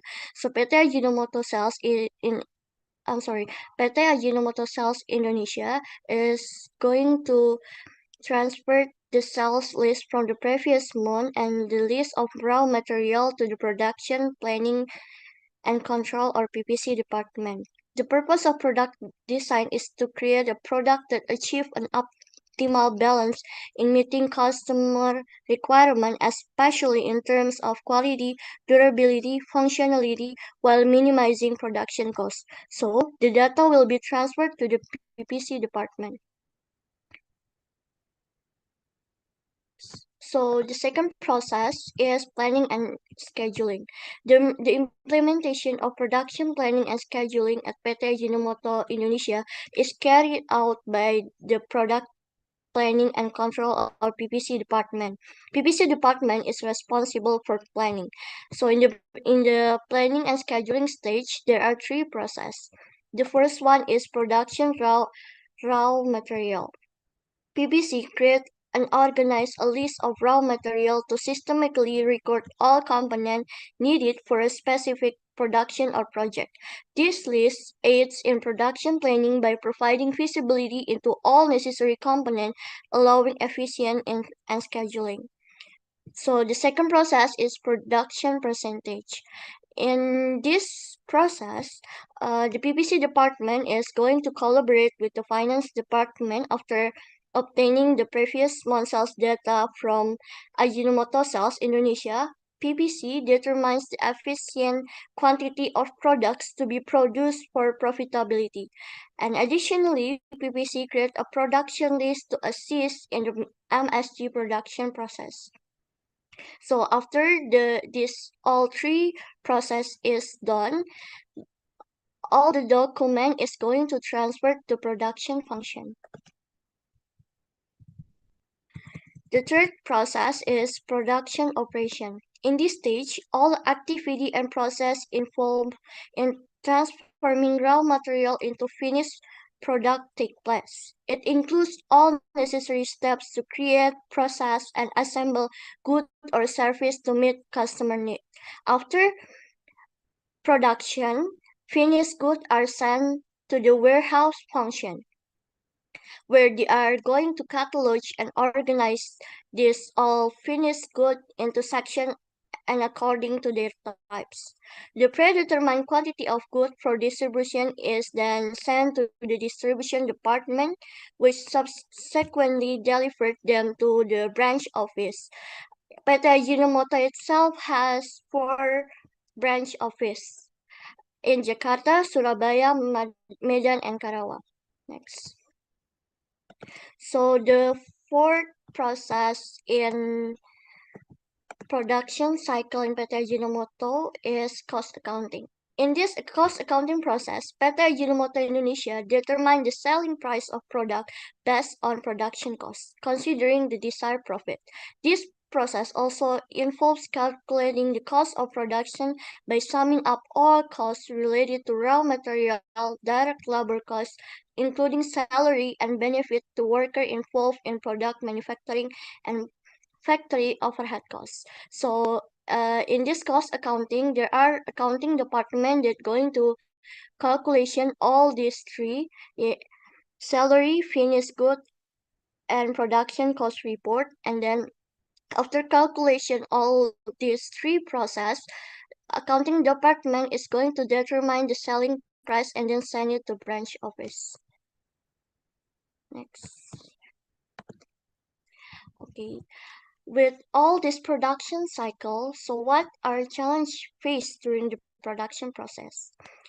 During the planning and scheduling process in PT Ajinomoto Indonesia, there is a production percentage credit based on previous sales. However, a constraint faced in the process is that the quantity of product that's sold does not always align with the estimated production percentage due to fluctuating market demand.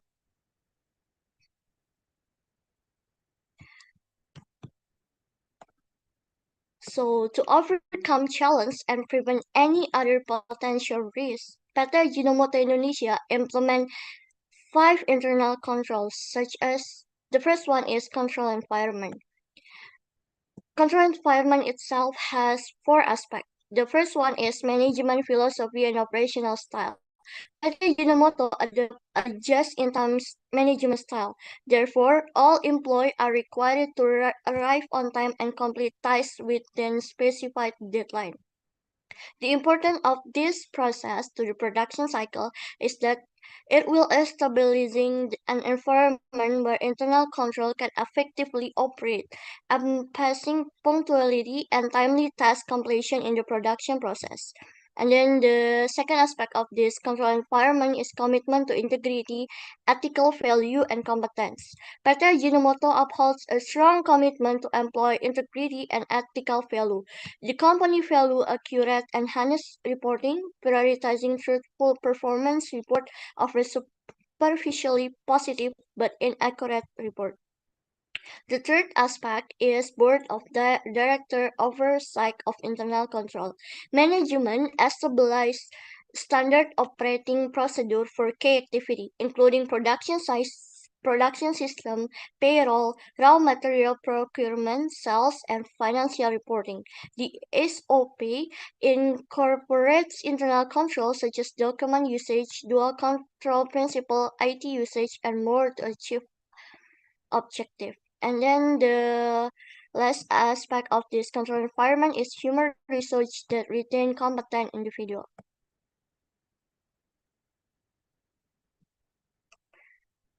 And the next one is risk assessment that do by PT Ajinomoto Indonesia. PT Ajinomoto, when conducting risk assessment, the company goes through the process of risk identification, risk analysis, and risk evaluation.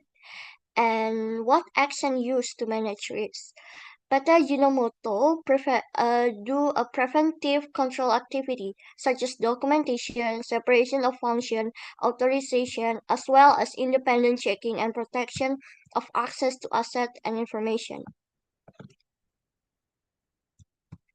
Okay, the next one is control activity. There are 8 aspects of this control activity. The first one is quality control. PT Ajinomoto monitoring and testing raw material component and finished goods to ensure it established quality standard. The second one is production process control. PT Ajinomoto Indonesia monitoring and controlling the production process to maintain consistency, accuracy, and product quality. This may involve automated technology, direct operator monitoring, and statistical method. The next one is production cost control. In this process, PT Ajinomoto Indonesia is going to monitoring and controlling the production process to maintain consistency, accuracy, and the product quality. And then the next one is risk management. Risk management is identifying, assessing, and managing risks associated with production, including operational, supply, or product quality risks. And then workplace safety and health, operational performance control.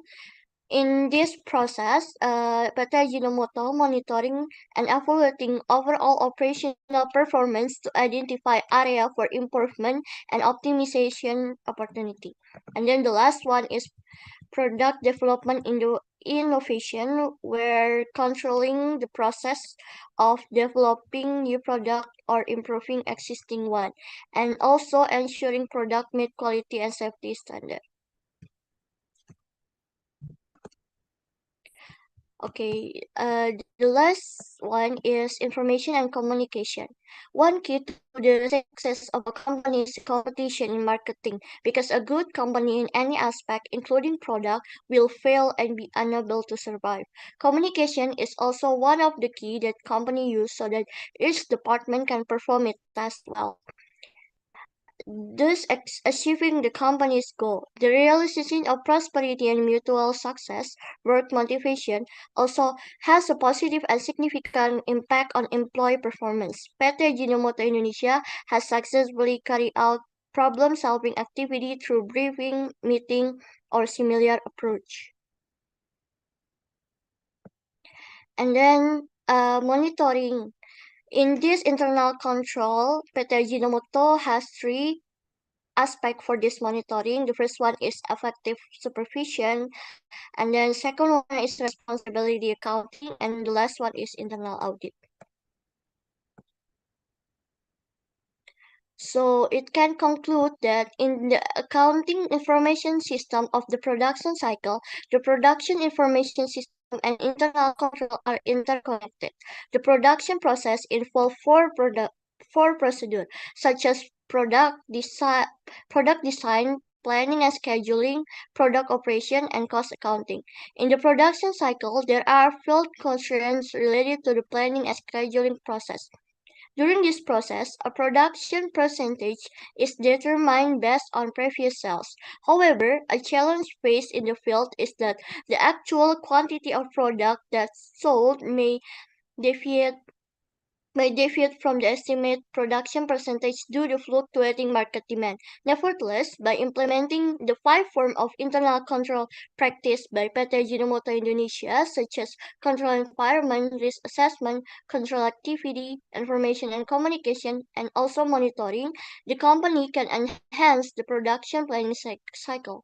This aids in reducing error and improving the accuracy of demand prediction at PT Ajinomoto Indonesia.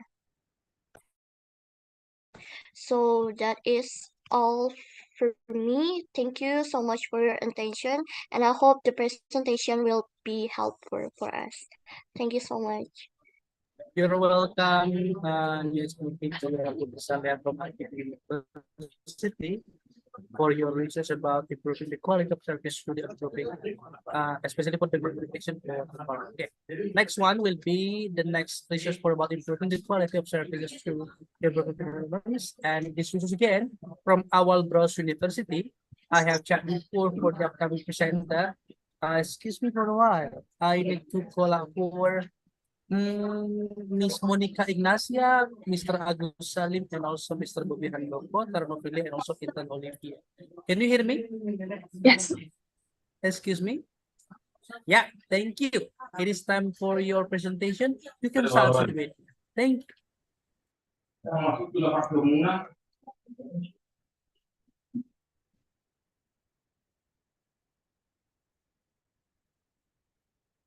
Okay, please, Miss Monica, time is yours.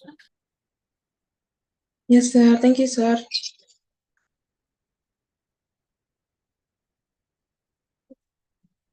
Good afternoon, ladies and gentlemen. Before we begin our presentation, let me introduce, and I am the first author. My name is Monica Ignacia. We are from Awal Bros University. I'd like to give a presentation about, we're going to start from background.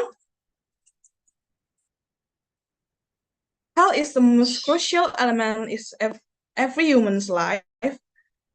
Wait.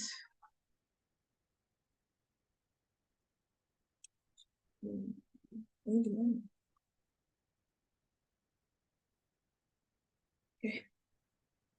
Hence, communication allows hope to receive good healthcare service, whether from government to private hospital. However, it's common issues. Often, private hospital inability to provide the best service as expected by the public, and Domplak 2020. One of the factor and delivery quality healthcare is average healthcare resource, which is expected to enhance the overall health.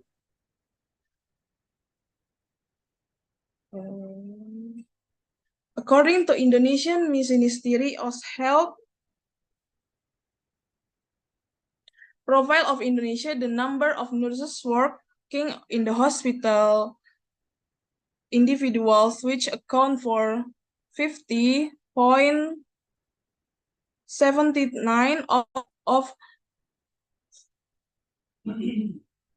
you can hear me, sir? Yes, Miss Monica, I can hear you. Is there any problem for your presentation? We can hear you. We can hear you. I'm paying attention. Is there a problem, Miss Monica? Excuse me. Is it the one you are the only one to present this presentation? Wait. Let us know, yeah, if there is any difficulties, okay? We will help you if there's any. Wait. Okay. Sorry. You can hear me? Yeah, I can hear you. I can hear you. Oh. Mm-hmm. Wait.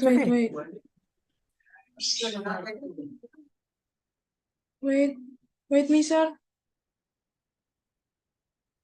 I'm waiting. Is there any difficulties?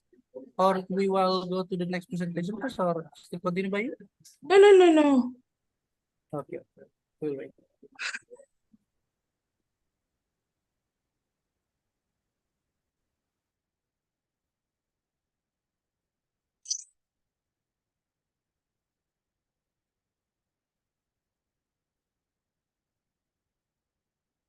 How was it?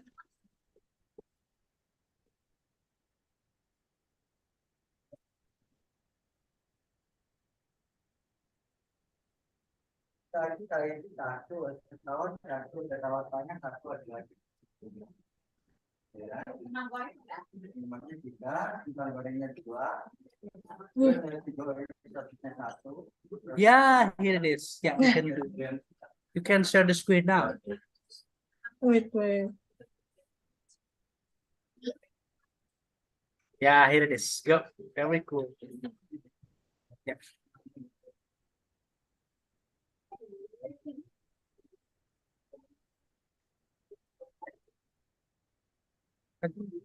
Okay, good. Masih.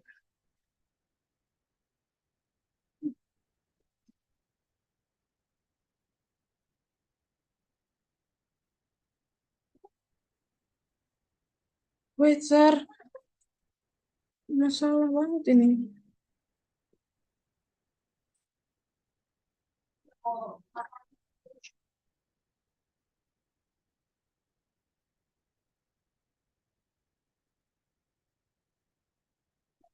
Ini aja deh.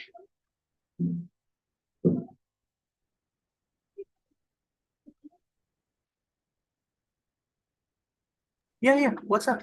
Yeah. Sorry. Okay. No worries. It seems that you are very nervous. That's fine, Miss Monica. That's fine. Please go on, move on. You can go to the next slide. That's fine.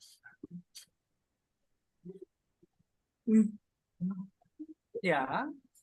What the Okay. title? Yeah, please. Okay, just continue. Additional nurses and healthcare professional directly providing service to patients round the clock. The interview with the head of the nursing service division to RSUD Puri Husada Tembilahan revealed that the overall performance of nurse has been fluctuating due to several factors.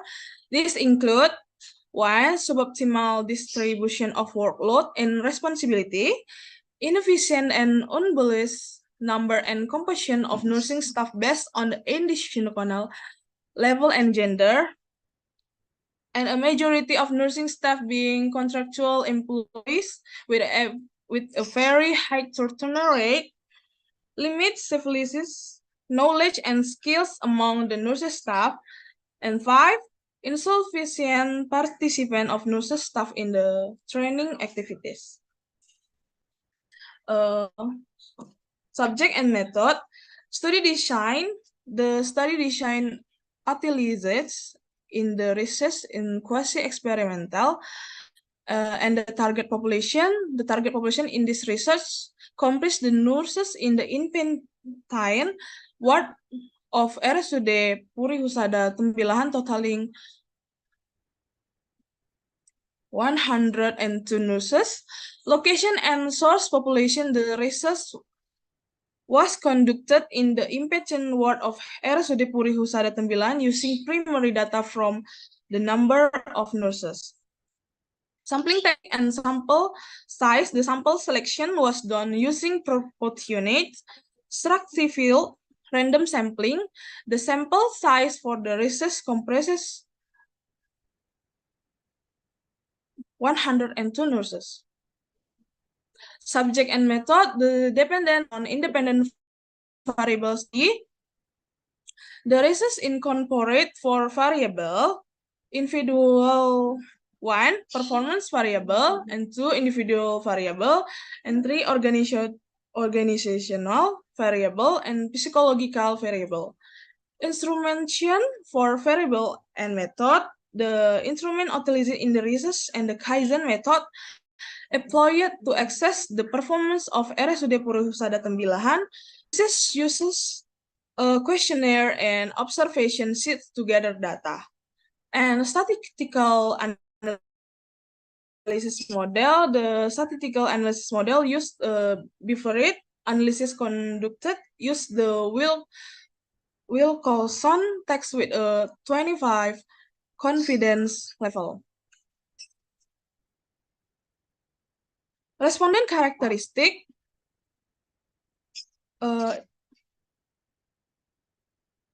and this is the table that you can be seen.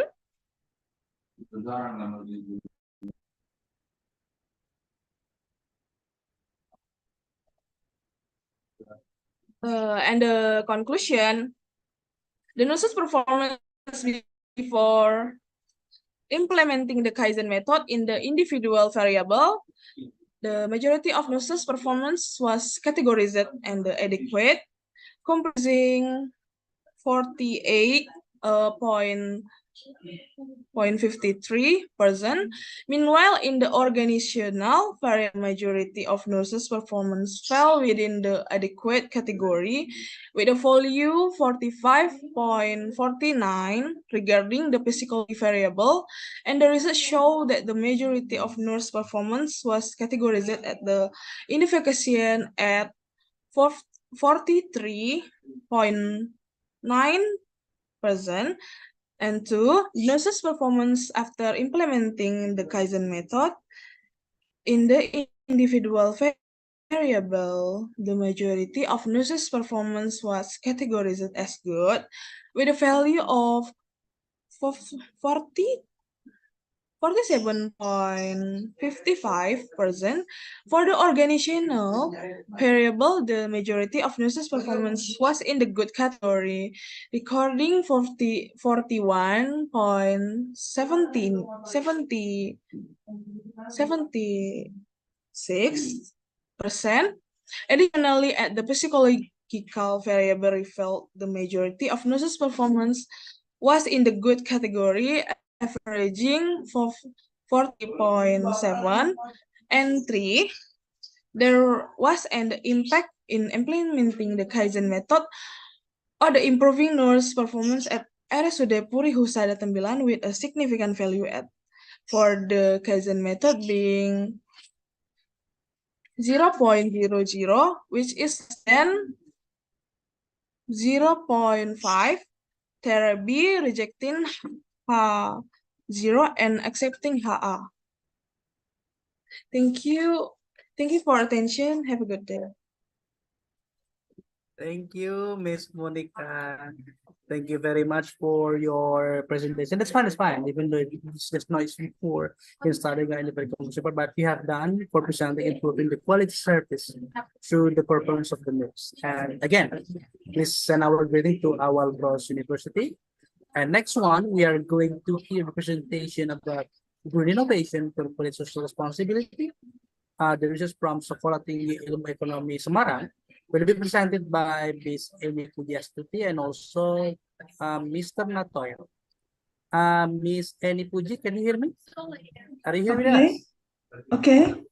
Okay, you can start to present now. Time is yours, Miss Annie. Good, thank you, Mr. Mahudud. Good afternoon, Mr. Mahudud and everybody here. Thank you for your occasion. Okay, I will present my research. The title is Green Innovation, Corporate Social Responsibility, Company Value, and Firm Life Cycle as Systematic Literature Review.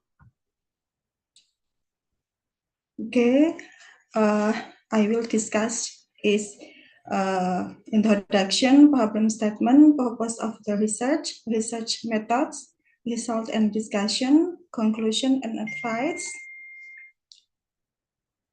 Introduction. Global warming is one of the world's main problems today. Rising global concern for the environment has driven companies to adopt pro-environmental practice and activities at an ever-increasing rate, facilitating them to become competitive and environmentally friendly. Stakeholders are exerting pressure to provide green energy. Therefore, these organizations are constantly looking for effective and pro-environment method and procedure. Green innovation is one of solution to this problem. Nowadays, the global world attach great importance to environmental protection. Exploitation of resources without being based on natural sustainability will be very detrimental to natural sustainability.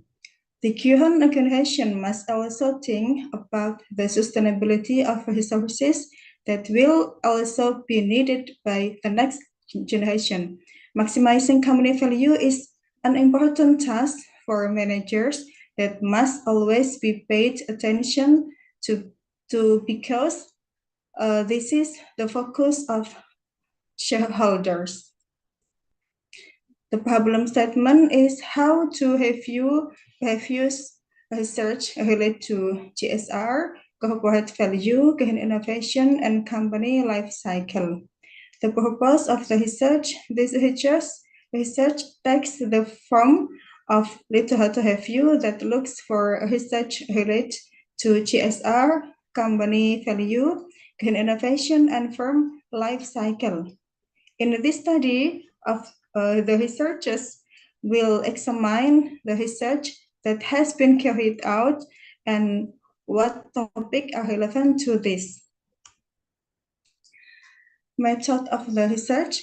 This research is a research that uses the method systematic literature review, SLR, carried out using two methods, namely publish or perish and first viewer. The first method used POP, namely determining the period of the article.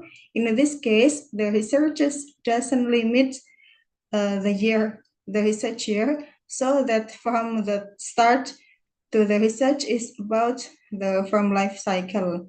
POP, based on Google Scholar data, found 1,000 articles. This is a research method, step of systematic literature review. One, establish literature review time period. Two, define keywords and base search fields. Three, define the database to be used as a research for collecting article. Five, cleaning double data. Six, delete unrelated article. Seven, conduct systematic literature review. And eight, analyze the research found. This is a picture that the result of first viewer. There is five main topic about life cycle, about GSR, about firm value, eco-innovation, and growth.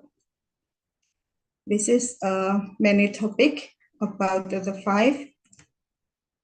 This is can be seen that many topic at research at 2012. This is database search summary. The keyword, the so many keywords we using, and the total article we find and is 1,073. And this is a database we use from Google Scholar and ProQuest. This is article mapping, many topic they are related to green innovation and firm value. They have GSR, life cycle, firm value, eco-innovation, growth. Okay, the conclusion based on POP, published by research from Google Scholar. Research has been started since 1952 until now with the keywords from value and from life cycle. There are 998 papers with the keywords corporate social responsibility and green innovation. There are only two papers published, namely 2000 and 2022 and 2023 with keywords corporate social responsibility and from life cycle. There are only two papers published, namely 2021 searches on request for the last 4 years from 2020 until 2023. There are 71 studies about green innovation. In the picture, it can be seen that there are 5 topics that have been explored, namely CSR, eco-innovation, life cycle, from value and growth. Advice. This research is only based on data from Google Scholar and WordPress. For future research is expected to examine further from various article search sources such as Scopus, Science Direct, and other, so that it can be better reflect variables from comprehensively. Okay, that's all from my presentation, Mr. Mahudud. Thank you for the attention. You're welcome, Ms. Danny, and thanks in advance for your presentation about relocation for the systematic literature review. Listen our greeting to the people in Sekolah Tinggi Ilmu Ekonomi Semarang.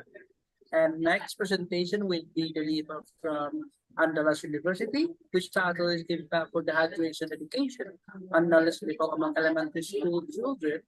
And the presenters are Ms. Aulia Satriadina, and also Noverika Windasari and Ms. Ulia Vasilini. One or three of you or all of you, are you here with us? Ms. Aulia, are you here with us? Can you hear us? Already, Mr. Okay, time is yours to present. Thank you. Okay, first, I would like to prepare the presentation first.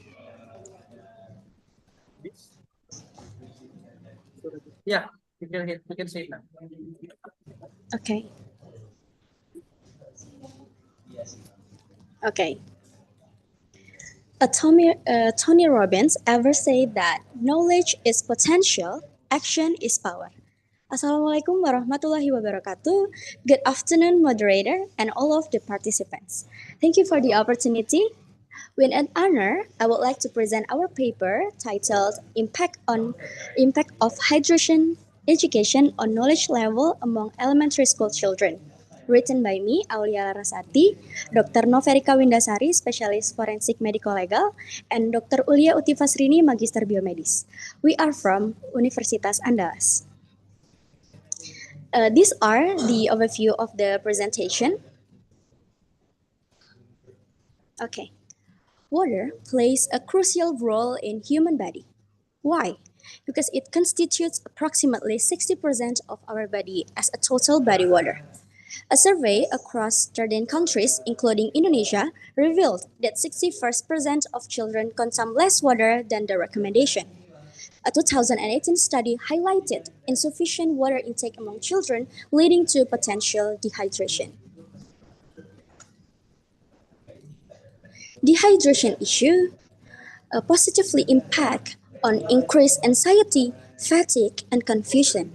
In cognitive functions, particularly short-term memory is more activated. This can be decreasing performance of learning absorption and school activities. Physically, inadequate fluid intake decreases physical strength, and our concern is considering children spend about 9 hours at school daily. Dehydration issues are associated with some factors, such as external and internal. External factors like inadequate infrastructure, including toilets and easy access to water, parental education, and teacher knowledge. Good knowledge, raising awareness. Study from Johnston et al. Stated that only 5 out of 12 teachers provide access to water during class because of their lack of hydration knowledge. Internal factors, such as unhealthy habits, consuming sweetened foods or drinks, elevated the risk of obesity and non-communicable diseases like diabetes. And also, limited knowledge about hydration contributes to low water consumption in school. A study by Kunchoro found 67.86% of primary school children lack sufficient knowledge about mineral water consumption.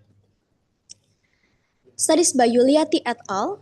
Salim and Taslim and Maktum et al. Show that nutritional education interventions can enhance school children's understanding of water consumption.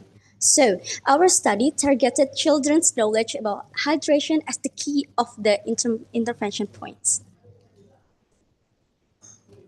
Our study was held in SDIT Alam Aroyan, Padang City, West Sumatra, and our preliminary study identified that this school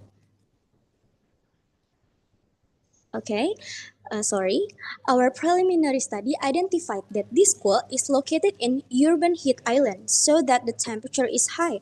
The high temperature affected the water consumption of the children. And furthermore, the school implemented full day school and nature-based learning. So a significant portion of child's time is spent learning in school. Good access of water is available by provide water for each class, about 90 liters, and refill frequently per 3 days. Maintaining good energy levels and cognitive performance is essential for effective participations in lessons and activities in school.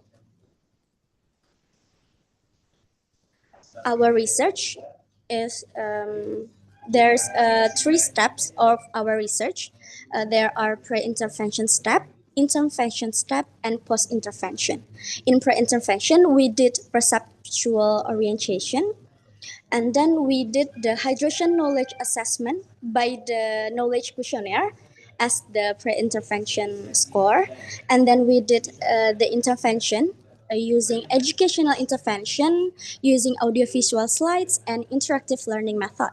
And then in post-intervention, after we intervened the children, we did hydration knowledge assessment post-intervention. This is our result. The result of our study is there was an increasing on knowledge level about hydration in school children.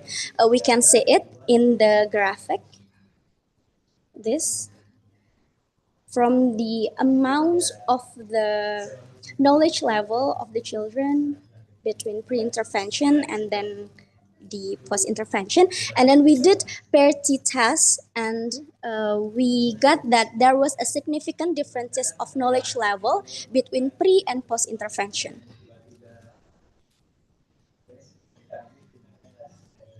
Okay, the knowledge improvement in our study is similar to several studies I stated before.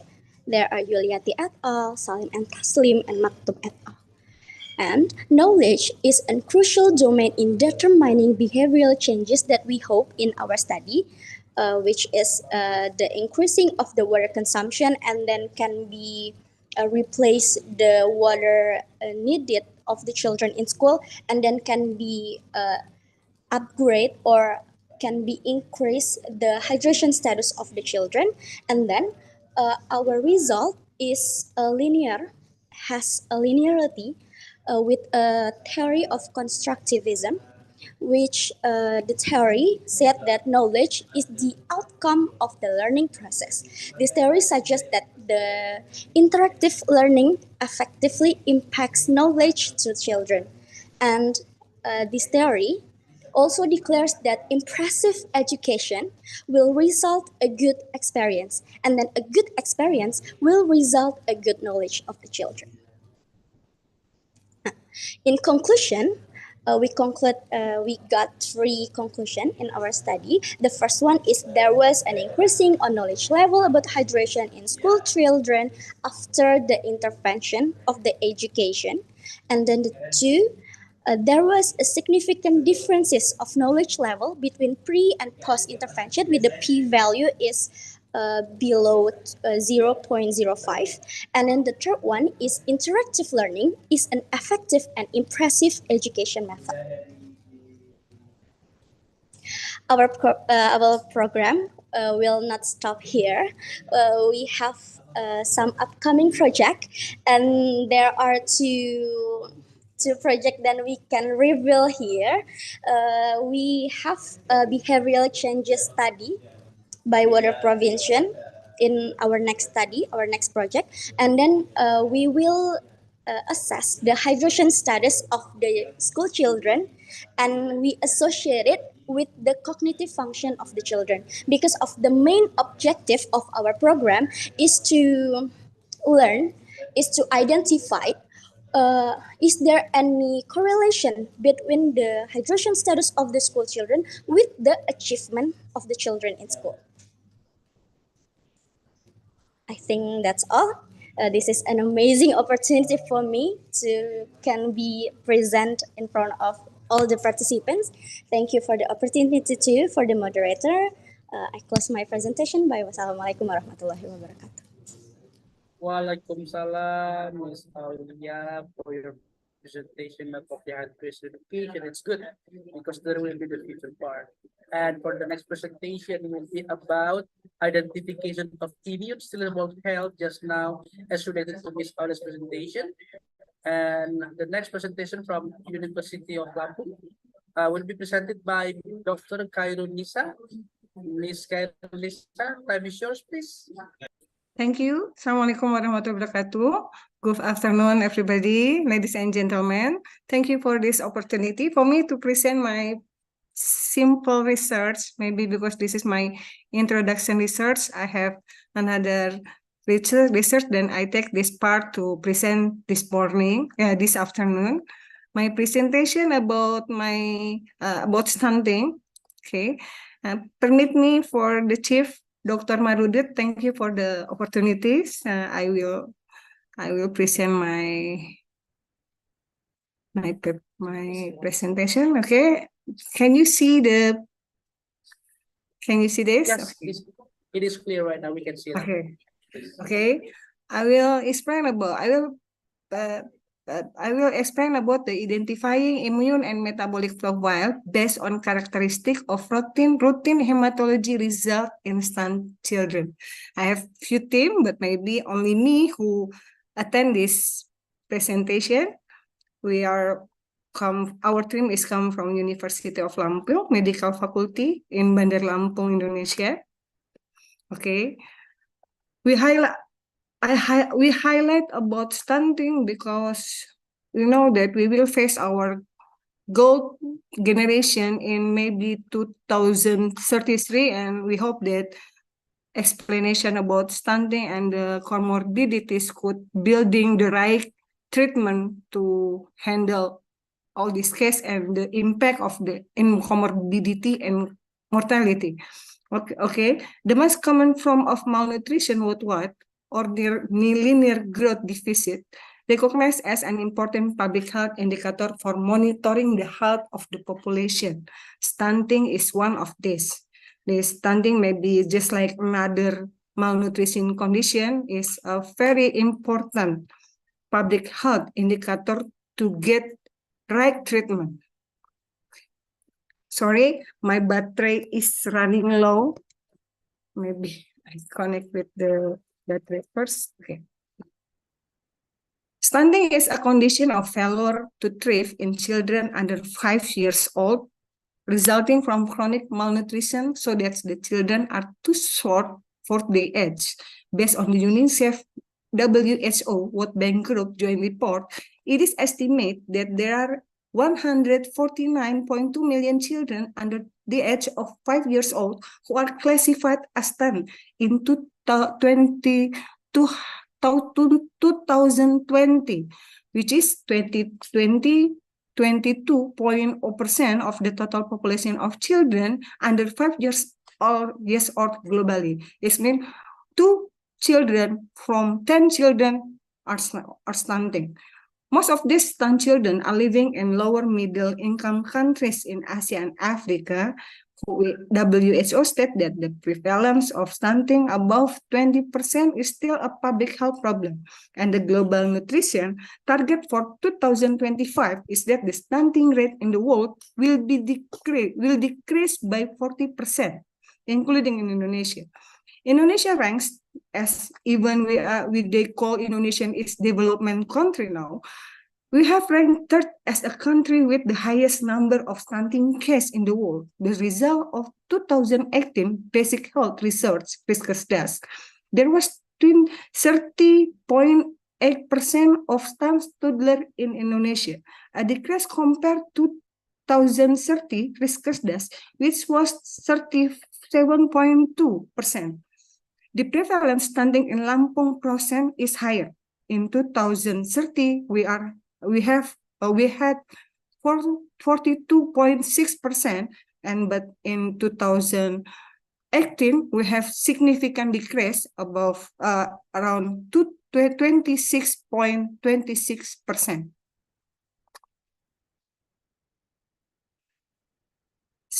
This is, we know that stunting according to age is still a health problem in Indonesia and globally because it's short and long-term impact.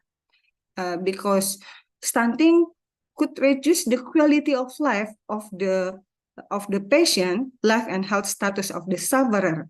Because stunting occurs due to chronic malnutrition, especially in the first 1,000 days of life from the womb until 2,000 first years old, that will trigger changes in many metabolic function, which is usually characterized including impaired blood profiles in stunned children by disturbance in routine blood profile like what I will explain today, HB, HT, and leukocyte and thrombocyte in stunned children. That we know that the development in children have fast growth spurt in 2 years in first life, and that's why 1,000 period is very golden period to give the best care and the best nutrition. So the malnutrition, especially in 1,000 days in first life, will be impact many bad health impact, including the hematopoietic system. Just like I explained that the hematopoietic system is one of the systems which can be affected by malnutrition, especially chronic malnutrition, leading to impaired production of blood cell lines. Undernourished children with hematological abnormalities like anemia are a higher risk of morbidity and mortality.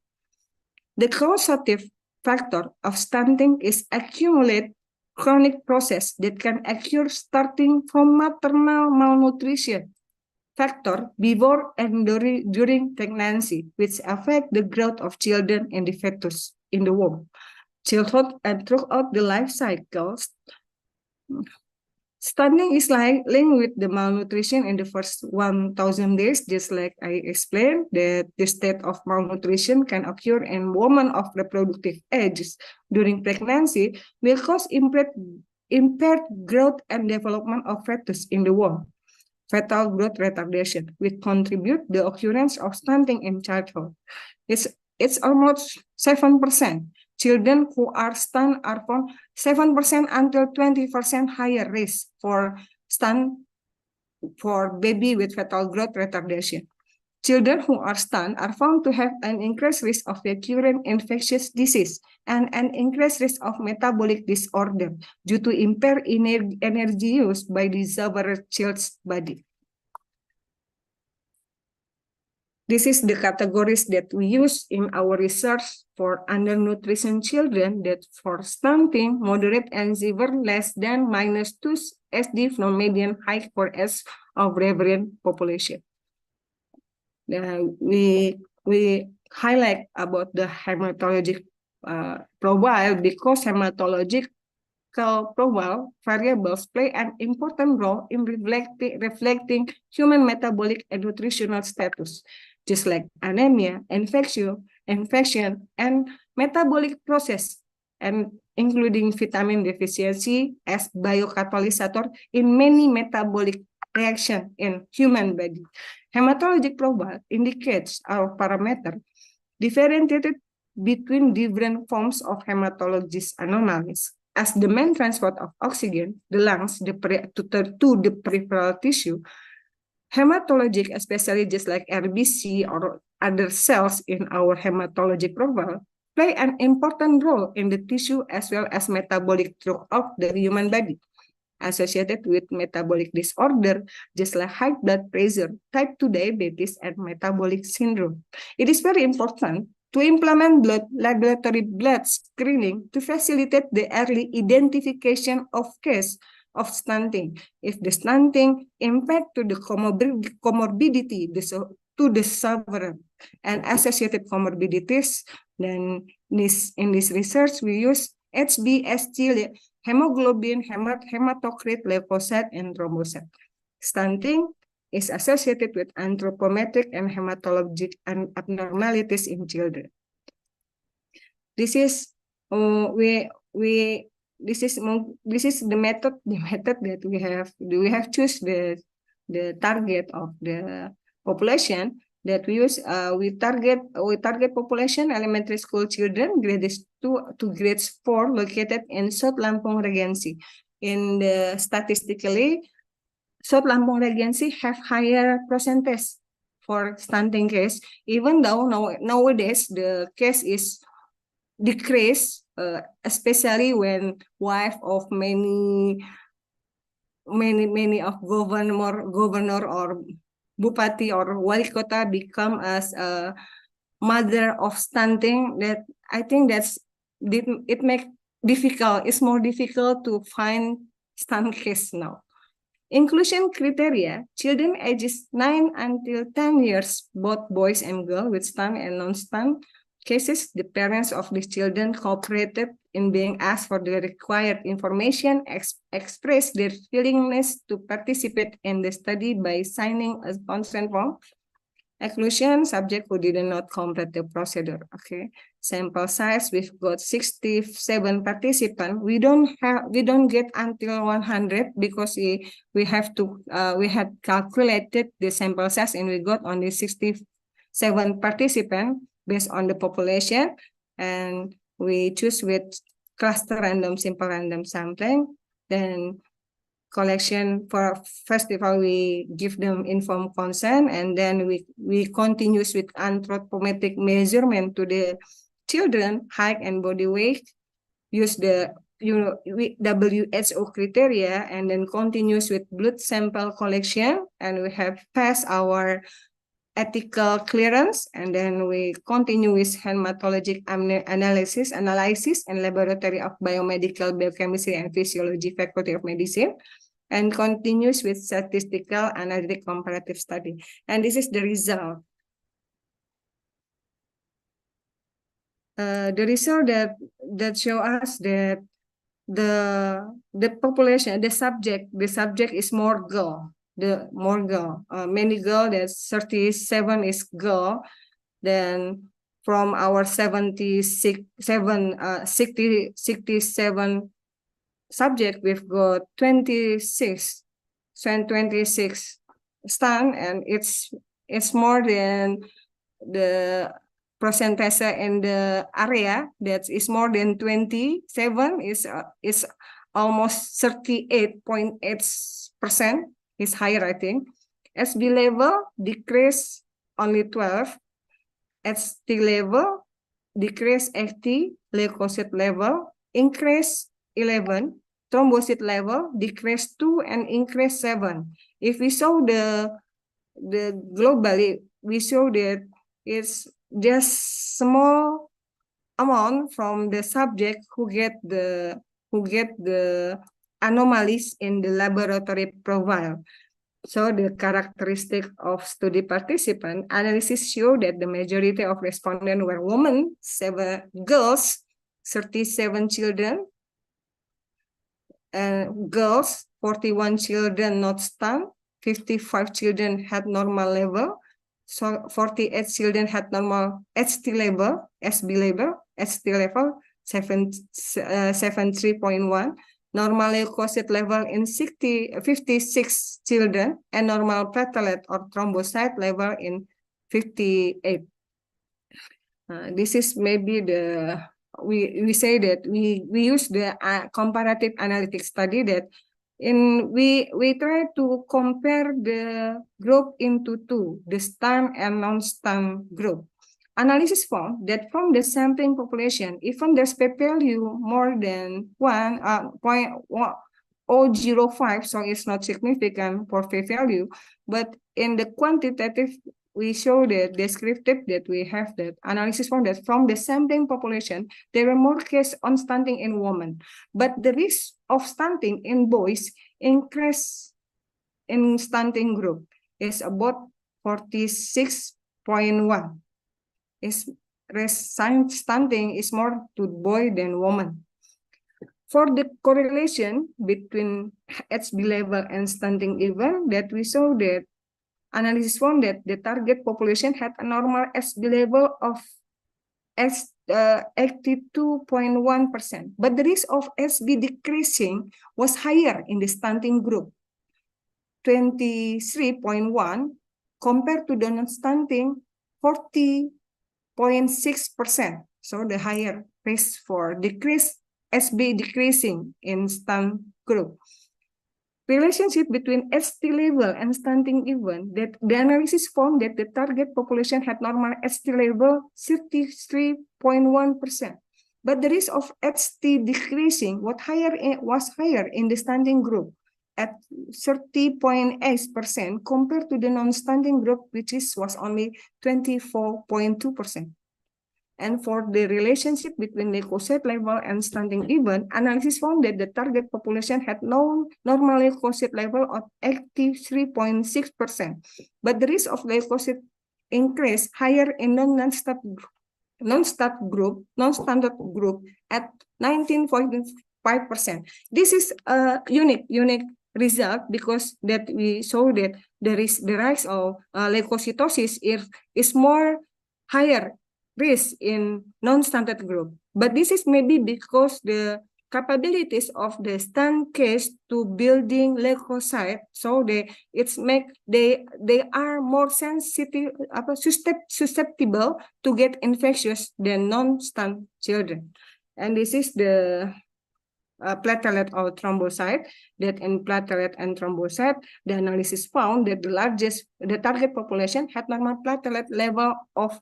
86.6%, but the risk of platelet decreased higher in the stunting group, 3.9% compared to 2.4% in this non-stunting group for the decreasing platelet.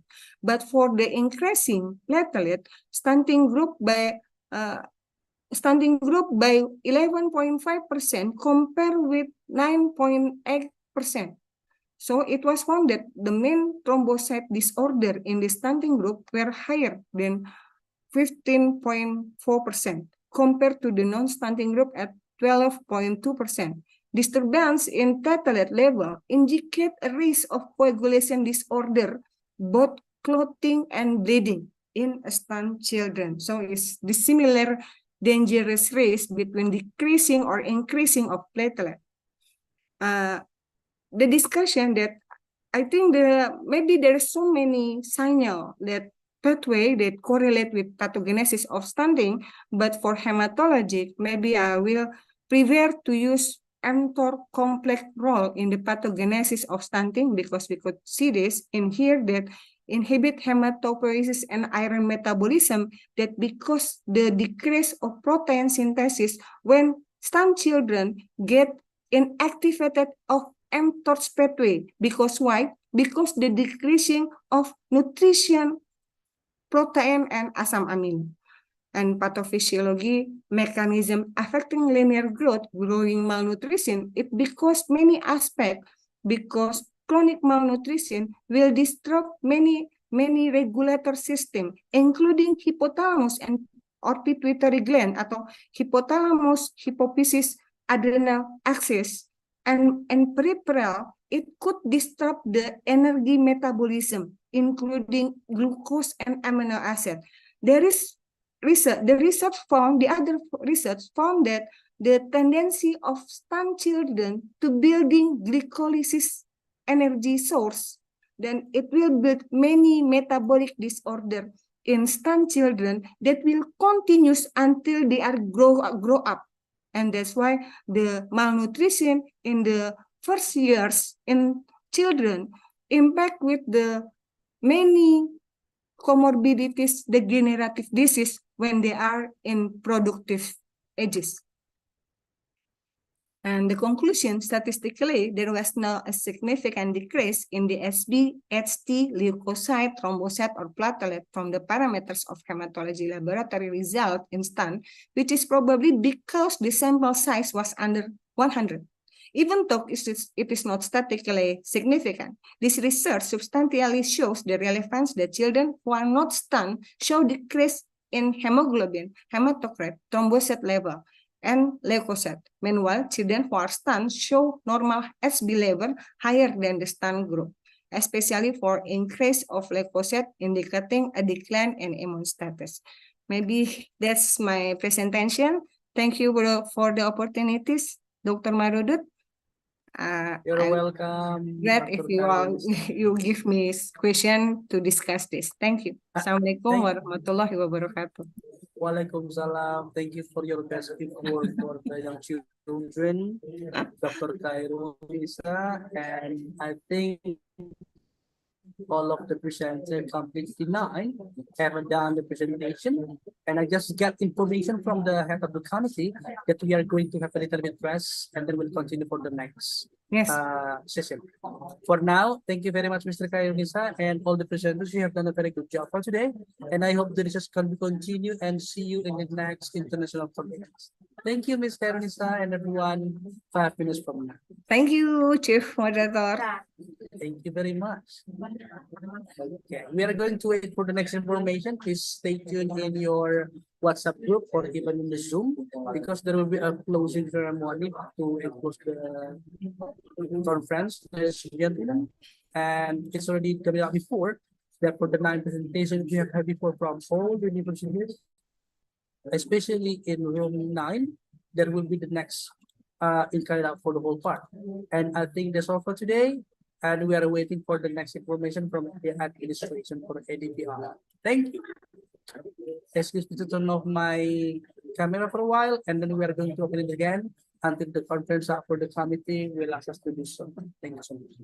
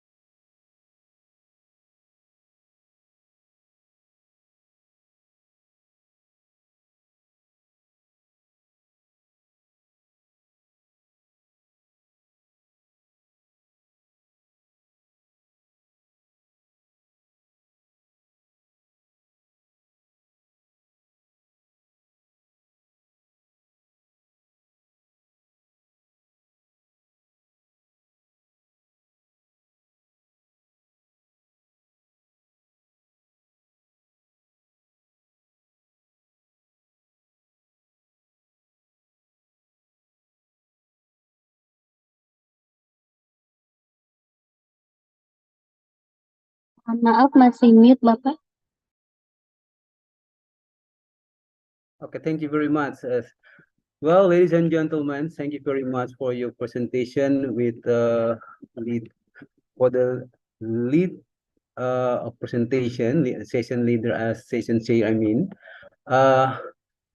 we break first for 15 minutes to wait for the base presentation announcement.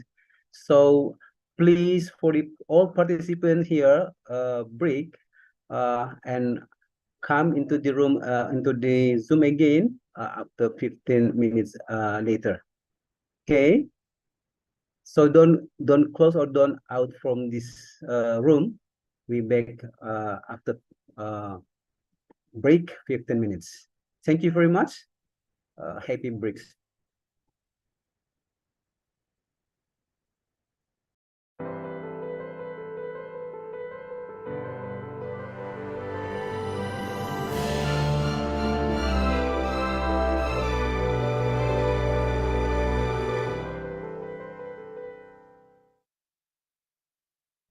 Stipari is an educational institution focused on tourism, and Hospitality Management in Semarang. Located in Benangisor, Sampangan, Semarang, at the campus Perdunan Hijau, Stipari is a renowned private college known for its exceptional quality and competence driven by the spirit of the leader in tourism education.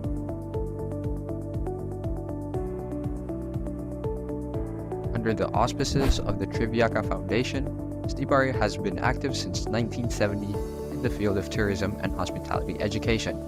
Stipari continually evolves alongside the tourism industry in line with our motto of the leader in tourism education. Saya sangat beruntung dapat belajar di Stipari. Fasilitasnya sangat luar biasa dan dosen-dosen kami sangat berpengalaman.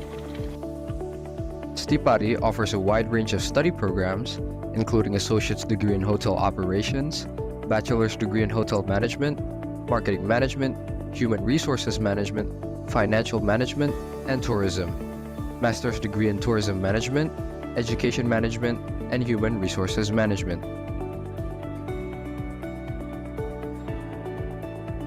The core activities for Stipari students involve practical lessons in bartender skills,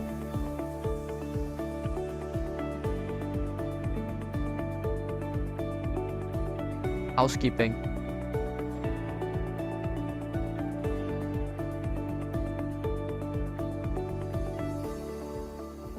restaurant service,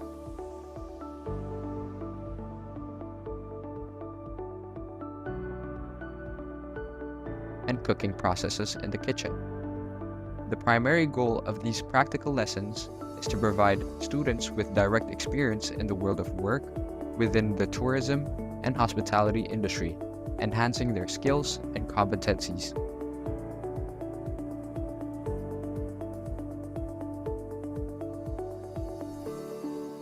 Stipari Semarang offers a wide range of student activities, including research by both faculty and students, international collaborations, entrepreneurship student clubs, dance and music clubs, and sports clubs. Stipari's achievements both domestically and internationally include receiving research grants for faculty and students. Stipari alumnus have excelled in various sectors of the tourism and hospitality industry. Their achievements are a testament to the future-oriented quality education at Stipari. Assalamualaikum warahmatullahi wabarakatuh. Saya Muhammad Nurholis. Saat ini saya adalah General Manager Hotel Norman Semarang dan juga sebagai Ketua Indonesian Hotel General Manager IHGM DPD Jawa Tengah. Saya mendapatkan bahwa apa yang saya peroleh dari pendidikan saya di Stipari sangat membantu dan sangat berarti bagi pekerjaan kami di bidang industri pariwisata umumnya dan perhotelan pada khususnya. For more information, please visit our official website on stipari.ac.id. Be a part of Stipari, where we make your future dreams come true.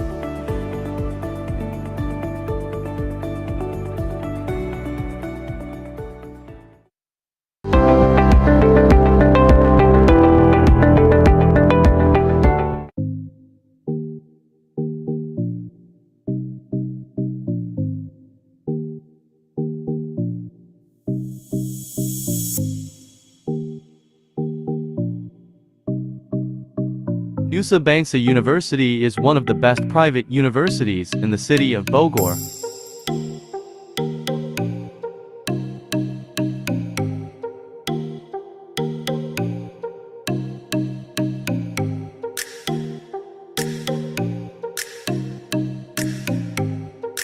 Nusa Bangsa University was founded in 1987 by the Nusantara Skills Development and Quality of Life Foundation (YIP).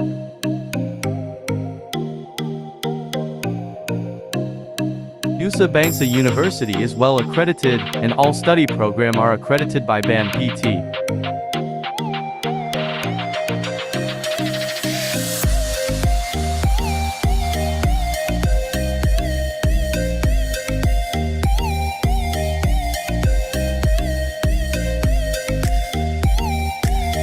Nusa Bangsa University has 4 floors in the main lecture building and laboratory facilities as well as a 9-hectare experimental area.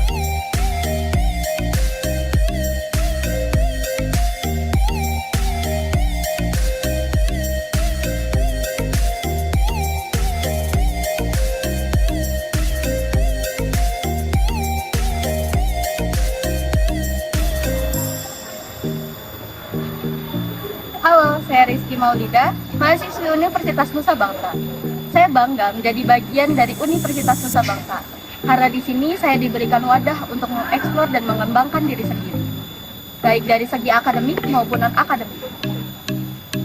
Bagi kalian yang tidak diterima di PTN impian kalian, jangan bersedih, karena di Universitas Nusa Bangsa ini kami siap menerima kalian. Universitas Nusa Bangsa masih membuka jalur mandiri loh.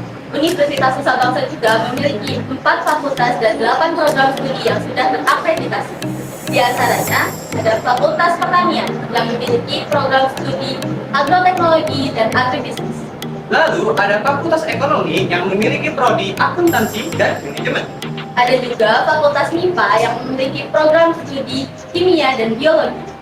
Lalu yang terakhir ada Fakultas Kehutanan yang memiliki program studi S1 Kehutanan dan D3 Penyuluhan Kehutanan. Universitas Nusa Bangsa juga memiliki program pasca sarjana S2 Ekonomi Pembangunan. Oh iya Kak, di kampus ini ada beasiswanya tidak? Tentu saja ada dong, di Universitas Nusa Bangsa memiliki beasiswa di antaranya Beasiswa Kartu Indonesia Pintar, Beasiswa Prestasi Akademik, Beasiswa Prestasi Non-Akademik, Beasiswa Yayasan PKMK,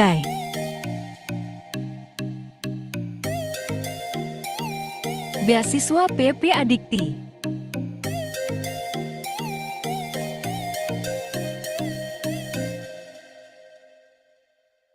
Beasiswa Pemprov Jawa Barat,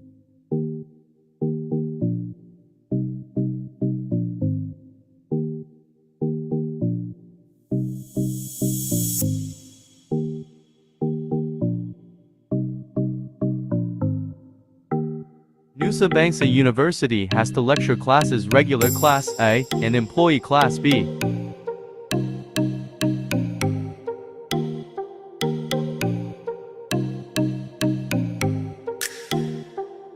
Several facilities owned by the Nusa Bangsa University.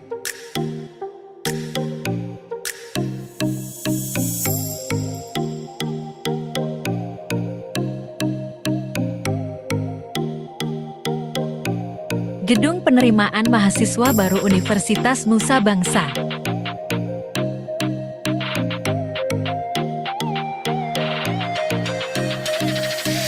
Gedung Perkuliahan Universitas Nusa Bangsa,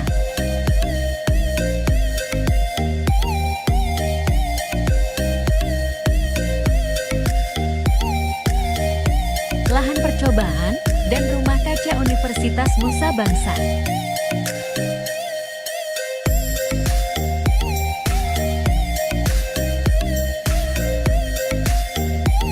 Laboratorium Universitas Nusa Bangsa,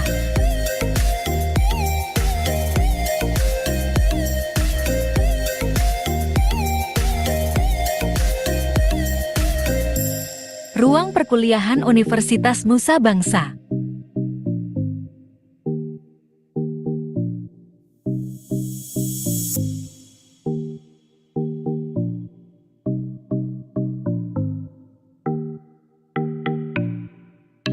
Masjid Universitas Nusa Bangsa, Auditorium Universitas Nusa Bangsa,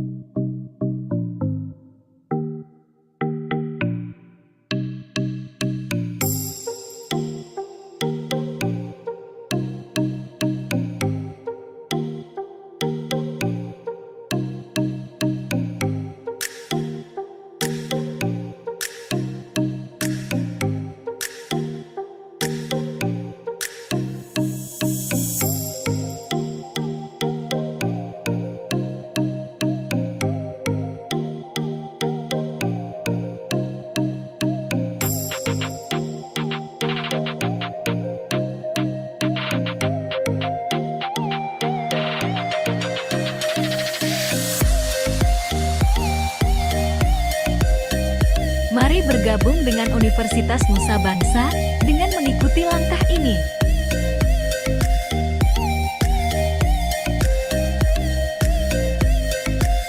Kunjungi website www.pmb.unb.ac.id.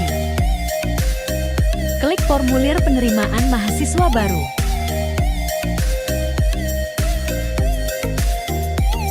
Mengisi daftar formulir penerimaan mahasiswa baru.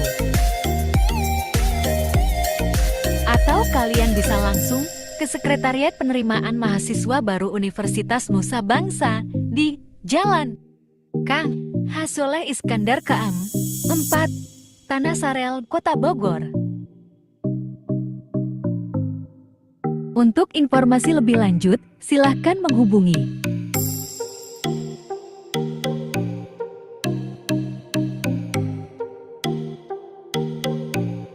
08561839987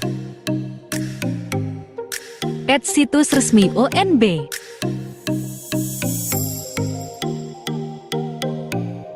@UNIV Nusa Bangsa Bogor.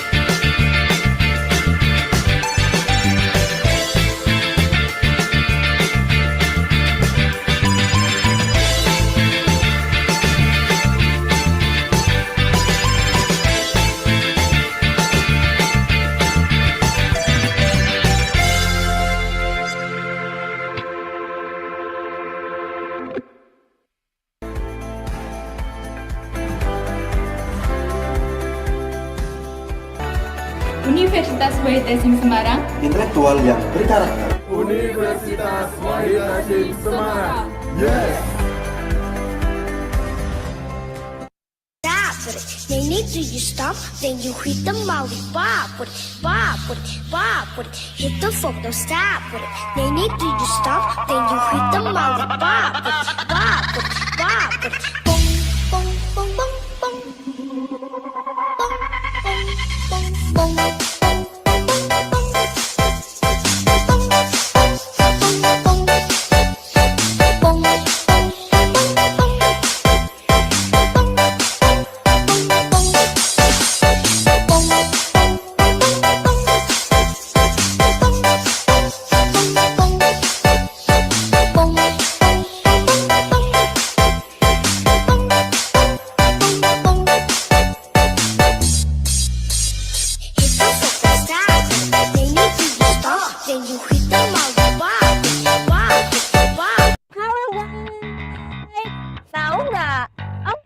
jurusan dengan prospek kerja tertinggi dalam 5 tahun ke depan itu diisi oleh DKV, sistem informasi, akuntansi, dan kesehatan loh. Nah, dan menariknya lagi ini semua ada di Universitas Awal. Selamat datang di Universitas Awal.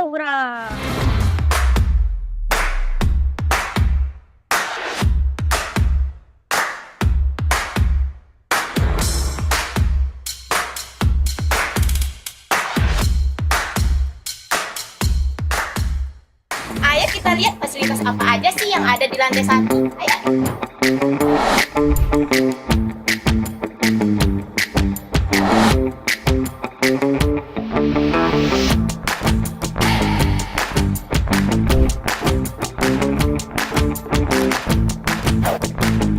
Di sini juga ada laboratorium radiologinya juga loh. Di sini menjadi sarana praktek bagi mahasiswa agar menghasilkan keterampilan sesuai dengan kompetensi. Sekarang kita udah di lantai 2 nih. Yuk ikut saya ke perpustakaan. Di perpustakaan ini kita bisa mendapatkan informasi dan referensi.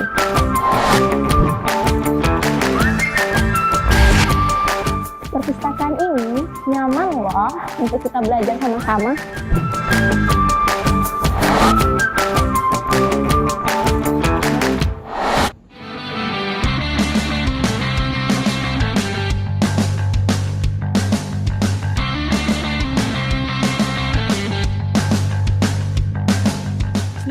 Selain ada rumah sakit Awal Bros yang besar, di kampus juga punya mini hospital juga loh. Ayo.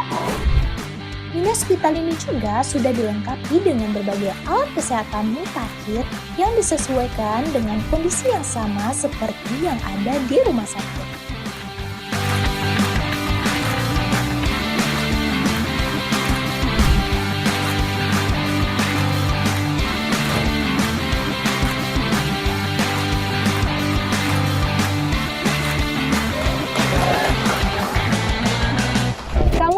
Kesempatan loh untuk mendapatkan beasiswa, salah satunya beasiswa Pemprov, KIP, Yayasan, dan Basnas.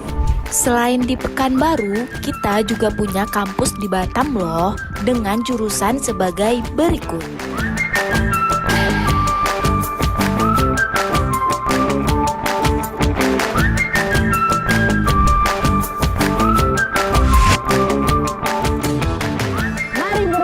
Bersama kami Universitas Awal Bros.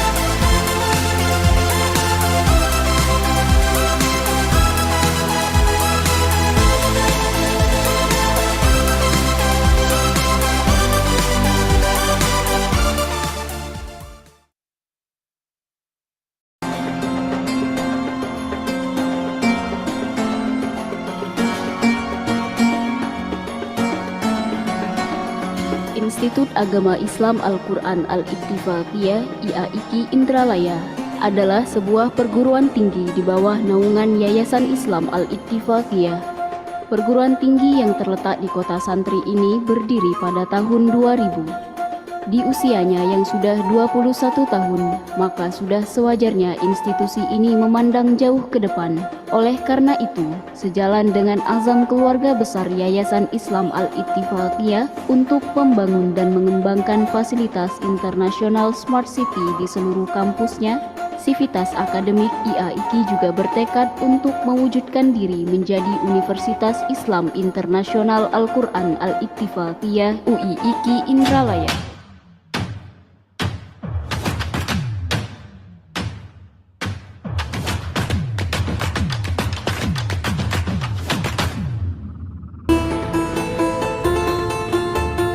Obsesi tersebut bagi IAIKI Indralaya merupakan jalan untuk memaksimalkan peran kesemestaannya dalam menebar rahmat Allah bagi seluruh manusia dan semesta raya.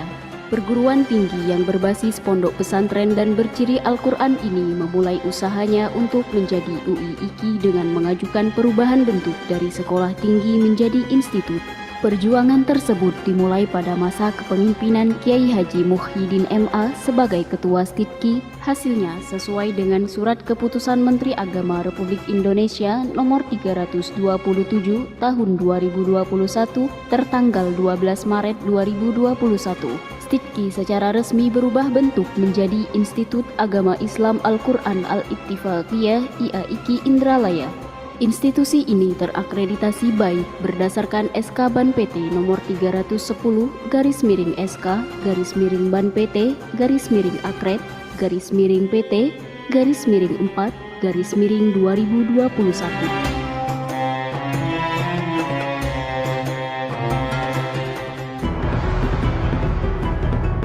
Saat ini, IAIKI Indralaya dinahkodai oleh Dr. Haja Muyasaroh MPDI Al-Hafizoh sebagai Rektor, Wakil Rektor 1 Haji Bahrum MED, Wakil Rektor 2 M. Ali Sodikin MPD, dan Wakil Rektor 3 Dr. Zaimuddin.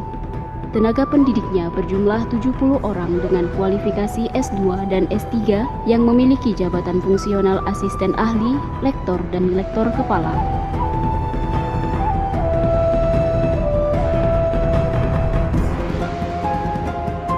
Dengan moto Piety, Integrity, and Professional, IAIKI mengampus 1.285 mahasiswa di 3 fakultas dan 6 program studi, serta 1 program pasca sarjana. Fakultas Tarbiyah dan Keguruan memiliki program studi Pendidikan Agama Islam, Pendidikan Islam Anak Usia Dini, dan Pendidikan Bahasa Arab. Fakultas Ekonomi dan Bisnis Islam memiliki program studi Ekonomi Islam dan Perbankan Syariah. Fakultas Usuluddin memiliki program studi Ilmu Al-Quran dan Tafsir, dan program Strata 2 memiliki program studi Pendidikan Agama Islam.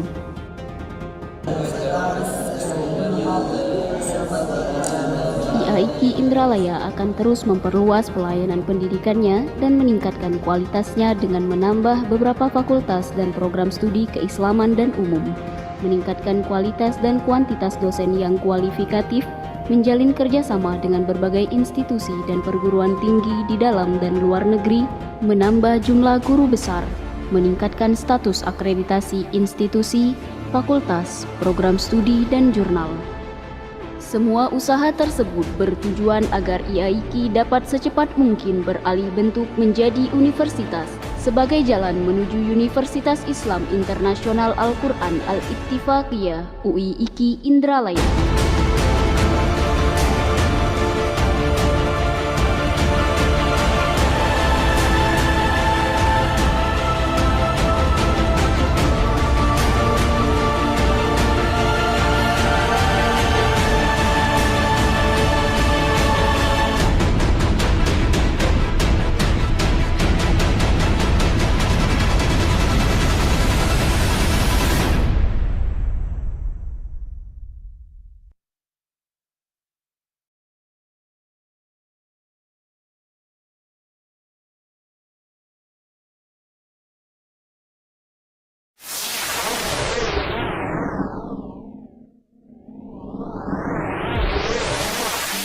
negeri. Pada hari ini, saya akan mengukuhkan kepengurusan yang telah dibentuk pada bulan Desember yang lalu, sehingga dengan demikian roda organisasi kita bisa berjalan dengan lancar. Baiklah Bapak Ibu sekalian, izinkan saya untuk mengukuhkan kepengurusan periode 2019-2023 ini.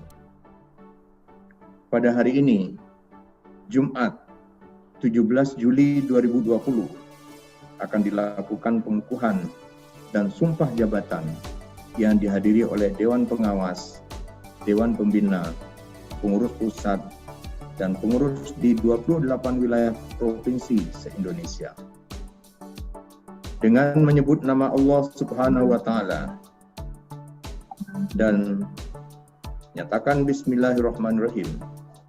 Nama-nama terlampir, yaitu yang berjumlah 95 nama, dengan rincian 18 pengurus pusat dan 77 pengurus wilayah provinsi, dikukuhkan sebagai pengurus pusat dan pengurus di 28 wilayah provinsi se-Indonesia.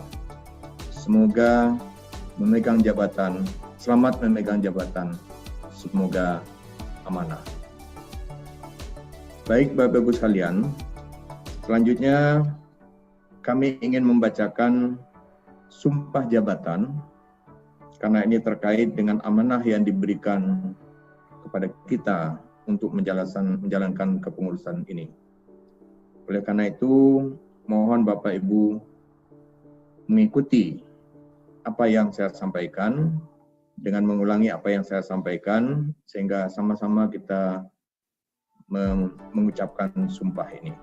Bismillahirrahmanirrahim. Bismillahirrahmanirrahim. Dengan Bismillahirrahmanirrahim.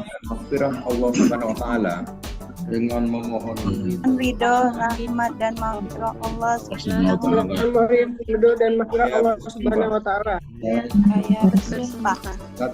Saya bersumpah. Menyerahkan diri menjadi pengurus pusat bagi yang diangkat dari pengurus pusat. Menyerahkan diri sebagai pengurus menjadi pengurus wilayah Asosiasi Dosen Asosiasi Dosen PKM Indonesia. Pengurus wilayah Asosiasi Dosen.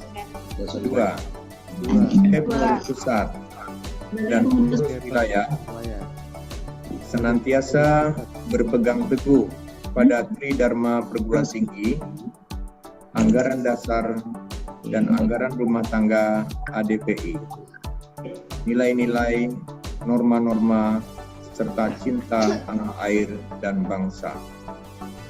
Pegang teguh sebagai wilayah senantiasa berpegang senantiasa pada anggaran dasar, anggaran rumah tangga nilai norma serta cinta tanah air dan bangsa. Tanah air dan bangsa. Tiga, sebagai pengurus pusat dan pengurus wilayah dalam menjalankan tugas dan kewajiban organisasi, pantang berputus asa, pantang menyerah, dan pantang meninggalkan api dalam situasi dan kondisi apapun.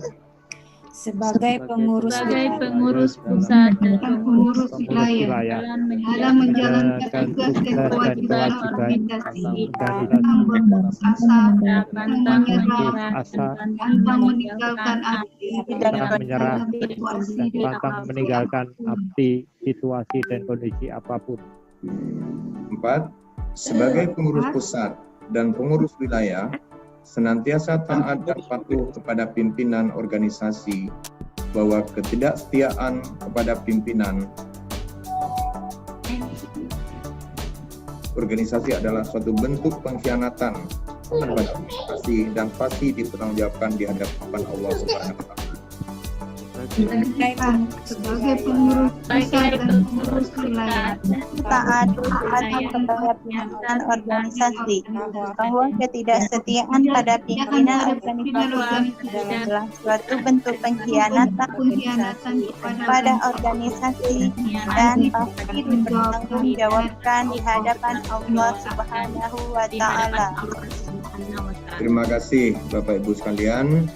Dengan demikian maka telah resmi Bapak Ibu dikukuhkan menjadi pengurus ADPI tingkat pusat dan wilayah, dan sekaligus telah membaca sumpah jabatan di hadapan kita bersama.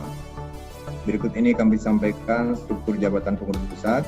Ya, Bapak Ibu bisa baca.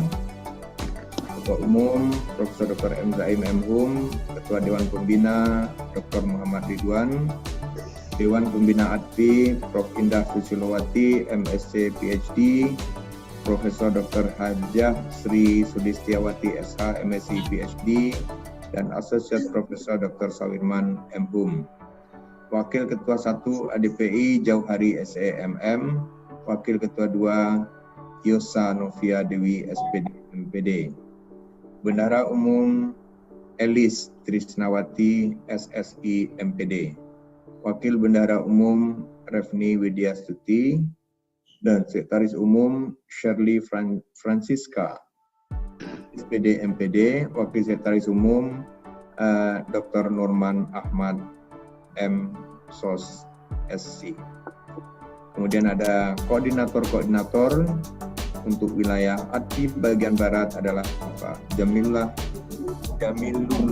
SPD MSI,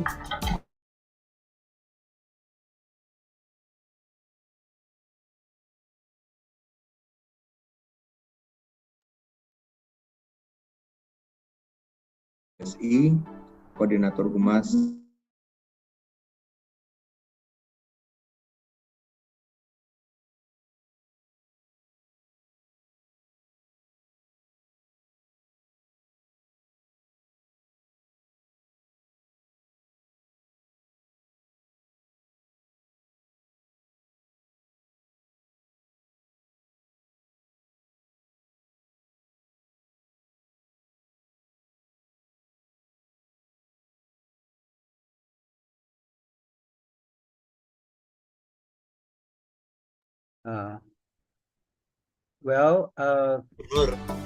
Ladies and gentlemen, it's time for me to announce the best presenter of all the presentations. Everyone is definitely waiting to see who the best presenter is at this moment. Who is it? Waiting essentially, of course. Now I have the result of the best presenter assessment, and I will immediately announce them. The best presenter for the third,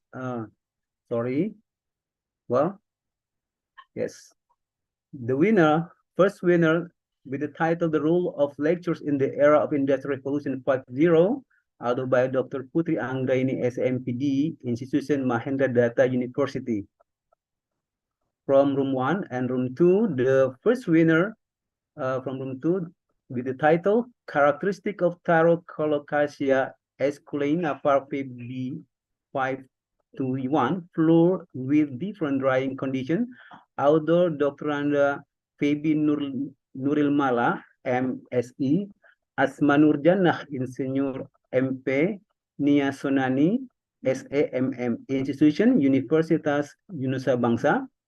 Next, first winner from room 3 title with the title Phytochemical Screening and Evaluation of Antifungal Activity of Peperonia pellucida L. Kun Extracts against Candida albicans, Aldo Niputu Widayanti SSI MSI, Institutions Bali International University. Next, first winner from room 4 title Nutrient Consumption for Age Group at Risk of Stunting in High Stunting Subdistrict on Kepulauan Riau, Indonesia, Aldo Citra Dewi Anggreni and Teams, Institutions Institut Kesehatan Mitra Bunda. Next, first winner from room 5 title Exploring Students' Perceptions of Online Games and Social Media on Interpersonal Communication in the English Learning Process, Aldo Dr. Insinyur Suciana Hidwijrahayu MPD and team, Institution Universitas Muhammadiyah Profesor Dr. Hamka. First winner from room 6 title Manifestation of Theology in Sharia Accounting, outdoor Tri Nadila MSc AK CA and team, Institution Institut Agama Islam Negeri Laut Sumawe. Next, first winner from room 7 with the title Nutrition Roles in Children's Cognitive Function and Narrative Review, author Ulia Utifasrinit, Dr. And team, Dr. M. Biomid and team, Institution Universitas Andalas. Next. First winner from room 8, titled Clinical and Laboratory Profile of Adult and Children Dengue Infection in Abdul Muluk Hospital Bandar Lampung, author Dr. Eti Apriliana M. Biomate and team, Institution University of Lampung. Next, first winner from room 9, title Impact of Hydration Education and on Knowledge Level Among Elementary School Children, author Aulia Sepriadiana Larasati, doctor and team, institution, Aulia Sepriadiana Larasati and team, Institution Universitas Andalas. Next, first winner from room 10, title Relationship Between Nutritional Status with Hydration Status in School Children, author Atika Chandra Kirana and team, Institution Andalas University. The second winner from room 1, titled Strengthening Awareness and Knowledge Assessment Sustainable Development Goals Among Students, team STIM Budi Bakti Indonesia, author Indri Aguslina SMM and team, Institution Sekolah Tinggi Ilmu Manajemen Budi Bakti. Second winner from room 2, the title TGT Team Game Tournament Cooperative Learning Model in Kanji Learning to Improve GLPT and Poja Pani Vocabulary Mastery, author Alo Karyati MPD and team, Institution Pakuan University. Second winner from room 3, title Factors Related to Compliance with Medical Nutrition Therapy in Diabetes Mellitus Patients, author Dr. Tutik Ernawati MGZ SPGK and teams, Institution Lampung University. Next, the second winner from room 4, titled The Relationship Between Knowledge, Attitude, and Practices Regarding Hydration and Hydration Status Among School Children, author Azizul Hakim, Abdiana and team, Institution Universitas Andalas. Next, second winner from room 5, titled Layout Analysis in Handling Dangerous Goods at Green Terminal Container Teluk Lamong, Surabaya in 2023, author Win Rizaldi, SMMTR, and teams, Institut Transportasi dan Logistik Trisakti. Second winner from room 6, titled The Association Between Dietary Patterns and Type 2 Diabetes Mellitus Among Indonesia Urban Workers, author Risti Rosmiati, SGZ MSI, and teams, Institution Universitas Negeri Medan. Second winner from room 7, title Intentionality in Peace Building, the Lived Experience of Indonesian Youth in Bekasi to Promote Peace in Social Media, author Witri Elvianti, SIP MA, Institution Presiden University. Next, second winner from room 8, title The Accomplishment of Halal and Takaful Principles of the Medical Benefit, author by Indah Purbasari SHLLM and teams, Institution Universitas Trunojoyo Madura. Next, second winner from room 9, title Identification of Immune and Metabolic Profiles Based on Characteristics of Routine Hematology Results in Stunted Children, author Dr. Khairunisa MKS, IFO, KFISCM, and team, Institution Universitas Lampung.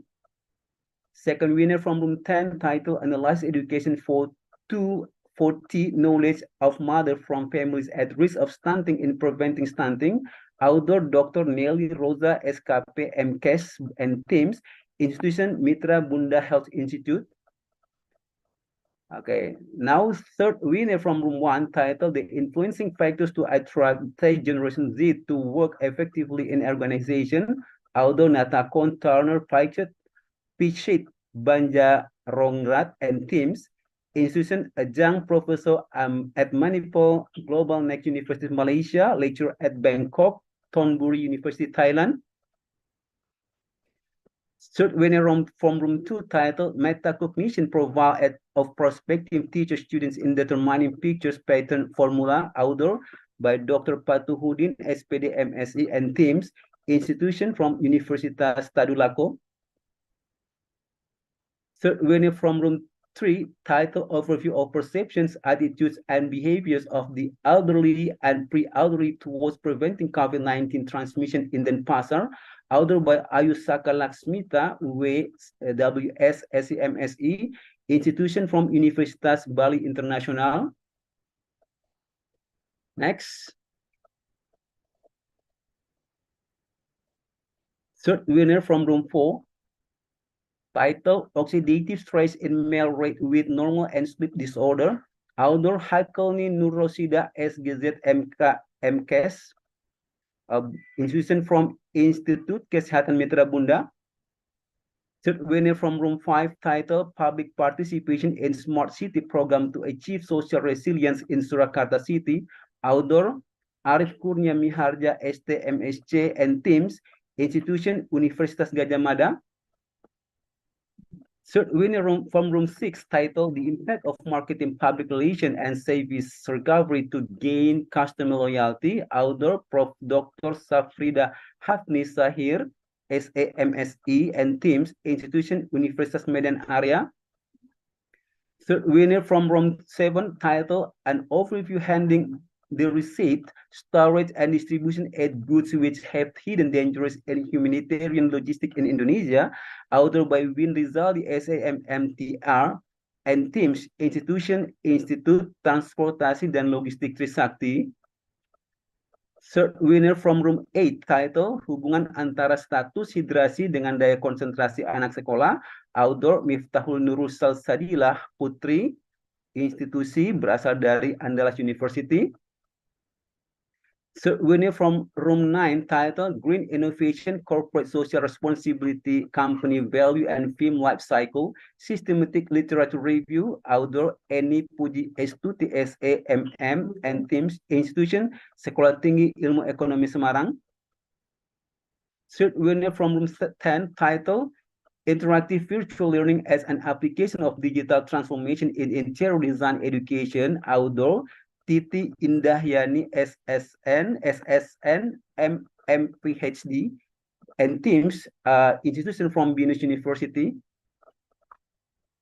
Now, the first runner-up from room 1, titled Enhancing TOEFL Scores Through Heterogeneous Grouping, author Dr. Herlina MA, institution Pertiwi University. Next. First runner-up from room 2, title Pengaruh Bauran Pemasaran Terhadap Keputusan Pembelian Tanaman Hias Mulia Harja, Kecamatan Bogor Selatan, Kota Bogor, author Diah Budi Pruri Wiba Ningwati, Insinyur Master of Science, institusi dari Universitas Nusa Bangsa. First runner-up from room 3, title Design E-Module of English-Speaking Material for Students at Nurul Huda Islamic Boarding School, author Nia Kurniati MPD, and teams, institution from Universitas Nurul Huda. Next. First runner-up from room 4, titled Monitoring of Nutrient Intake for Age Group at Risk of Stunting with Cerdas Education in High Stunting Subdistrict on Kepulauan Riau, Indonesia, author Herbiana SGZ MGZ, and teams, institution Institut Kesehatan Mitra Bunda. First runner-up from room 5, title Islamic Financial Literacy, Promotion, Product Quality, and Saving Intention, Customer Trust as an Intervening Variable, author Profesor Dr. Haja Anita Rahmawati, Magister Agama from Institut Agama Islam Negeri Kudus. First runner-up from room 6, title Independent Oil Palm Smallholder Income-Based Typology of Land in Jambi Province, author Dr. Firna Farina, institution Universitas Graha Karya Muara Bulian. First runner-up from room 7, title Fishermen's Social Economy and Economic Reaction to Environmental Change in Aquaculture, author Ima Kusumanti SPI MSc, institution IPB University. First runner-up from room 8, title Efektivitas Drama sebagai Metode Pengajaran Kemahiran Berbicara Bahasa Jepang pada mahasiswa semester 1 Program Studi Sastra Jepang Universitas Pakuan, penulis Mugianti MSI dan tim, institusi Universitas Pakuan. First runner-up from room 9, title Rewards Quality and Employee Recognition on Professional Commitment in Improving Human Resource Performance, although Dr. Winnie Novia Ratri Wardani Eskom MM and teams, institution Wahid Hasim University. First runner-up from room 10, title Analisis Program Satu Nagari Satu Event sebagai wujud potensi pendapatan asli nagari di Kabupaten Tanah Datar, outdoor, Widya Aryan dan tim, institution Universitas Islam Negeri Mahmud Yunus Batu Sangkar. Now the second runner-up from room 1, title Influencing Factors of Burnout and Intention to Live Among Medical Personnel in Public Health Service in the Southern Region of Thailand, outdoor Panopong Patson, Jakit Tafron and teams, institution adjunct professor at Manipal Global NXT University Malaysia, lecture at Bangkok Thonburi University Thailand. Second runner-up from room 2, title Oil Palm Farmers Respond to the Prohibition of CPO Export in Batanghari District, Jambi Province, outdoor Sri Harimurti MSI, institution Universitas Grahakarya Mulia Muara Bulian. Next. Second runner-up from room 3, title Sanitation, Education on Knowledge of Families at Risk Stunting, outdoor BDN Huzaina, SST MCAP, and teams, institution Mitra Bunda Health Institute. Second runner-up from room 4, title Islamic Education Contribution on the 6th Madras Women's Social Relation, outdoor Dr. Halimatus Sa'diyah MPDI, institution EIN Madura. Next. Second runner-up from room 5, title Analisis Kebutuhan Pembelajaran Bahasa Inggris Khusus English for Specific Purpose bagi mahasiswa kesehatan, outdoor Kansa Suryani and teams, institution Universitas Awal Bros. And second runner-up from room 6, titled The Influence of the Environment and Entrepreneurship Through the Role of Human Capital on the Performance of Humans, MSME, is in Bangkalis Regency, in Bangkalis Regency, although Musdavita, SAMSA, Lapiti SRSA, and teams, institution University Riau. Second runner-up from room 7, titled Development e-booklet Health Education Media for Women of Childbearing Age, although Aisyah Pubi Putri Ivani and teams, institution Universitas Awal Bros. Second runner-up from room 8, titled The Role of Agricultural Extension in Women Farmers Group in Implementing the Harum Madu Program in Semarang District, Garut Regency, outdoor Indra Iriani Dewianti, SPMP and teams, institution Muhammadiyah Bandung University.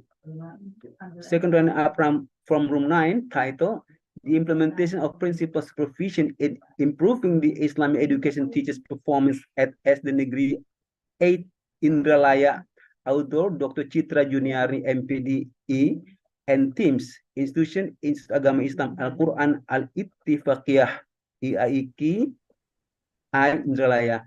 Second runner-up from room 10, title Islamic Trace of the Batin Community in the Koburu Kabanti Oral Tradition, outdoor Dr. Nadirla Jamudi SPD MPD and teams, institution Universitas Muhammadiyah Buton. And the third runner-up, title Analysis of Community Knowledge and Understand about Application for Health, although Windy Suganda and teams, institution from Awal Bros University.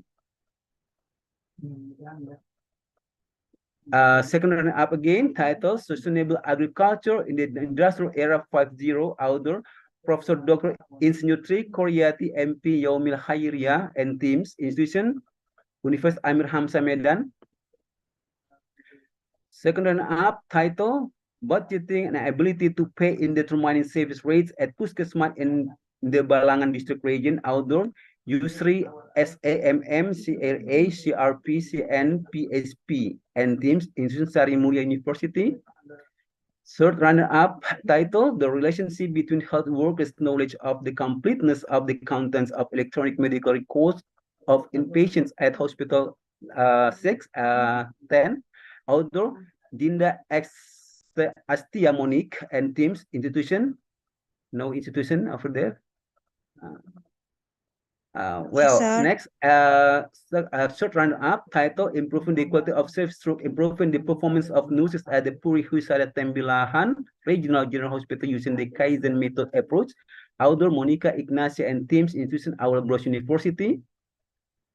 Third runner-up, again, title, Relasi Agama dan Negara, Analisis Diskurs Komunikasi Agama dalam Ruang Publik, Outdoor Pendeta Andri Saputra Ligawan Master Teologi Institusi Sekolah Tinggi Teologi Aletheia. Okay, next. Third runner-up title, Buttons Care, Brand Credibility and Soft Image Congruence towards Purchase Behavior with Brand Knowledge as a Moderating Factor. Outdoor, Dr. Windy Novia Rartri Wardani Eskom MM and teams, Institution Wahid Hasim University. Next. Third runner-up title, The Relationship Between Self-Efficacy and Quality of Life in Chronic Renal Failure Patient Undergoing Hemodialysis at Embung Fatima Hospital Batam. Audo Andrianti Rutmana Escape NS and team, Institution Our Bros University. Next, third runner title, Implementation of Internal Controlling System to Develop Production Planning in PT Ajinomoto Indonesia, Outdoor Ratih Pratiwi SMAK and teams, Institution IPB University.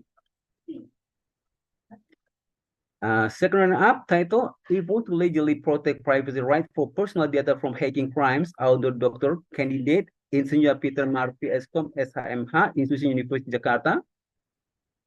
Next, third runner-up title, Bioremediation of mercury by the freshwater microalgae Udogonium intermedium from Indonesian artisanal small-scale gold mining wastewater, Outdoor Surreal Hizmi and teams, Institution Lombok Tourism Polytechnic. Next, third runner-up title, The Dilemma Between Challenges and Obstacles in the Prevention and Handling of Sexual Violence in Higher Education, Outdoor Aulia Nursifa SPD MPD and teams, Institution University Indonesia. And next, the third runner-up title, The Role of Parents in Prevention of Violence in Early Children, Outdoor Lajeti SPD MPD and teams, Institution Universitas Muhammadiyah Buton.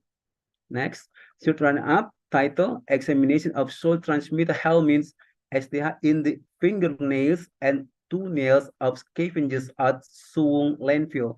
Outdoor Desa Putih Rizky Vidika Aprianti SISI MSI Institution Universitas Bali International.